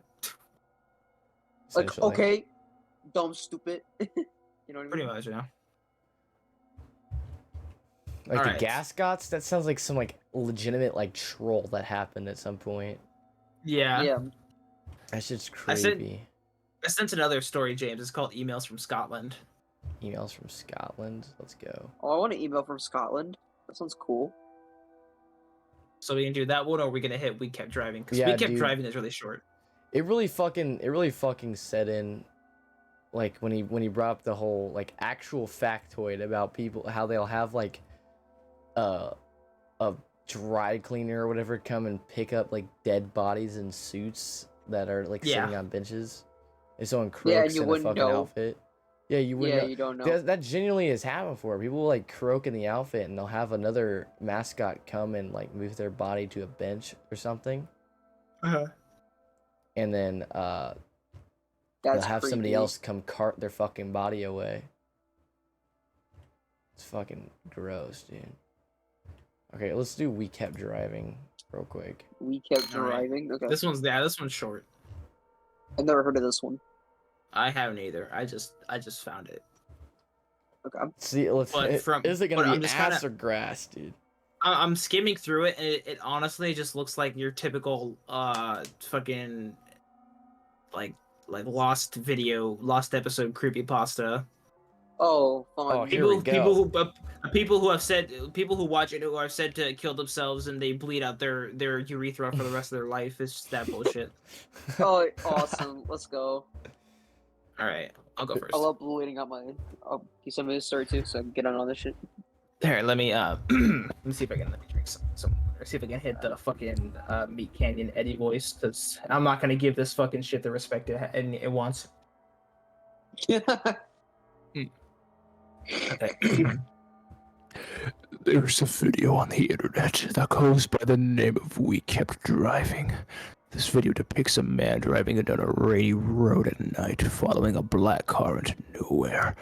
However, this video is merely a distraction from the audio. You see, the audio in this video is designed with malicious intent.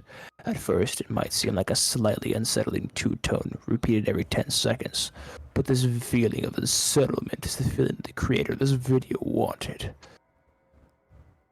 After a few seconds, a man will start speaking to the viewer in Russian. It is unclear what the man is talking about, but he appears to be quite relaxed about whatever he is speaking about. Apparently, upon multiple viewings of this video, strange artifacts appear in the video, such as the video changing size, the picture blurring, the speech of the Russian man changing, and weird distorted noises playing over the top of the two-tone. There have also been reports of nosebleeds, headaches, depression, and paranoia whilst watching the video. The final effect of the video is one that doesn't seem to be caused by other horror-based videos. Pain in the wrists and ankles, as well as the inability for the video to fade out.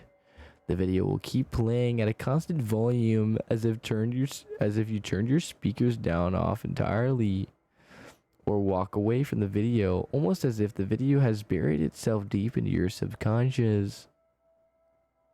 However, if you start off with the video on mute, the video will stay on mute. It only seems to keep playing at the highest volume you have set it to.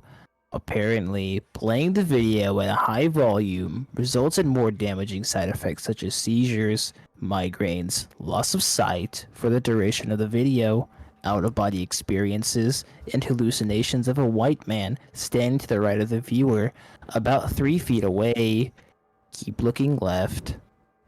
I don't know if the white man can jump, but maybe not. I don't know. Sorry. No, he can't. During this time, it's worth noting that the video can only be seen in 360p. Bro needs better internet, dude. Bro, just turn up your internet, bro. And that the video also has the ability to change to lag and or crash your computer. Viewer discretion is advised. Shut the fuck up. Is that how that ends? Wait. The Is that final real? side effect of the video is extreme paranoia around Windows. I thought you said the other thing was the final effect. Whatever. I don't care. This I feel like I'm fucking listening dumb. to Claire commercial. You're gonna experience If you look seizures. into or around a window during the time that the video is playing, you may see people standing outside looking at your direction. All the people no. who watched the video claim to have had dreams after watching the video. The I do majority of the indeed have dreams dreams are loosely connected, however. There are a few connecting themes. 2 teenage boys being chased by some inescapable entity. security cameras, illogical amounts of blood, traumatic experiences, and strange, unidentifiable floating objects. Most of these dreams end with the dreamer jumping out of a window or smashing a window. It is unknown whether the video still exists, but if it does, run. The man in the video is not a friend. He uses the video as a tracker to find his next victim. I must leave now as he is after me. I watched it too much. What? Last time what? on Dragon Ball Z, Ball Z. Diary 11/11/11, last accessed December 11th, 2011. Dude, that was so fucking bad. What the fuck is happening? Wait, what? Huh? Oh, that was so fucking bad. Oh my gosh. Last on Dragon Ball. Last time on Dragon Ball Z. Wait, was that actually a part of? Oh, it's gonna be the worst creepypasta we read yet. Dude, that's so fucking bad. The Rugrats theory. Is that even a creepypasta? It's just a theory about the Rugrats. A game theory. True. I kind of want to kinda read Dead Bart, dude. Oh, I thought you were gonna read Dead Bart, bitch. Cause it's dumb, but I kind of want to. Well, then let's fucking read Dead Bart. Let's do Dead Bart. All right. You know, we gotta do fucking Mr. Mix afterwards. Mr. Mix, dude. Yeah. Yeah. All right. Let's close out. Room 0 was so good, dude. Is that a guy in a fucking gimp suit? It's called Mr. Friend, and it's a guy in a fucking Postal 2 gimp suit taking a selfie. Awesome. You know how Fox has a weird way of counting Simpsons episodes? Oh wait, hold on. I can't. I gotta get out of the chills voice, dude. Oh man. You know how Fox has a weird way of counting Simpsons episodes? They refuse to count a couple of them, making the amount of episodes inconsistent. The reason for this is a lost episode from season 1. Finding details about this missing episode is difficult. No one who was working on the show at the time likes to talk about it. From what has been pieced together, the lost episode was written entirely by Matt Groening. During the production of the first season, Matt started to act strangely. He was very quiet, seemed nervous and morbid, mentioning this to anyone who has present results in them getting very angry, and forbidding you to ever mention it to Matt.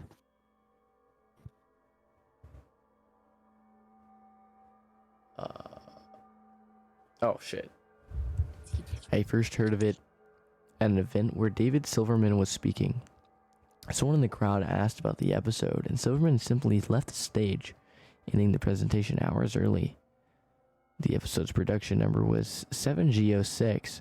The title was Dead Bart. The episode labeled 7G06 Moaning Lisa was made later and given Dead Bart's production code to hide the latter's existence. In addition to getting angry, asking anyone who was on the show about this will cause them to do everything they can to stop you from directly communicating with Matt Groening. At a fan event, I managed to follow him after he spoke to the crowd, and eventually had a chance to talk to him alone as he was leaving the building. He didn't seem upset that I followed him, probably expected a typical encounter with an obsessive fan. When I mentioned the lost episode, though, all the color drained from his face and he started trembling. When I asked him if he could tell me any details, he sounded like he was on the verge of tears. He grabbed a piece of paper, wrote something on it, and handed it to me. He begged me to never mention the episode again. Okay, stalker. Okay. The piece of paper had a website address on it. I'd rather not say what it is for reasons you'll see in a second. I entered the address into my browser, and I came to a site that was completely black, except for a line of yellow text, a download link. I clicked on it, and a file started downloading. Once the file was downloading, my computer went crazy. It was the worst virus I'd ever seen. System restore didn't work. The entire computer had to be rebooted. And before doing this, though, I copied the file onto a disk. After opening a now empty computer, and as I suspected, there was an episode of The Simpsons on it. The episode started off like any other episode, but had very poor quality animation. If you've seen the original animation from some enchanted event, Some Enchanted Evening. It was similar, but less stable. The first act was fairly normal, but the way the characters acted was a little off. Homer seemed angrier, Bart seemed depressed, Lisa seemed anxious, Bart seemed to have a genuine anger and hatred for his parents. The Yeah. episode was about Simpsons going on a plane trip. Near the end of the first act, the plane was taking off. Bart was fooling around as you'd expect. However, the plane was about 50 feet off the ground. Bart broke a window on the plane and was sucked out. At the beginning of the series, Matt had an idea that the animated style of the Simpsons world represented life, and that death turned things more realistic. This was used in this episode. The picture of Bart's corpse was barely recognizable. It took full advantage of it not having to move, and made an almost photorealistic drawing of his dead body. Act 1 ended with a shot of Bart's corpse. When Act 2 started, Homer, Marge, and Lisa were sitting at their table crying. The crying went on, and got more pained and sounded more realistic. Better acting than you would think possible. The animation started to decay even more as they cried. You could hear murmuring in the background. The characters could barely be made out. They were stretching and blurring. They looked like deformed shadows with random bright colors thrown on them. There were faces looking in the window, flashing in and out so you're never sure what they looked like. This crying went on for all of Act 2. Act 3 opened with a title card saying 1 year had passed. Homer, Marge, and Lisa were skeletally thin and still sitting at the table. There was no sign of Maggie or the pets. They decided to visit Bart's grave. Springfield was completely deserted, and as they walked to the cemetery, the house became more and more decrepit. They all looked abandoned. When they got to the grave, Bart's dead. Bart's body was just lying in front of his tombstone, looking like it did at the end of Act 1. The family started crying again. Eventually they stopped and just stared at Bart's body. The camera zoomed in on Homer's face. According to summaries, Homer tells a joke at this part, but it isn't audible in the version I saw. You can't tell what Homer's saying. The view zoomed out as the episode came to a close. The tombstones in the background had the names of every Simpsons guest star on them. Some that no one had even heard of in 1989. Some that haven't been on the show yet. All of them had death dates on them. For guests who died since, like Michael Jackson and George Harrison, the dates were when they would die. The credits were completely silent and seemed handwritten. The final image was the Simpsons family on their couch, like in the intros, but all drawn in hyper-realistic, lifeless style of Bart's corpse. The thought occurred to me after seeing the episode for the first time. You could try to use the tombstones to predict the death of living Simpsons guest stars, but there's something odd about most of the ones who haven't died yet. All of their deaths are listed as the same date. Dude, it's as bad as I expected it to be. Yeah. The only thing that kind of unnerved me was the crying bit when they're all at the table and there's like faces in the windows. Yeah. That the description of that and like the way I was imagining things, that actually kind of, bugged me. But the rest is just, it's bad. Definitely not the worst we've read so far, dude. No, What's the I worst think one we've read so I think we kept driving was way worse. That is the worst we've read. Is it worse than Weird Twisted though? Is it worse? Yes. Than that one? Yes, At least Is it Weird really? Twisted had is substance. worse. We Kept Driving doesn't. It's literally like I said. It's just if you watch this video, then you'll bleed out of your urethra and you'll get fucked in the ass by Satan. Well, shit. Well, damn. Yeah. Okay. I'm gonna be honest.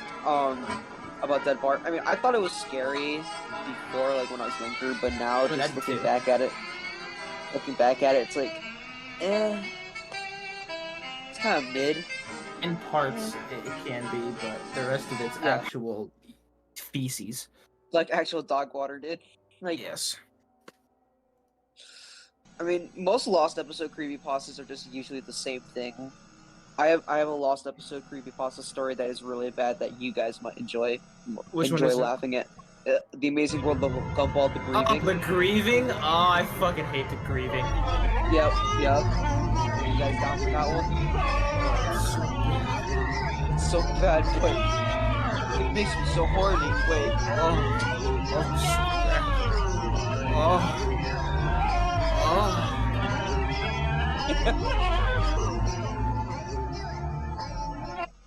Oh, James is watching the fucking Dead Bard video. Is he? Yeah, he is. I'm looking at his stream right now. He's watching Dead Bard. Oh. Oh no. So It's scary, actually guys. low-key creepy, dude. Yeah.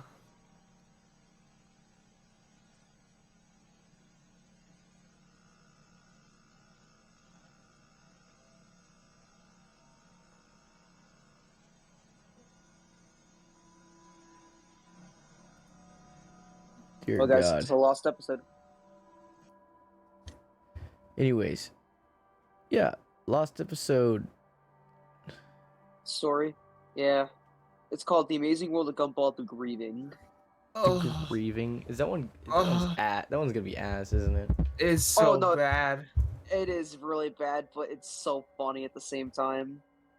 The Grieving. Yeah, like at least with Weird Twisted, I could get a laugh out of that. Fucking. Oh, no, We Kept Driving was just so fucking bland and on the nose. I couldn't even enjoy it. Like ironically. Yeah, it doesn't just hit as hard as We Are Twisted. Itu. Itu? Itu. Itu. Such a fucking. I don't dumb, know why. Such a dumb Or joke. Isoy, dude.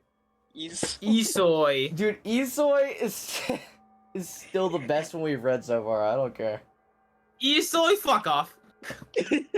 No, I think Abandoned by Disney's the best one you got, or Normal Porn for Normal People. Okay, No. for me, it's a tie between Room Zero and Normal Porn for Normal People. I'd say are the two best ones. My Buddy Sandman is really close, but I think Room Zero beats it out. Yeah. I also really liked. I mean, and yes, I did fall asleep during the blood whistle part. That was really funny. I'm not gonna lie.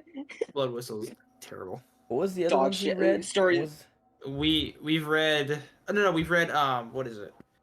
Isoy, Blood Whistle, Normal Porn for Normal People, Tower of Silence, Funny Mouth, Abandoned by Disney, We Kept Driving, fucking Dead Bart, Yeah, Barbie.avi was kind of creepy. yeah, Barbara.avi, we read that one too. The painting was really good. There's the painting. Teeth. Funny yeah. Mouth.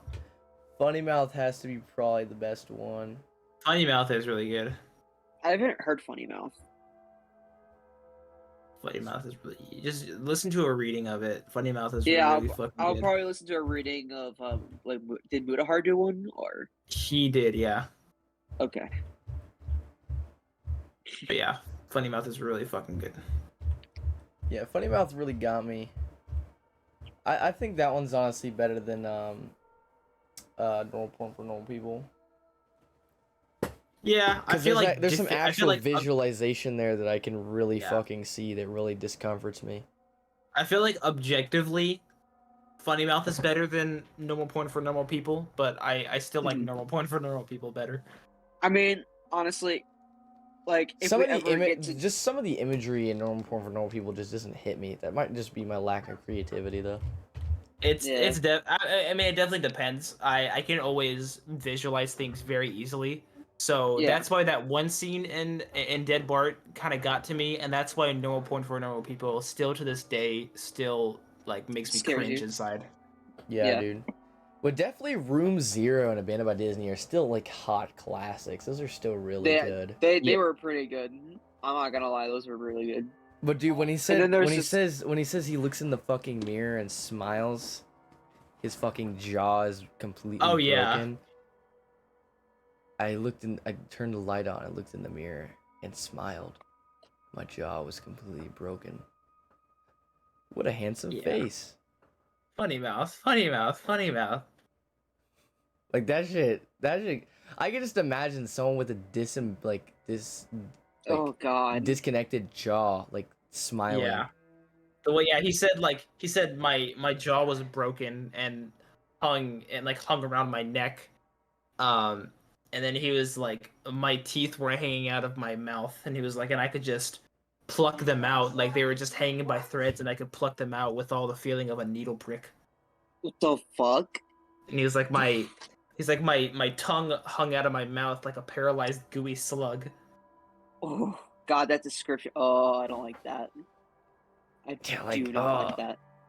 Like I said, the way that he says he like looked in the mirror and smiled, just for it to twist around and get you. I looked in the mirror and smiled, the best that I could with a broken jaw. Mm-hmm. Like, oh my god, that twist where like he baits you, dude. He fucking baits you into thinking that he's fine, and he's actually not fine. Yeah, That that's build up is so good. like. Let me see if I could pull Funny Mouth back up and just kind of read that little part out again. Yeah, dude, this shit was fucking creepy. Let's see. It's all. Is gonna creep out the Piplup here of the group. Let's wanna hear the see. There it description. is. It didn't Alright. hurt when it happened. It was just sort of like a pop, more pressure than pain. It was quick, and before I even knew what was going on, it was over.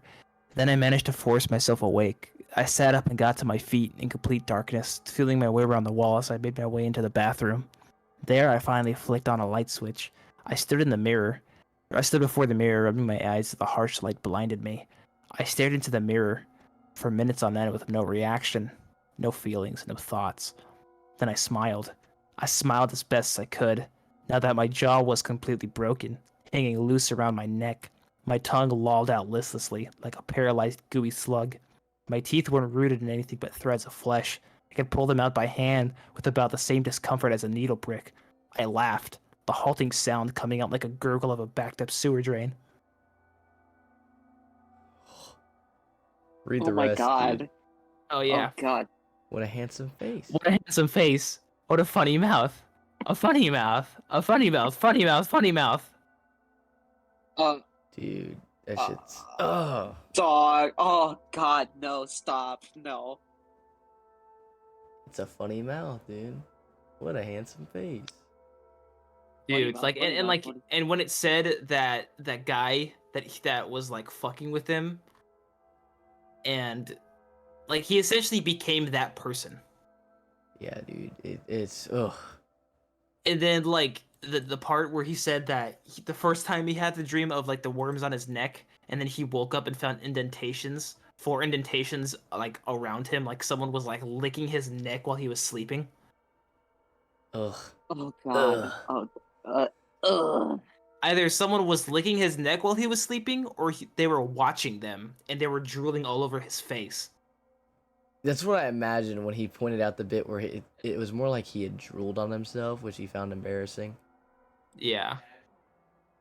Like, when he made that description, I was like, oh, so there's something hanging above him drooling at the side of his face. Yeah.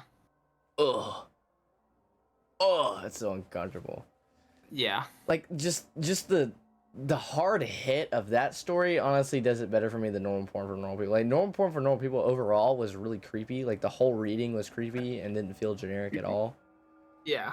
But the hard hitting like twist, I guess, of that one was way better than normal porn for normal people. Yeah. But Yeah. the concept for normal porn for normal people is way creepier and like in general. Like, it feels legitimate. Yeah. It feels very rooted in reality. Like, you could definitely find a spam email at some point. Wait, am I supposed to be sending the grieving or what's happening with Yeah, that? send that. Yeah. Send it. We're gonna DM read it from to we're us. gonna read emails from Scotland first. Yeah. Okay, and then I'll look up the amazing world of Gumball the grieving. Gotcha, buddy. It's gonna be so bad. It is. The grieving.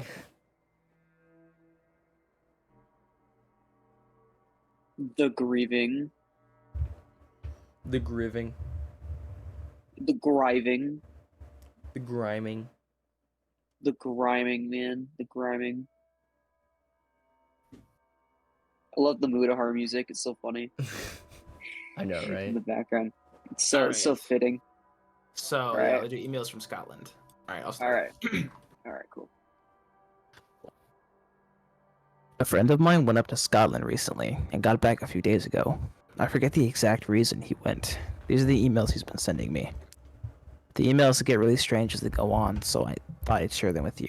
to see if you guys would have any theories on what the hell's going on. I'm omitting some stuff about our personal lives and general stuff which nobody should be interested in.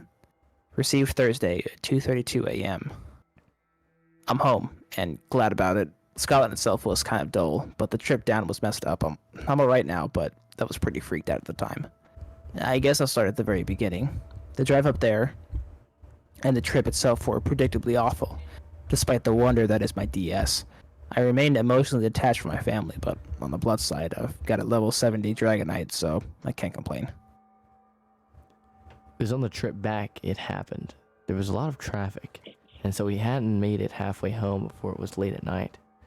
My parents' business had taken longer than they'd expected, so we'd only been able to set off home mid-afternoon. My dad decided he hadn't wanted to spend another day in Scotland, so we were just going to drive home in the middle of the night. Didn't make much sense to me either. We were driving along some road an hour or so north of the border, based on the fact that we passed the border an hour later. I don't know the exact area, and it got pretty dark, and at this time of the day the roads were quiet. We saw the occasional car every so often, but it was something like 1 or 2 every quarter of an hour. My dad had the radio on at this point, listening to a random station. It had been on for quite a while, but it was just typical pop music, that kind of thing.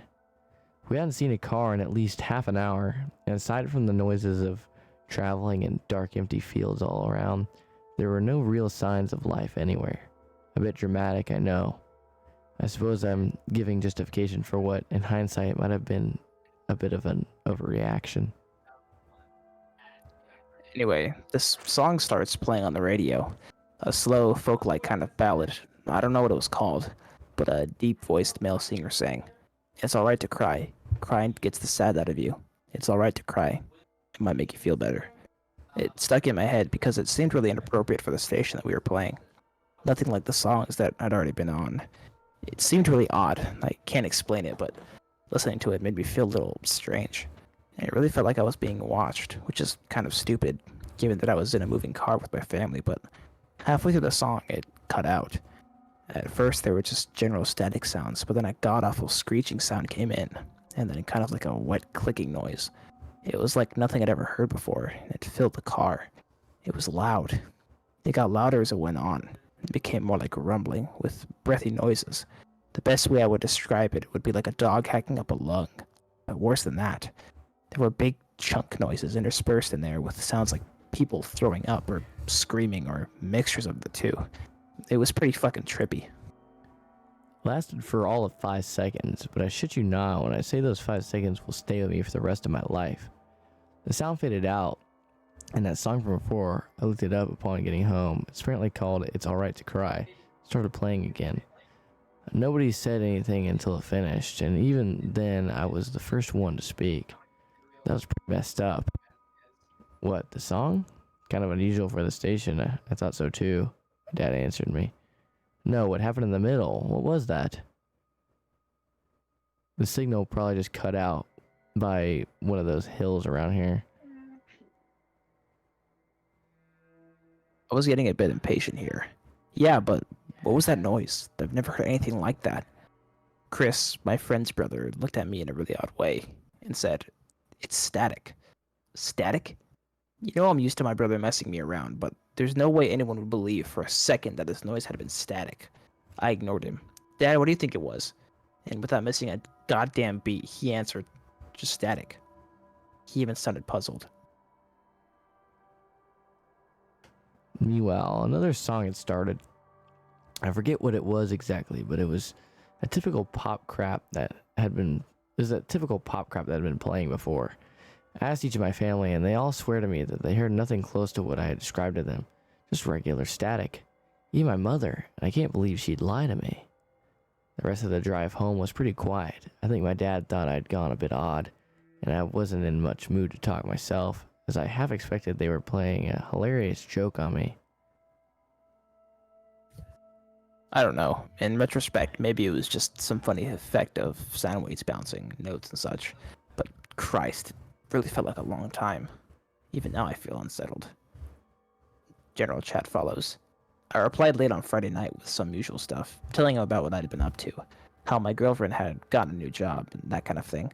I said the thing he heard was probably just some weird distortion, and paid no mind. The next correspondence I got was this. Saturday, 12:21 p.m. Hey man, thanks for getting back to me. Tell Lisa I said congrats on the job. You're probably right about that noise. To be honest, I think I'm having a bit of a funny week.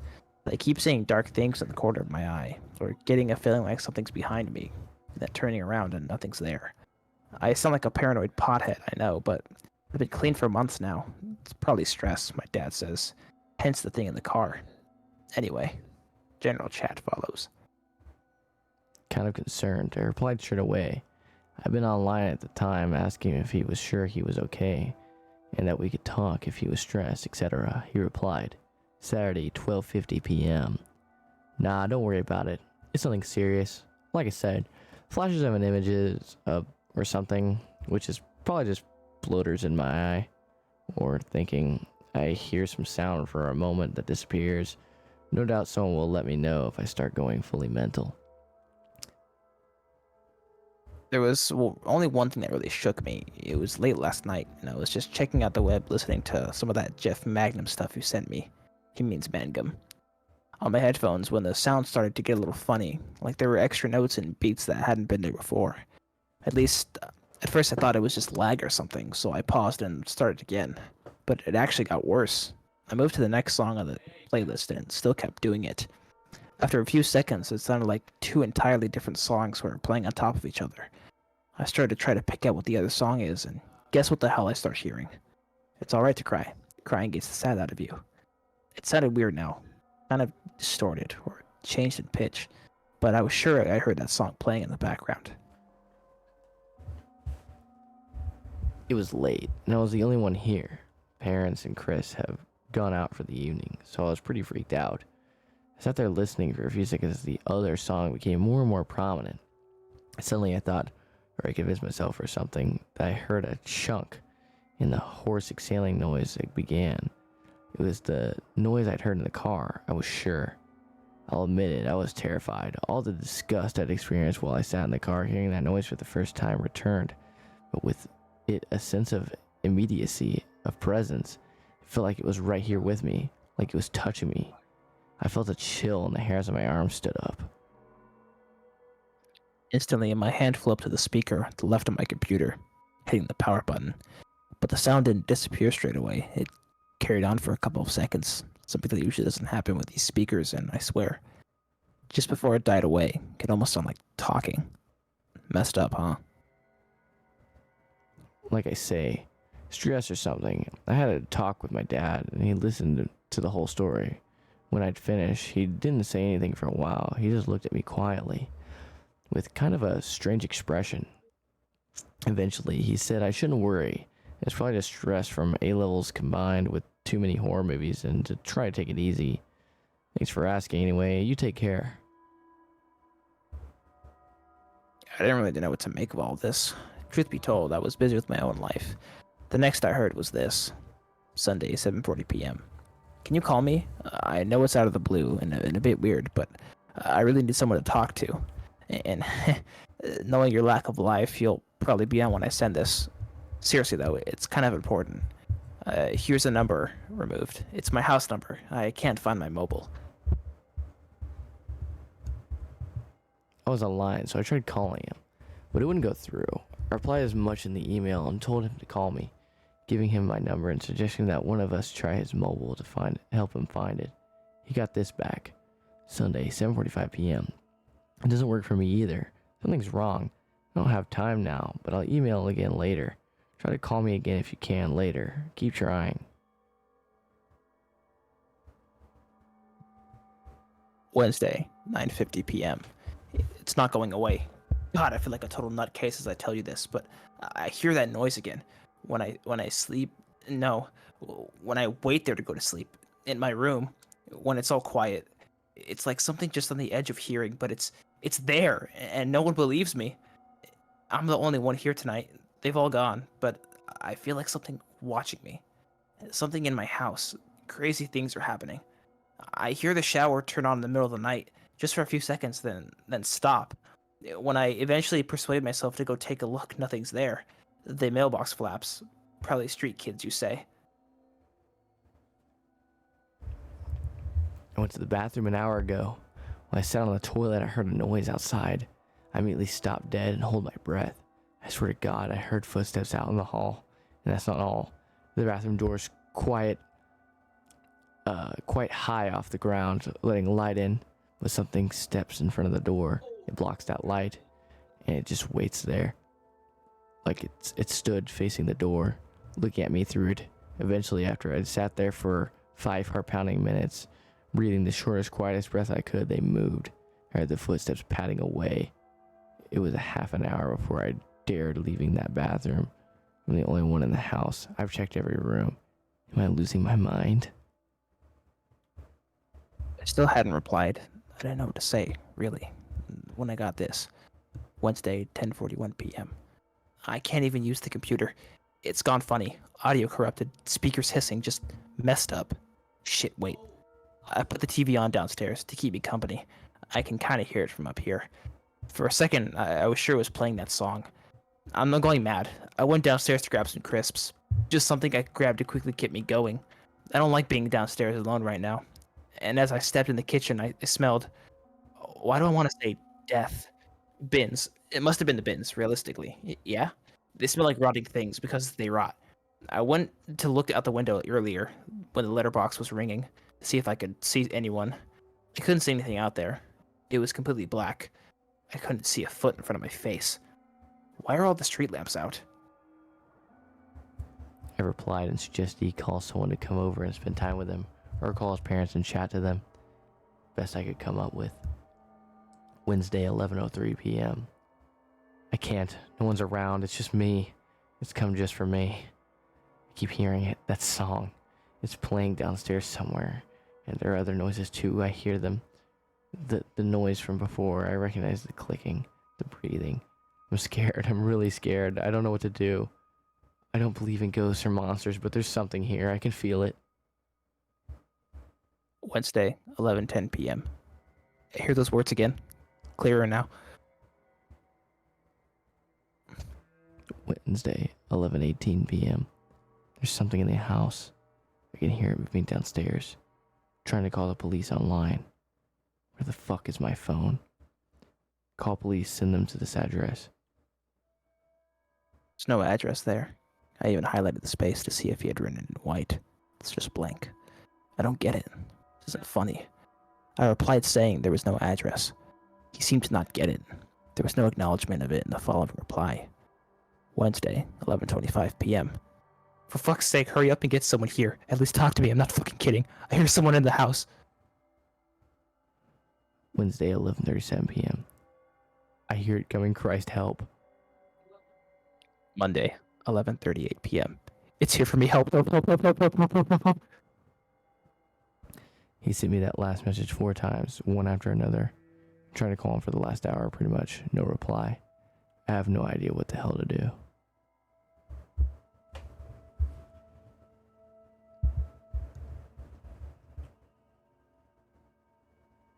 Why'd they ruin a childhood favorite song? Oh man. That was kind of nutty. I'm not gonna even lie. It's Scotland. It's most likely some drunk guy and the noise of him throwing up. True. For real? That's crazy. Yo, I That was okay. That was, yeah, it was okay. I liked it. Yeah, I liked it. It was pretty good up until the end. It felt like he just kind of ran out of ideas. Uh-huh. Yeah. The suspense was there the whole time, but the climax really didn't hit. Yeah. It did not. It just got kind of edging me, and then it's like, oh. Yeah, It it's did. like when It he was- like slow jerks you to like a really bad nut. You know what I'm saying? Yeah. Yeah. It just stops, Yeah. and then you can feel it sink back into your ball sack. Yeah. Yeah. Yeah. Yeah. Exactly. Yeah, man. Yeah. Like all you But get out no, is I- the fucking pre-cum, and then like it all sinks back in. Yeah. I love how it, like near the end, James and I both busted out the voice acting.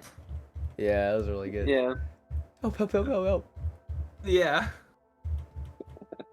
All right. Are we gonna do Mr. Mix? Mr. Mix, dude. Yeah, let's do it. Oh We wait, no, gotta do- we we gotta do gotta the do- grieving first, though. God We'll do the damn. Yeah. grieving. We'll do Mr. Mix, and then you know what we gotta fucking do after that? What? We gotta do Mario. Mario, just Yeah. Oh shit. We gotta do Mario. Wait, what are we doing? The grieving? Are we doing the next, or which one are we doing next? I'm confused. we're doing. Alright. We're doing the grieving, then Mr. Mix, then Mario. All right. But first, So who's gonna? let A me take word a from our selfie. sponsor. First, a word from our sponsor. Raid But channel. first, krill yourself. Shut up. First, let me take a selfie. That just unlocked a memory I wish you'd forget of 2013. Jesus Christ. Dude, Oh my God. I was really about to do that fucking sigh song instead of the actual selfie song. I was like, dan dan dan dan dan dan dan dan dan dan all I got. Oh, oh, dude, gentlemen, that's such a good song. Onto my gentleman. I want. Or it's like there's that parody song that someone made where he Very was just crazy like, grief. gonorrhea, I have it right now. It's so itchy, gonorrhea. Super creepy Asian man. Super creepy Asian man. All I remember is the fucking Minecraft edit. Very crazy grief. I'm a very crazy grief. All right, fucking the shit ass grieving. Shit ass grief. Alright, hold on. Who? Shit ass. Hey, shit ass. Wanna watch you speedrun the grieving? Oh, dude, it's so famous creepypasta. Fuck off. Famous. I don't know. Alright, this is not famous. Alright. Famous start us off. creepypasta wiki. Okay, here we go. Famous creepypasta. I've always loved Cartoon Network. Yeah, you get to read this one while I go get some soup. Yeah, me too. I'm gonna get something to drink. Well, I want to hear you guys. Oh, Entertain. Well, no, I've already read this one, but entertain the stream. Oh well, I haven't, but I need to go get something to eat. Well, okay. I guess I'll entertain the stream while while you guys Just wait. reread something else. Yeah, reread. If you haven't, since you haven't read it, read normal porn. No, not normal porn. Funny Mouth. Funny. How long is Funny Mouth? Funny Mouth. It's decently long. It is a decently long one. Just reread normal porn for normal people. That one's just so good. Yeah. I've already read it. Okay. It's I'm gonna short. find- Read it. Read it. Read it, bitch. You want me to reread normal porn to see my? Okay, what's genuine like a really reaction to shit it? one? Where's one? Do the SpongeBob bootleg episode. SpongeBob, send it to me and I'll read it. It's the picture's actually kind of freaky, but let me Dude, there you go. Mario. I remember Mario. Oh, it's this. Okay. All right, yeah, read All right. that, and then I'll get. It takes me like 3 minutes to make the soup. I'll be back. Okay. All right. So this is SpongeBob bootleg episode. Dumped. This image was taken from a split-second frame in the corrupted bootleg of the SpongeBob episode. Dumped. Other than the image, the rest of the video is composed of incomprehensible jumbles of colors, static, or just black screens. The audio seems to be a heavily distorted version of the audio from the original episode with loud droning buzzes, occasionally interrupting it. The bootleg tape itself was found in December 2004 by a group of 5 teenagers from a city rummaging around in a trash can within an abandoned mental institution. Of these 5 individuals, 2 have committed suicide, 1 has gone missing, 1 refuses to comment on the tape, and the last hastily agreed to give paranormal investigators the tape shortly after being interviewed about the suicide and disappearance of the 3 other persons. The current whereabouts of the tape are unknown, and many who stare at the image for long enough in a period of time claim to see SpongeBob blink. This was the text from a 4chan post. Oh. Okay. Okay.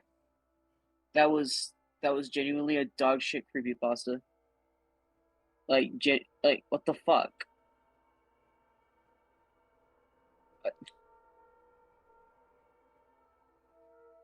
I, I genuinely, what the fuck? Did, am I missing something here? Tony, am I missing something here? Because like, what the fuck?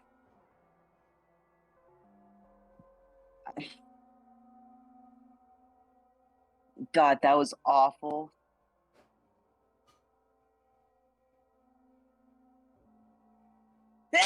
Oh, excuse me. That was genuinely awful. I actually, no, no, never ask me to read that bullshit ever again. Super creepy Asian man.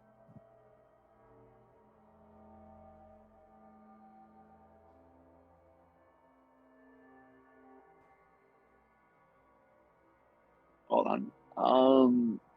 I really don't know how to keep a stream entertained. I'm sorry, guys. I'm really bad at this, but how's you guys' day going? It's going pretty good for me. I'm just chilling with my homies, reading creepypastas.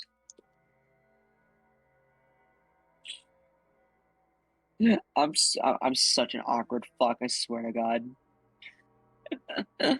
How the fuck am I gonna become a fucking streamer? Like, error.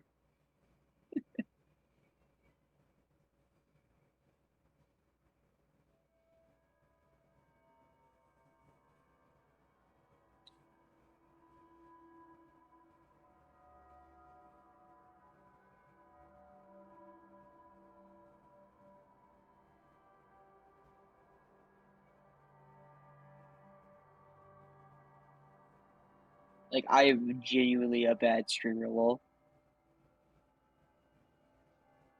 Yeah. Yeah.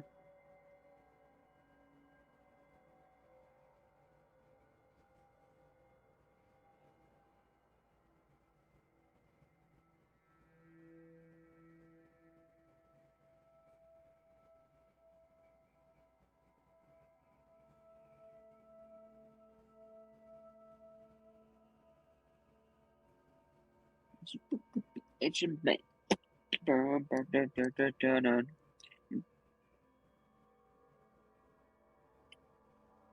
Why is this 3 minutes taking longer?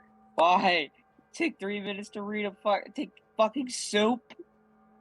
Jesus Christ, are you just trying to just prank me? Awkward, bro. I hate it. I hate it here. Help.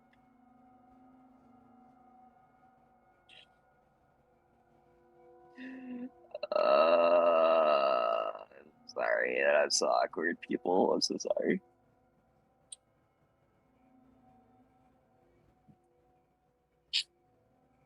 Let me look. I guess I'll just read chat. I guess there is literally no one watching. Damn, bro. I'm feels bad, man. Feels bad. Huh? Huh? What I happened? read that. So I read that story. Yeah, Out shit loud ass to one. stream. Yeah, the shit ass one. Yeah. What? That wasn't even. It took me literally like a minute to read it. The entire thing. Wait, normal point for normal people? No, not normal point for no. I read the bootleg one. Oh, yeah, it's super fucking short. Like it literally took me like a minute. Yeah, the story shit. The only thing that is kind of creepy is the image. Yeah, I mean the image is fine.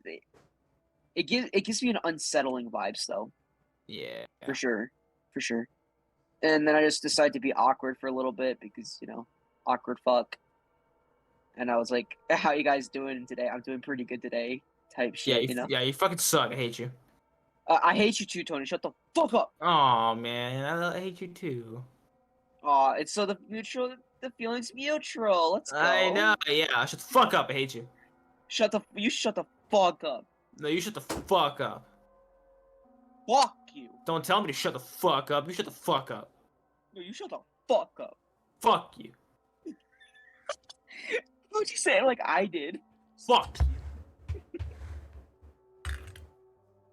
I said, fuck you.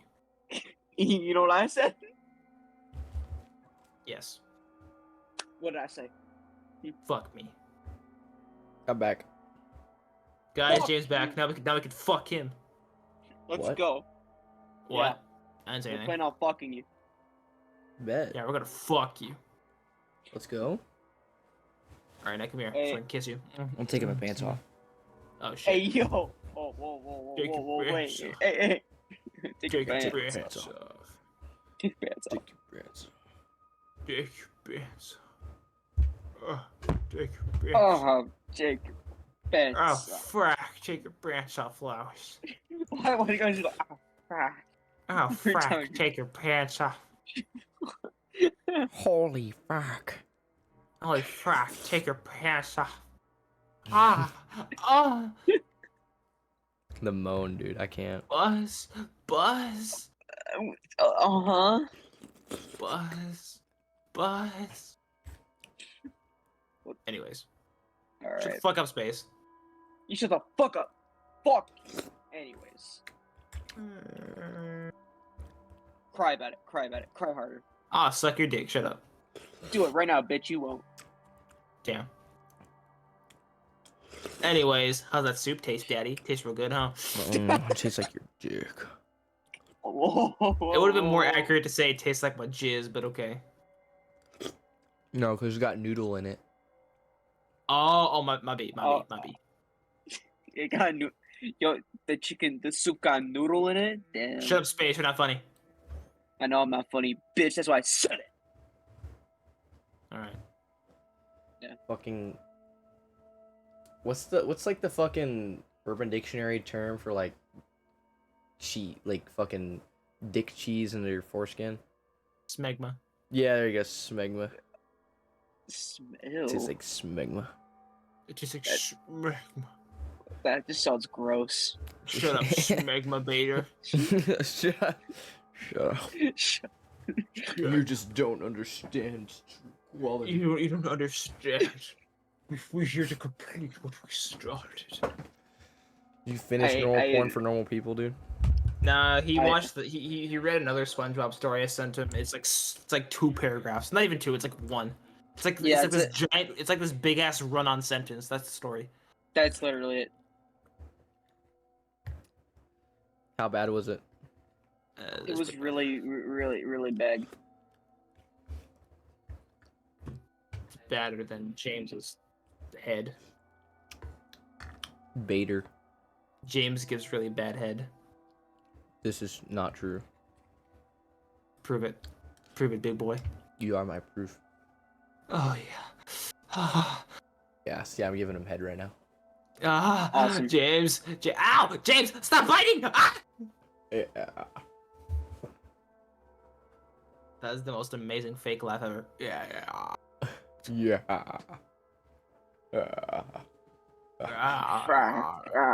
Oh, frick. Alright, now it's time to read The grieving. Y'all start. the grieving. Bro, the grieving fucking Minecraft head ass. Well, I thought Space was reading the whole thing. Is he really? Oh, and didn't you say he was? I mean, he didn't have to if he didn't want to. Oh, well, I'm autistic. I can't read for too long. Anyways, Or um, if the grifting, the grifter, the grifting, grifter.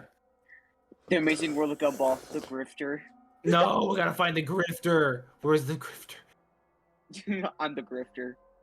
What do you mean? I'm gonna grift you, dude. I'm gonna grift. Alright. Dude, I'm gonna hit. Yeah, the grifter was the prequel to the gritty. The gritty. True. I remember. All right, boys. I remember. I was a Let's real get one. All right, I'm a real let's gritty OG. dumb shit over with. I've always loved Cartoon Network when I was growing up. It was my favorite channel to watch. Even today, it has some good shows like Adventure Time, a regular show. One of the newest shows on the network, The Amazing World of Gumball, is a cute and mildly entertaining show. Not really my cup of tea.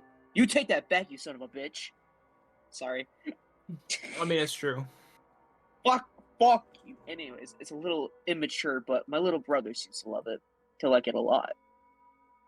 One day I was watching Adult Swim when I realized that I'd been up so late. that I hadn't even kept track of the time. It was already 4 a.m. I don't recall ever watching Adult Swim this late, so I stayed awake to see what would happen when it ended. A little bumper showed up at the bottom of the screen during a commercial break. It said that a special episode of The Amazing World of Gumball was about to come on. I was a little confused about an episode of a very popular news show coming on this early, but I was bored and decided I would watch it, thinking it might come on later in the day so I could spoil it for my brother. Sort of mean, I know. The flashy, energetic intro theme played, although it was a little it was a it was played a little differently than I recall.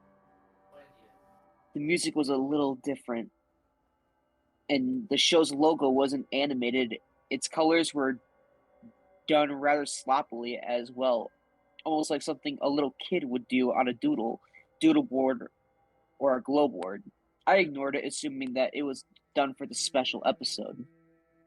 The title of the episode was The Grieving, a short, sad title, but I didn't really pay too much attention. All right, who's next reading? All right. It began with Gumball, the show's 12-year-old protagonist, standing alone facing a corner of his dimly lit classroom. He looked absolutely miserable, a far cry from the cheerful demeanor he usually had. There was no one else in the room, not even his best friend and adopted brother Darwin the goldfish. And the windows in the room clearly showed the night sky outside. I was starting to get confused. Why would he be at school?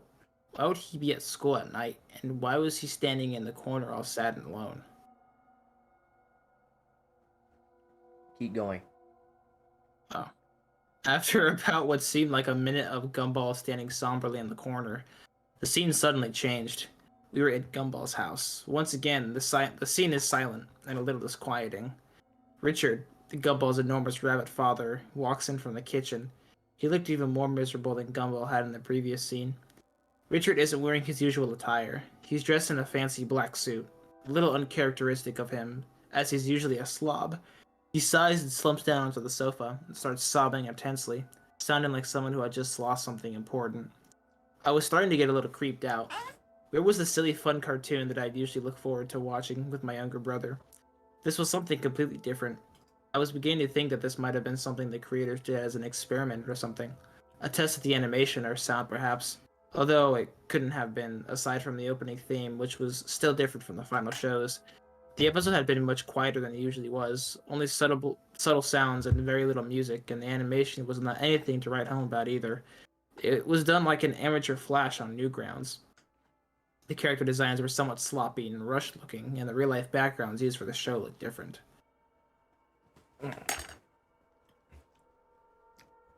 Who's reading next? As Is it me? confused and somewhat frightened as I was for some reason, I kept watching it. Poor Richard was still sobbing on the sofa as the front door opened slowly, making me jump a bit as such a loud noise. And Gumball's mother, Nicole, blue cat like him, stepped in. Sorry about the burp. It's okay, baby. Like Richard, she wasn't wearing her usual outfit. For some reason, she was in a black dress and was wearing a pretty black hat to match. Nicole sat down on the couch to comfort her husband, although she was looking a bit saddened herself. By this point, Richard's crying had began to get more pained and miserable sounding. This wasn't the normal cartoon crying on the show. This was realistic and almost depressing crying. I almost felt like sobbing myself. Finally, after what seemed like hours, the sad scene at their home ended as it shifted back to the school. We weren't in Gumball's classroom this time. We were in Principal Brown's office. Nicole and Richard were there, in their usual clothes, looking more normal and happy than they had before. I was still slightly worried. Principal Brown, however, looked extremely sad. He quietly and somberly informed them that their children, Anais and Darwin, were not present after lunch earlier that day. They hadn't been seen at all the rest of the day. Nicole was instantly furious at him. She began spouting various insults and calls at him that I don't think would have made it on a more mature program like a regular show. I was laughing at this because it seemed sort of funny for Nicole to flip out in this manner and start swearing like a sailor in a G-rated cartoon. But my outlook soon changed when Principal Brown told her something else after she finally had quieted down. His eyes began to tear up as he informed them that they eventually were found, but they had not been found alive. He went into graphic and nearly nauseating detail describing how their bodies were found, their parents sitting in utter shock. I could hardly believe what was happening. How could such a cheery, fun kid show be taking such a dark and twisted turn? I was considering turning off the television, but I was too scared to be left in the dark by now. Nearly frozen by fear and disturbed intensely at the terrible things that he was saying. Another flashback. The scene was earlier that day. In the animation, the scene was even worse than earlier. I don't remember it very clearly, but I think he began his recollection by saying that the school had called the police department when they first turned up missing, believing that the kids had simply ran off and decided to skip school.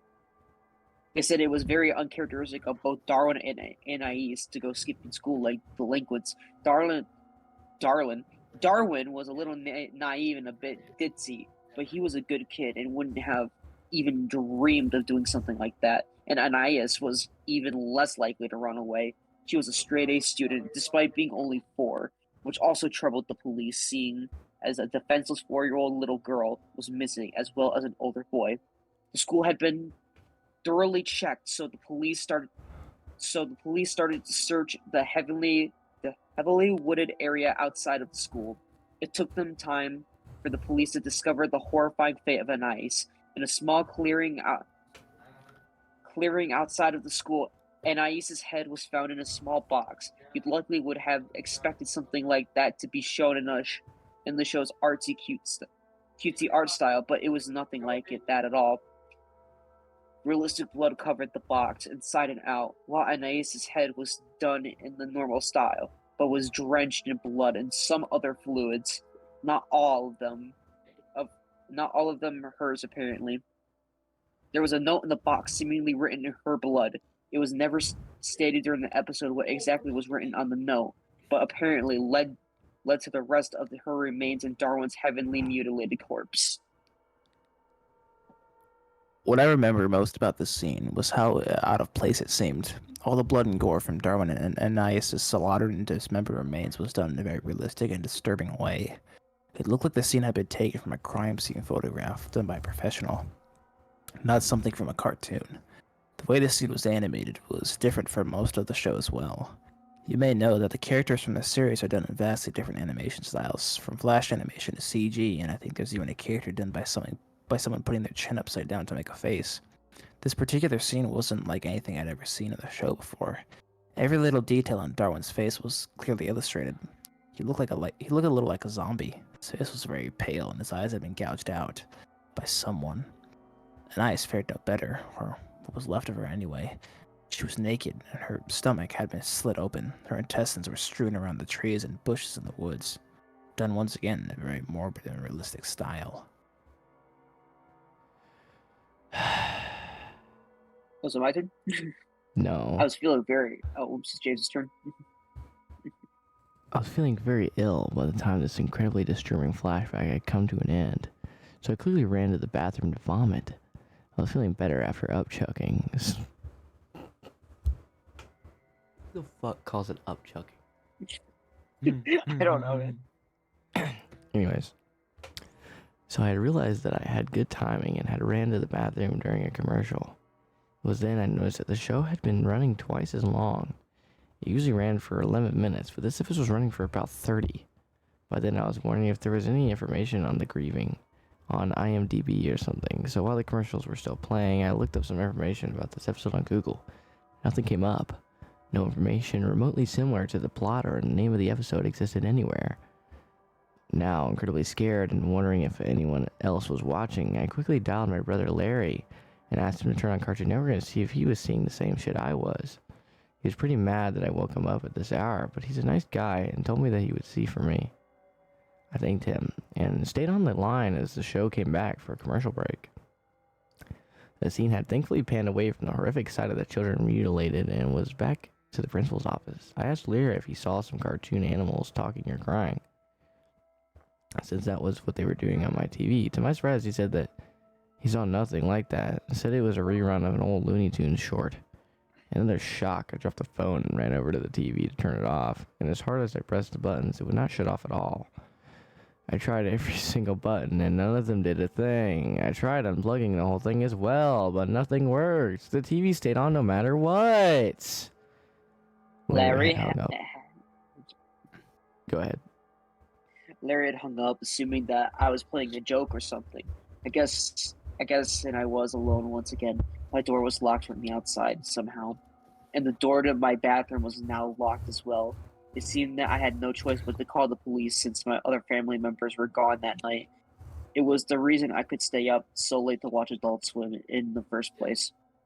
When I hurriedly dialed the number, I accidentally dropped my cell phone into my cup of Pepsi. I was very scared. Hippo. Dumbass. Anyways, and had no choice but to finish the episode. I turned on all the lights in my room and got under the covers, hiding like my little brother does when I make him watch scary movies with me. I had apparently missed a little bit, but Gumball's parents were still talking to Principal Brown, so not that much. Nicole was asking him if Gumball was alright, apparently since he hadn't remembered him when Principal Brown told her what had happened to Darwin and Anais. He looked slightly confused and shocked for a moment, and explained to her that he thought Gumball was out sick today and had spent the day at home by himself with the stomach bug. Nicole screamed and wild, while Richard quietly told him in a very out of character voice that they thought Gumball had got on the bus this morning, but it didn't seem that way. The police were called again to search the building and the small forest outside of Elmore Junior High. They had found him in Miss Simeon's classroom, hanging by a noose, with a blood-covered knife behind him and a blood covering his clothing. The episode ended with a shot of Gumball's dead body hanging there in the corner, fading to black. The credits rolled silently, not like the usual way Cartoon Network annoyingly airs a promo that squishes half the screen. The credits rolled unusually slow. They were just fun to watch, either a little creepy, just plain white text scrolling on the black background. I only recognized Ben Banquet's name, and as he was the creator of the show, the rest were people I'd never heard of. The copyright notice at the end of it was copyright Cartoon Network Studios 2001, which was incredibly odd seeing as the show was new for 2011. After all, this was the only screen went to static for a split second, during which some incredibly creepy and shocking video clips were shown between static intervals. I can still remember them very clearly. The first person was a picture of a person. The first picture was of a person in the plague doctor outfit. Those always scared me for some reason. The way the person in the suit was filmed was just as bad. A red light, something that freaks me out incredibly, was shown over the clip. The next was what seemed like a video being played very quickly, over and over, of a kitten's face being squished by a woman wearing heels, which was strange because a so-called friend of mine sent me a picture yesterday of a cat being stepped on and killed, similar to the kitten in the video. The last one was the one that disturbed me the most and made me want to both cry and vomit my guts out. It was my little brother, or at least a small child who looked very similar to him, being shot in the face by a person who looked like my father. You could clearly see the child's brains and blood splatter on the wall. I began to sob uncontrollably after that traumatizing clip, so much that I passed out and I stopped reading this fucking shit-ass story. It's so bad, dude. It's so bad, dude. This shit's worse than We Kept Driving. Can I just grind this shit out real quick? Can I just read the rest of it? Yeah, read the rest. Read the rest. Just... Like read the sentence at the beginning and sentence at the end. Just get through them faster. When I woke up, my door was unlocked and my television was turned off. I went to call the police on the home phone in my kitchen and report that I had seen some very disturbing things on TV and that my doors had been locked. When they arrived, they could find nothing like that. When I remembered from early this morning, my internet history was even clean. They were angry at me. and just assumed that Oh I my had gosh. had a bad nightmare when I was sure I hadn't. Thankfully, one of the officers felt bad for me and took me out to a small diner so I could recollect my thoughts. When does that happen? Whatever. At the diner, I remembered that my family was out When does that visiting my happen? aunt and they were supposed to be back by noon or so. It was already 11, so the officer I drove back only to find a whole squad of police cars and even some government agents at my house. He explained to me that my little brother was missing and that my mother and father were major suspects. I was freaking out and trying to tell them about the disturbing clip of the boy who looked like my brother being shot in the head, but they wouldn't listen. I stayed with older brother Larry, who wouldn't believe me either, still insisting that all he saw was an old Looney Tunes cartoon and nothing at all creepy or weird. The cops eventually told me that they would contact Turner Broadcasting and tell them about the incident. A representative of God, Turner sir, Broadcasting dog came to my shit. cousin's house to talk to me in private about what I had seen and experienced that night. He was very kind, but it all seemed a little like some sort of front. After I could tell him all I remembered, he agreed to play back that day's program from when the incident with the gumball episode had occurred. To my shock, all that was airing at that time was an old Looney Tunes short, nothing more, nothing less. I hysterically sobbed and moaned that what I had experienced and seen was completely real, but no one listened. Eventually, I discovered that Ben Buckwillette had a Twitter account, so I sent a message about the episode, and this is what I got as a reply. One thing, how in the heck did you find that? I never ever thought I would think about the old shame again. Don't tell anyone this, Sarah. Yes, that's my name. But the amazing world of Gumball goes back further than you know. I used to have a really boring job as a teen and sketch little drawings of the Watersons and friends. The episode you saw was never supposed to be seen by anyone but me and a few of my friends.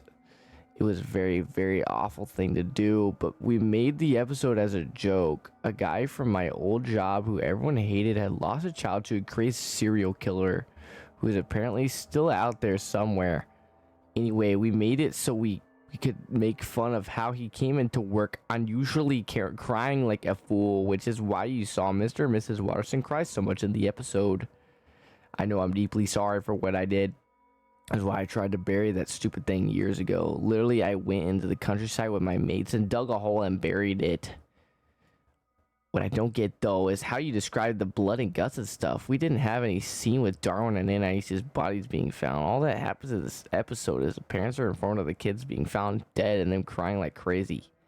We didn't even draw anything in the episode like that at all. We're not that sick. Now, this is a theory. The lunatic who killed the man's child found the tape we buried, watched it, and heavily edited it. Then he hijacked the local TV station near... I blocked the name of the city. I'm paranoid enough, and it's a small town. Somehow, and got the episode to air on a local Cartoon Network station. Now, why your brother couldn't see it, I have no idea. Why, it seems you're the only one who saw it. I have no idea either. Sorry, but I just don't know. Now, for the explanation you're waiting for, clips at the end, I don't know. I don't. I'm deeply sorry. From the bottom of my heart, I don't know why those clips were aired. I just don't. I'm sorry. I really am. But me and my mates who just one who made the scenes with Richard and Nicole crying, that's it. I'm so sorry, Sarah. I'm so deeply sorry. Best wishes, Ben Bankwell, everyone involved with the grieving. Darwin's eyes ripped off by corpse. Anais's head ripped off in a box by corpse.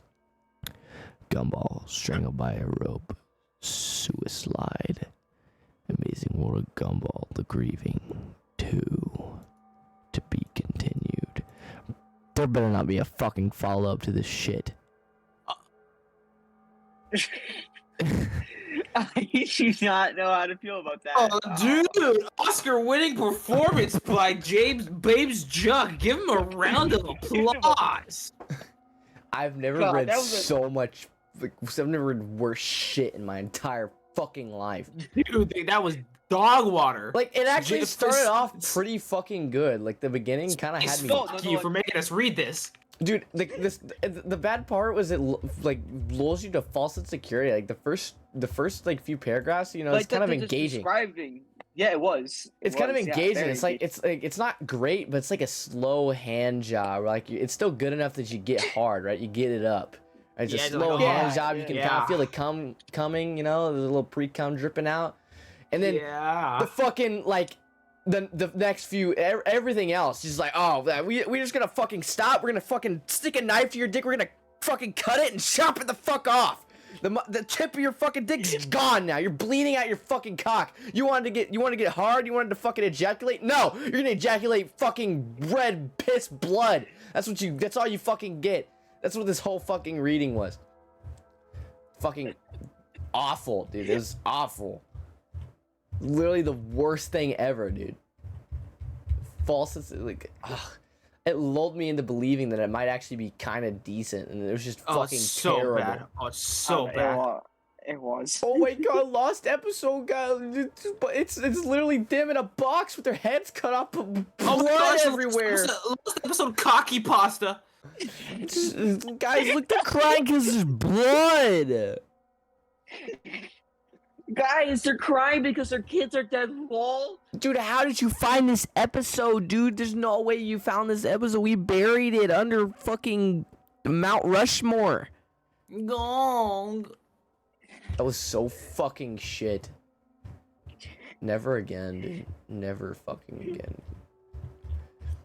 I bet fucking Corpse did draw those images, dude. Corpse husband. Fuck that guy. Dude, fuck, I hate everything. Dude, fuck you, Space. This is for making us read this dog shit. I had to have my fun. I'm sorry. No, you don't get to have any fucking fun anymore. Fuck Yeah, you. fuck. No, fuck you. I like the 4 comments are like kind of serious.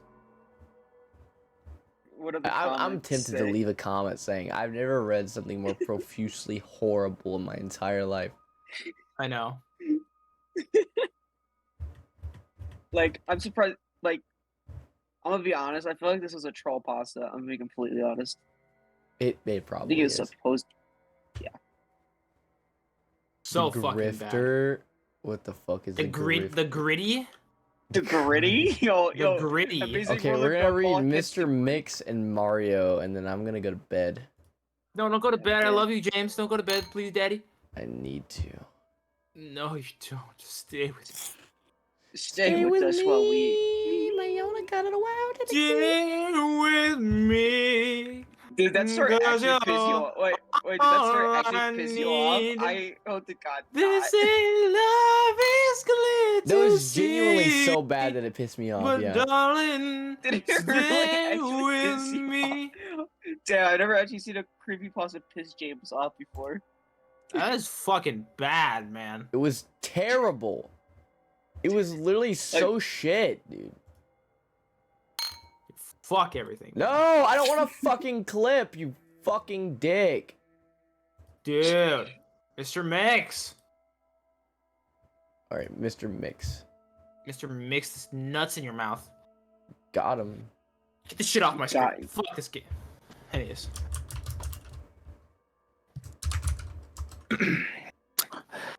Does anyone remember an old PC game from the early 1990s called Mr. Mix? It's mainly a typing game, similar to Mario Teaches Typing, where you have to type words into a box to make a chef, the titular Mr. Mix, put ingredients into a bowl. Unlike most typing games, however, this game is notorious for having an insane difficulty curve. The game has a words per minute requirement for each level, being as low as 10 on level 1 and as high as 85 on the third. By level 5, the requirement reaches over 500, effectively making it impossible to proceed any further. Oh shit. Fuck! Fuck. One of the main things that people noticed about this game immediately was the background music. The music on the first level was an unsettling pattern of growls that got progressively louder as the level went on, often causing damage to early computer speakers that were not designed to handle extremely high volumes of sound. Realistic. The second level had no music at all, and the third what sounded like an extremely low quality recording of a hairdryer playing in the background. The remaining 2 levels had an extremely loud, high-pitched ringing throughout the level that caused severe eardrum damage to those who managed to get that far. Just turn your speakers off. Another rather disturbing aspect of the game was the design of Mr. Mix himself. He was a large, round-faced, overweight man with large beady eyes and red spots on his cheeks. Most most children who played the game reported having vivid nightmares of Mr. Mix, speaking to them in a quiet, raspy voice, threatening them to keep quiet about something. However, none of them could ever remember exactly what it was. One psychologist who saw many of these children reported being disturbed by the sheer amount of terror on the faces of their children as they recounted the details of the nightmare. Many of the children broke down into tears in the process, begging for their parents to save them. However, no direct relationship to the game itself could be determined by these few cases, as not all children suffer the same adverse effects. For obvious reasons, this game did not sell very well. It remained in relative obscurity until a few years ago when a PC hacker got a hold of a ROM of the game and started digging through it. Using memory hacking software, they managed to crack the game's code and bypass the impossible 5th level. What they found, however, was extremely disturbing and caused many of them to quit the expedition altogether. According to the reports these hackers left behind, the game behaves very strangely if the 5th level is bypassed. The game crashes violently and closes, writing a bunch of files to the user's System32 directory to the point that the RAM was almost completely filled. These files are reportedly pictures of people with horribly deformed faces, appearing to scream in pain and agony, with their eyes appearing to be bleeding from their tear ducts, and their outer layer of skin torn clean off in multiple places. If the user attempts to delete these files, the computer will violently crash and blue screen, causing permanent irreparable damage to the user's hard drive. Hackers found that this was caused by a lone byte in the game's ROM that triggered when the 5th level was completed. After removing this byte, they were able to proceed to the 6th and final level. Unfortunately, all of the original hackers declined to discuss what they saw in the final level. All of them became extremely paranoid and reclusive, refusing to talk about anything related to the game and showing astonishingly extreme symptoms of post-traumatic stress disorder.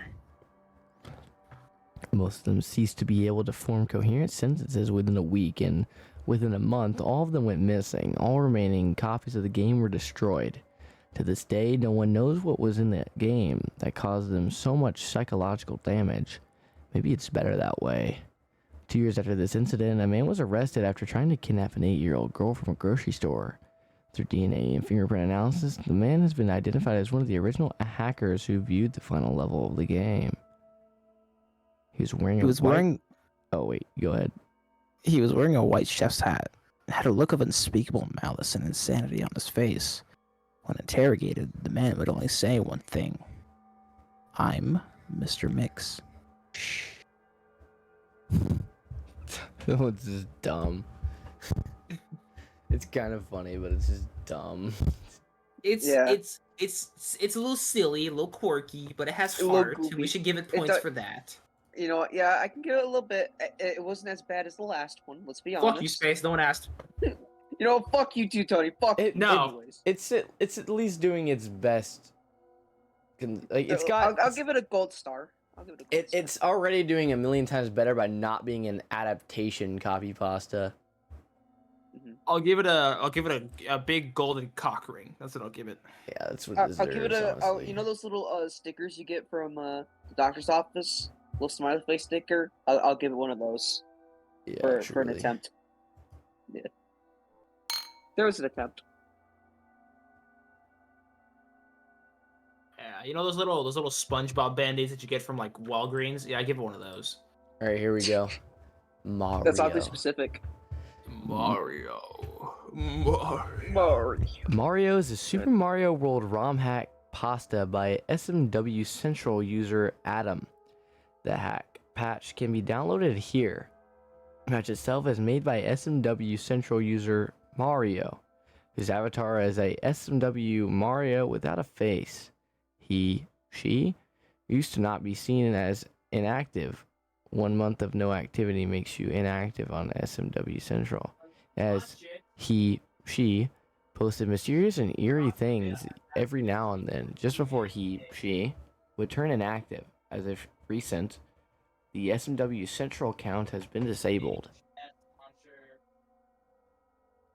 Okay. The story. Note. This is a true story, and sums up what was going through my mind as I was playing this, and I had no idea I was about to be bullshitted the way I was when I played this. And I can say it is by far the creepiest hack I've ever played. If you were on IRC, you would have heard me talking about it as well, but anyways, it's late at night, and I don't have a lot of time. And I need to get to sleep, so this is all I have time for. So what happened?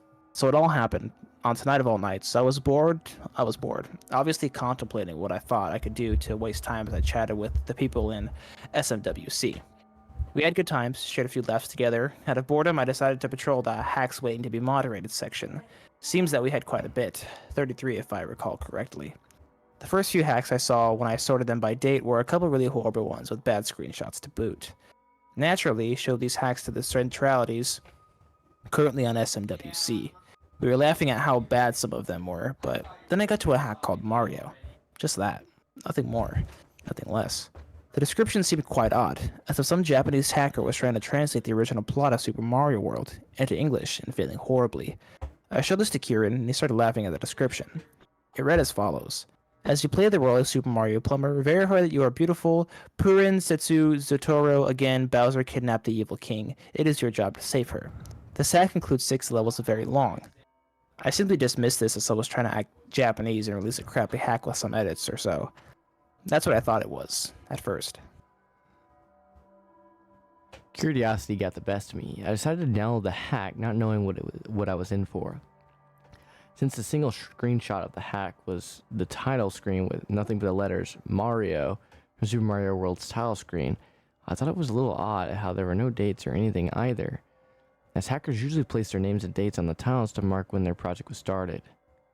So when I opened the hack and was greeted by 2 files, one called 3007014, a simple .txt file, 27 kilobytes in size, and the IPS file, simply named Mario, for some odd reason, I wanted to see what the author of the hack had to say.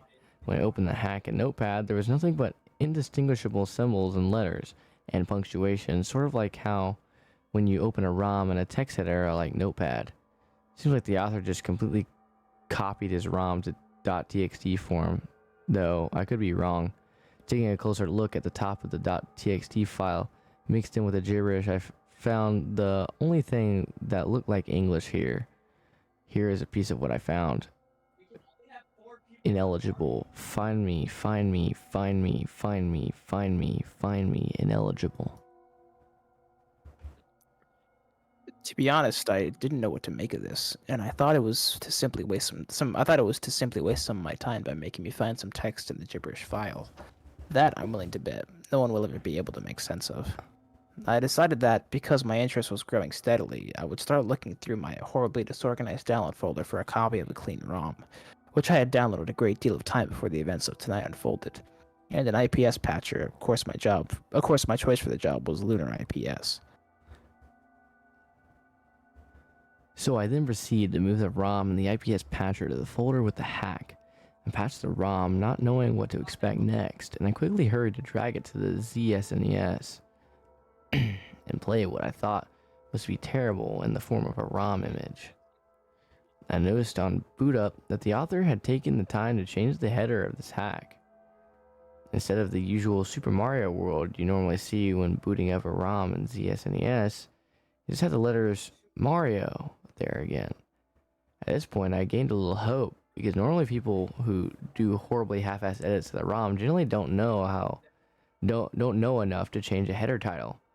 I thought it wasn't wasting my time with this, and my mood brightened slightly at the thought of seeing what the author had to offer in this interesting little hack.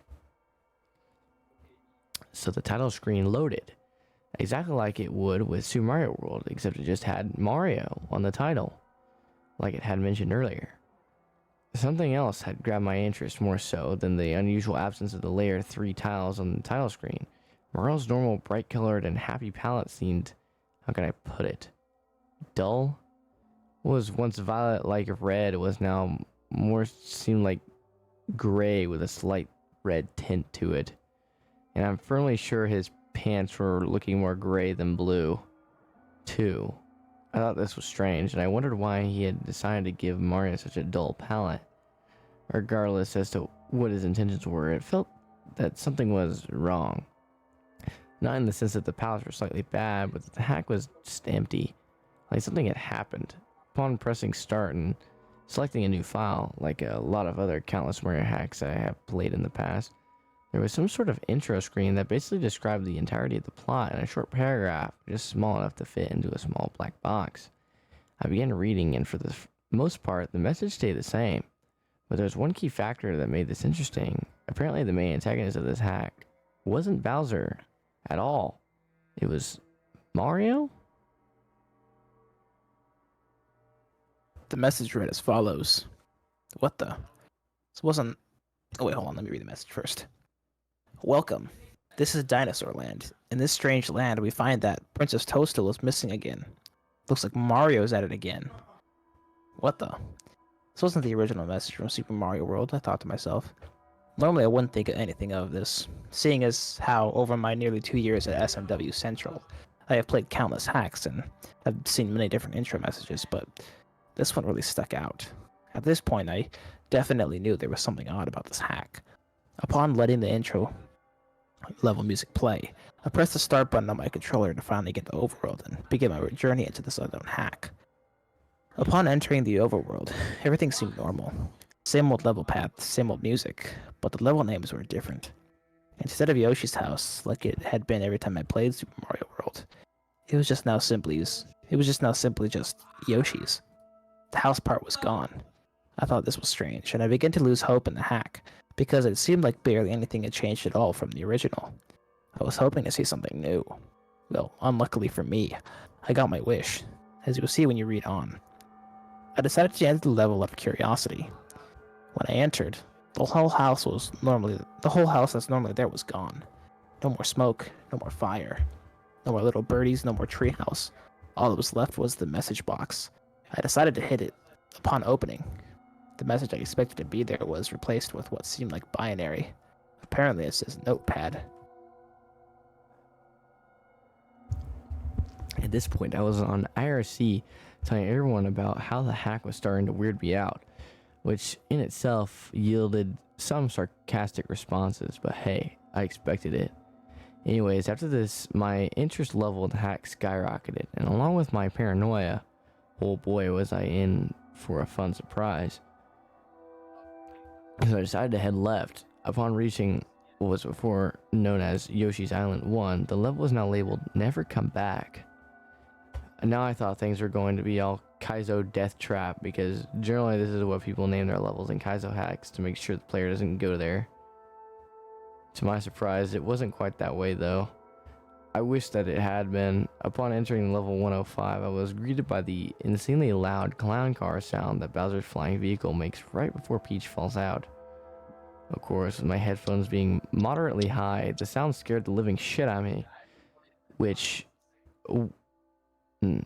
wouldn't have happened if I hadn't been so nervous beforehand. I decided at this time it would be best if I turned the volume on the headphones down as to not get any more unpleasant surprises such as that one. When I entered the level, other than the music, everything seemed to be the same, except for the fact the little Koopa that slides in the ledges wasn't there anymore, nor was the Bonsai Bill. The Dragon Coin was still there. However, for some odd reason, I wasn't able to collect it, or any Dragon Coins at all. The author made certain of that. I also noticed that there was a brown used block near the spot where the Bonsai Bill normally shows up. I can only assume this was a revisit to the level after I had beaten it, like I heard in some half-assed creepypasta stories and other Mario games. Now I was wondering why things were like this, making me wonder about the intro message. Had Mario done something previously to Dinosaur Land? Was this in Bowser's point of view? I quickly dismissed the latter option, because it seemed kind of stupid. So that left me thinking that Mario at one point in another time in the author's story did something. But what? What did Mario do? My one was nothing but rushing thoughts at this point. However, I quickly dismissed them and ventured further into the level, only to find that all blocks had basically been hit. Coins had been collected, save dragon coins, those were still there and unobtainable. That there were no enemies, and that I could no longer go down pipes. What kind of bullshit am I playing here? I kept thinking to myself. At this point, I felt uncomfortable. I decided to keep venturing. Eventually, I came across a message box, which I wasn't surprised was still in the level. Being the idiot I am, I went and hit the box. Upon hitting it, I was greeted with the familiar black box again. The message was edited, obviously, as I had figured that this was a given at this point. It reads as follows. Point of advice. I hate you. Now, I thought things were starting to get the vibe that the author was a twisted and warped individual, and that I was right about Mario having done something. At this point, I was basically rushing to get to the end of the level, so I just scurried by, and then I came across another message box. However, this one was just a blank box with point of advice at the top with nothing else in it. I quickly disregarded it and headed off further to the right, hoping to free myself of the hell that was once level 105.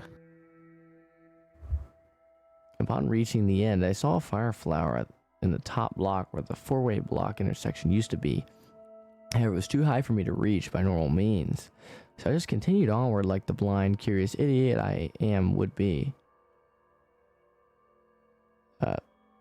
Okay. So I finally beat the level, and as usual, the path to the Yoshi Switch Palace was unlocked.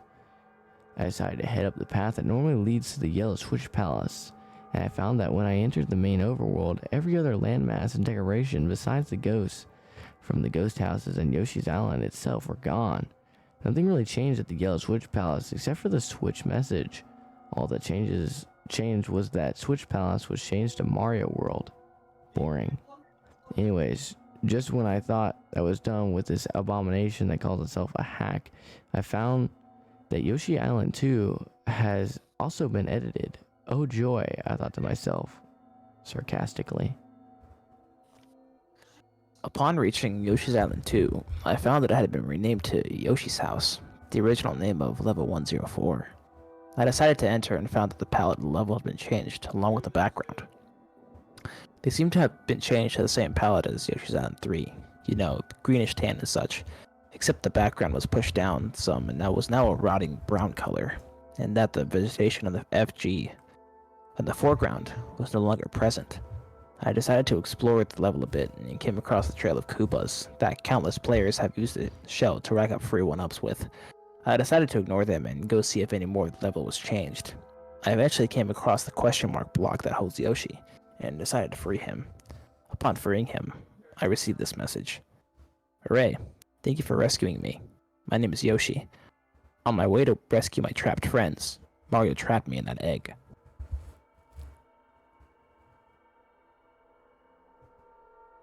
This had me wondering what kind of sick and twisted hack I was playing. I had thoughts of all possible scenarios of Mario attacking Dinosaur Land horribly and causing irreversible damage. The author had me hooked with his sick little game. Like any other idiot, I took the bait and kept coming back for more. Somewhere not far off from the Yoshi question block, I found message box in the same place I remember that it always had been.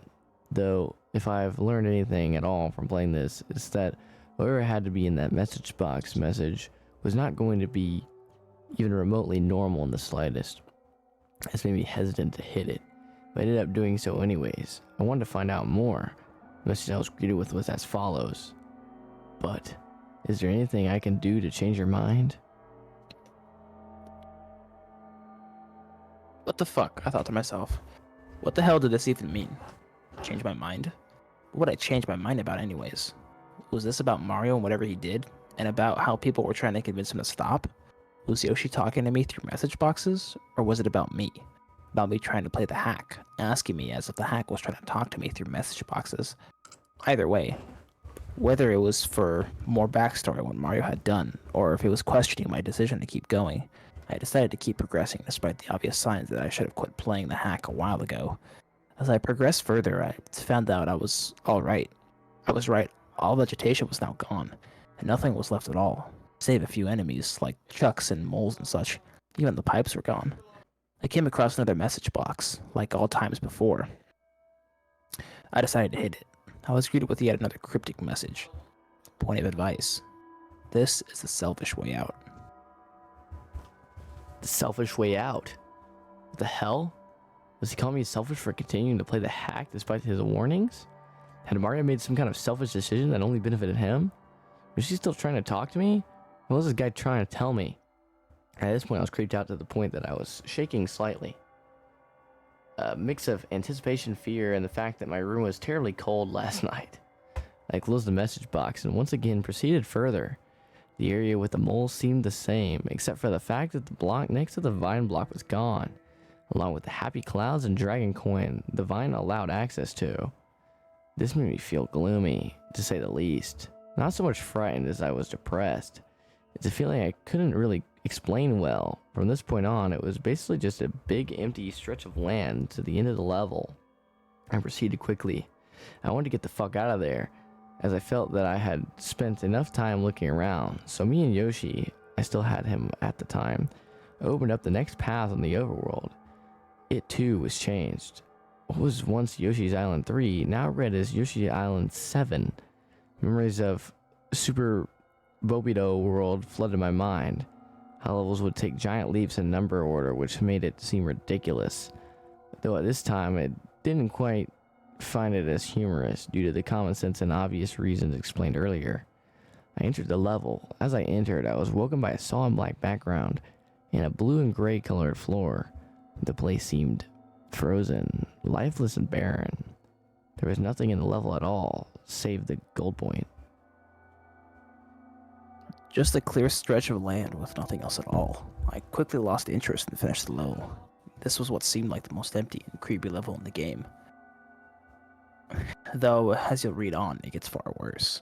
With a level beaten, a new path opened up. Yoshi's Island 4 was now just leave now. Now I hesitated as to whether I would stop playing, but my interest kept me going further. At this point, SMWC was nothing but me posting findings and messages from the hack, so others could experience what I was experiencing. The channel sadly was unusually active. Seemed like no one else really cared or wasn't around. I felt alone. I proceeded into the level, and for the most part, everything seemed the same, save for the fact that there was now no water at all to keep me from falling in pits without using Yoshi as a sacrifice. The level was also now void of all enemies as well.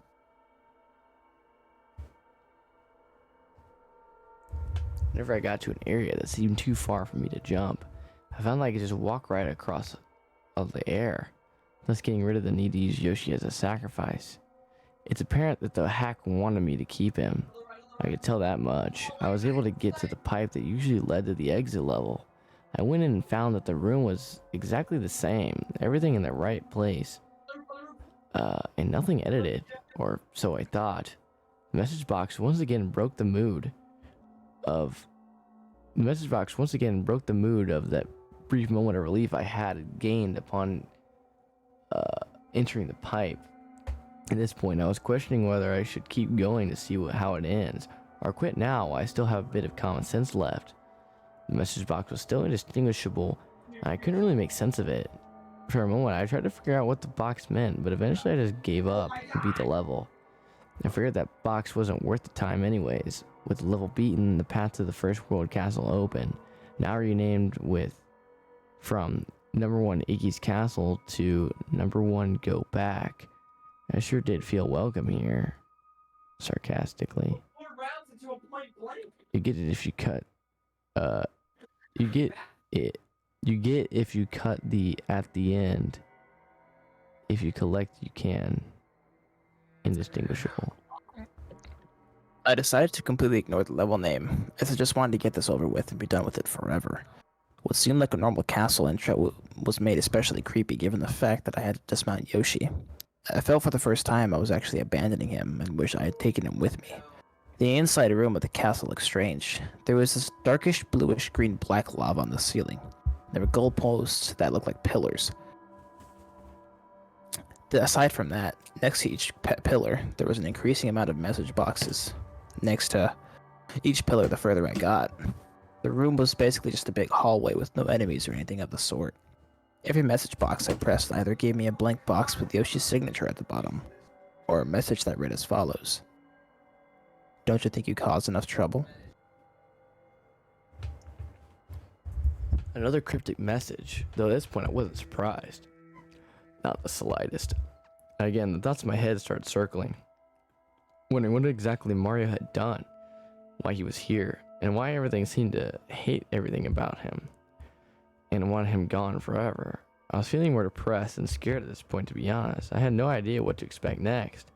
I proceeded down the long hallway, checking message boxes filled with nothing but the same two messages over and over again. And it's like they were telling me to stop playing or something. Obviously, I ignored them and kept going. I eventually reached the end of the hallway. There was a door which I entered. I was welcomed by nothing but a small section of land, and at that, the level was auto-scrolling. So I figured that this must be the end. The author wanted me to jump into the pit and commit suicide or something, thus ending my journey. I was wrong. The auto-scroll pushed me over the edge, and I was still walking, unfortunately. The whole level was nothing but a long stretch of invisible land to another small piece of land just being big enough for Balstor to fit. The auto-scroll came to a stop, and I prepared for the worst. I gathered my composure, swallowing some of the spit in my mouth. I took a deep breath. I entered, nothing but a normal Iggy boss. I felt cheated in a way, though. I was happy to think it was finally over. I defeated Iggy with 2 jumps effortlessly, which was actually the quickest I'd ever beaten him before. After he fell into the lava, the course clear message popped up as usual. It ended, and I was brought to the rescue egg scene. Though instead of the usual message, I was shown something disturbing and vastly different, like a profile for the scene of a crime. It was as follows. Victim number 1. Eyeballs were unable to be found. The victim was found lying on her carpet. Causes of death unknown. Hand marks with unidentifiable fingerprints were left all over the corpse.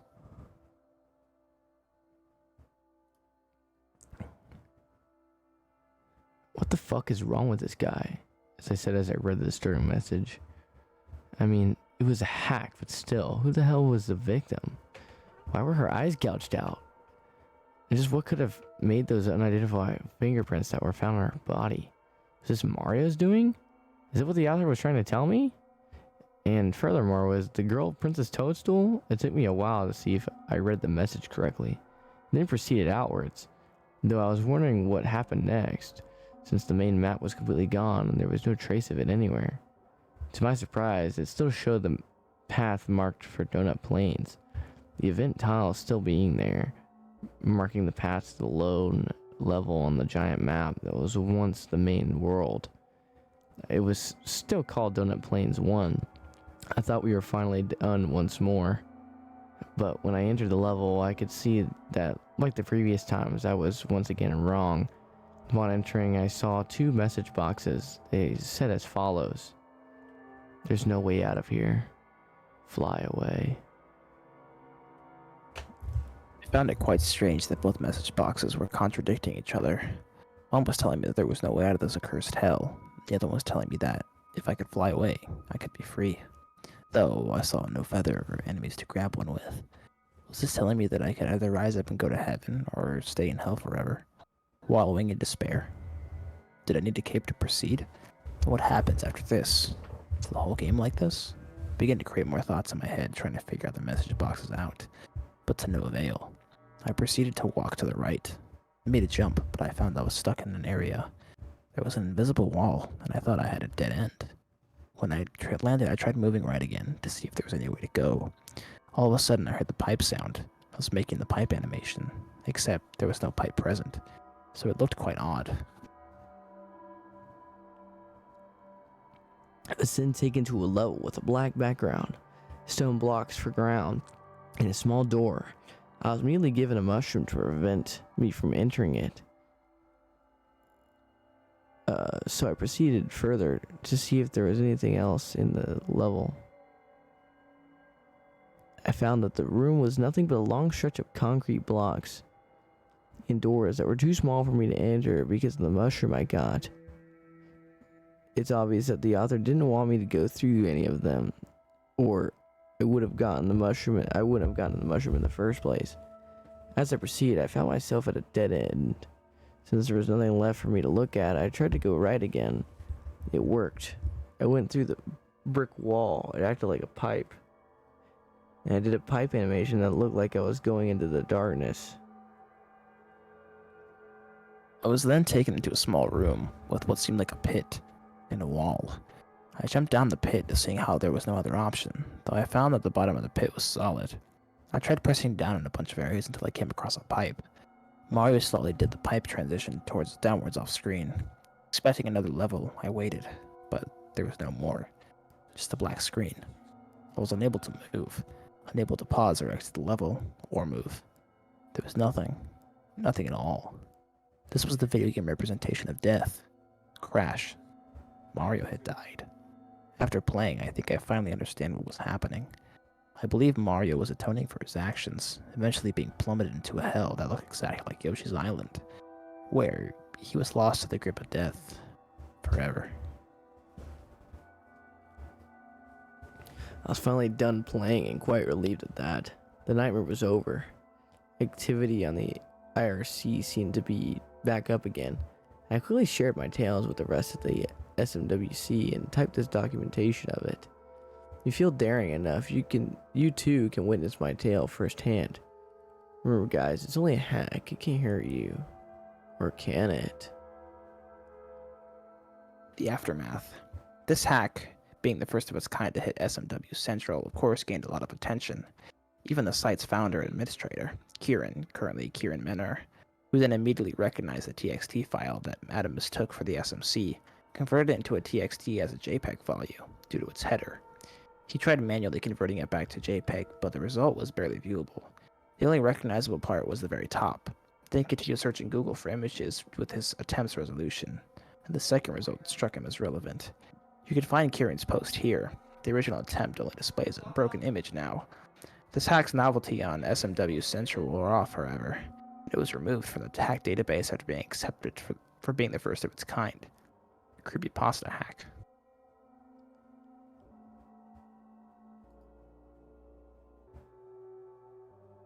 Find me. Find me. Oh, victim number 1. I already know what picture it's talking about. Ear. The victim. Yep, I know which one. Maybe link to username 666, dude. Username Lol, lol, lol.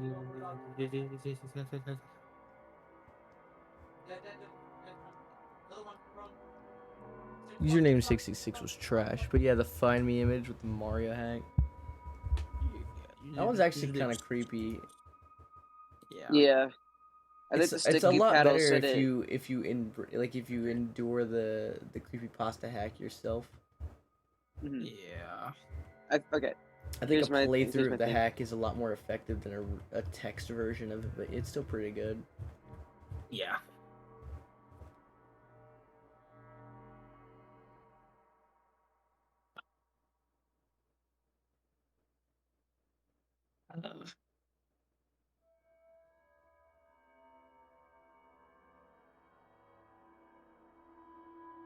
All right. You know how the sticky paddle would say, "Who has 2 thumbs and isn't gonna be sleeping tonight? This guy." That's the first time I ever saw that image. Was from him, from Mike, and it genuinely gave me nightmares. Who has 2 thumbs is Well, gonna be sleeping well tonight? This guy. who was gonna be sleeping Who well has- tonight? This guy. Who has 2 thumbs with them firmly planted up my butt? This This guy. guy. Who has 3 thumbs and gonna shove them up my 3 thumbs? pussy? What the fuck? Holy shit, dude. You got 3 thumbs? The fuck? Yes, sir. Alright, you guys. Hop in chat real quick. Hop in chat. Chatty. Alright. He's gonna throw us into someone else's stream. Yeah. Okay. Get in chat right now. Are we hooking up tomorrow? Yes, sir. With Let's go. What's the With, plan for tomorrow? this one. What is tomorrow? Monday? Yeah. We can do whatever Yeah. tomorrow, honestly. Alright. Yeah. Are y'all both in chat? Yeah, I'm in Yeah. chat, bish. Because no one's here. Yes, sir. I'm the only one here. Okay, the only thing is because I'm playing an ad. Hurry There we go. up, dude. Yeah, Hurry skip the up. ad, bish. I can, bitch. Hurry up, James. Yeah, James, come on. There's Throw two us into people someone there. else's fucking shit, bro. I'm trying, bro. Fucking bitch, bro. I'm about to suck on your titties, bro. Join the raid, boys. Join the raid. We're gonna be rating people. Who we rating? All right, let's rate it. You're rating Alright. your mother, dude. GG, no re, your mother. Join the raid. Join the raid. Join the What am I supposed to type? Just Fuck you. Join the raid. It should be appearing at the top there. Should be Okay. appearing at the top. And it This is- says leave. Leave. Oh, butter streaming. Hell No, yeah, bro. don't leave the raid. Join the raid. Join. There we go. I'm gonna say hi. Yeah. Join the raid. I'm gonna report the live stream. Let's Your, go. your mom. Yo, what's good, butter? My kid's glasses in the morning. Oh shit, Mario King with the raid, bro. What's up, man? All right, I'm gonna end stream. All right.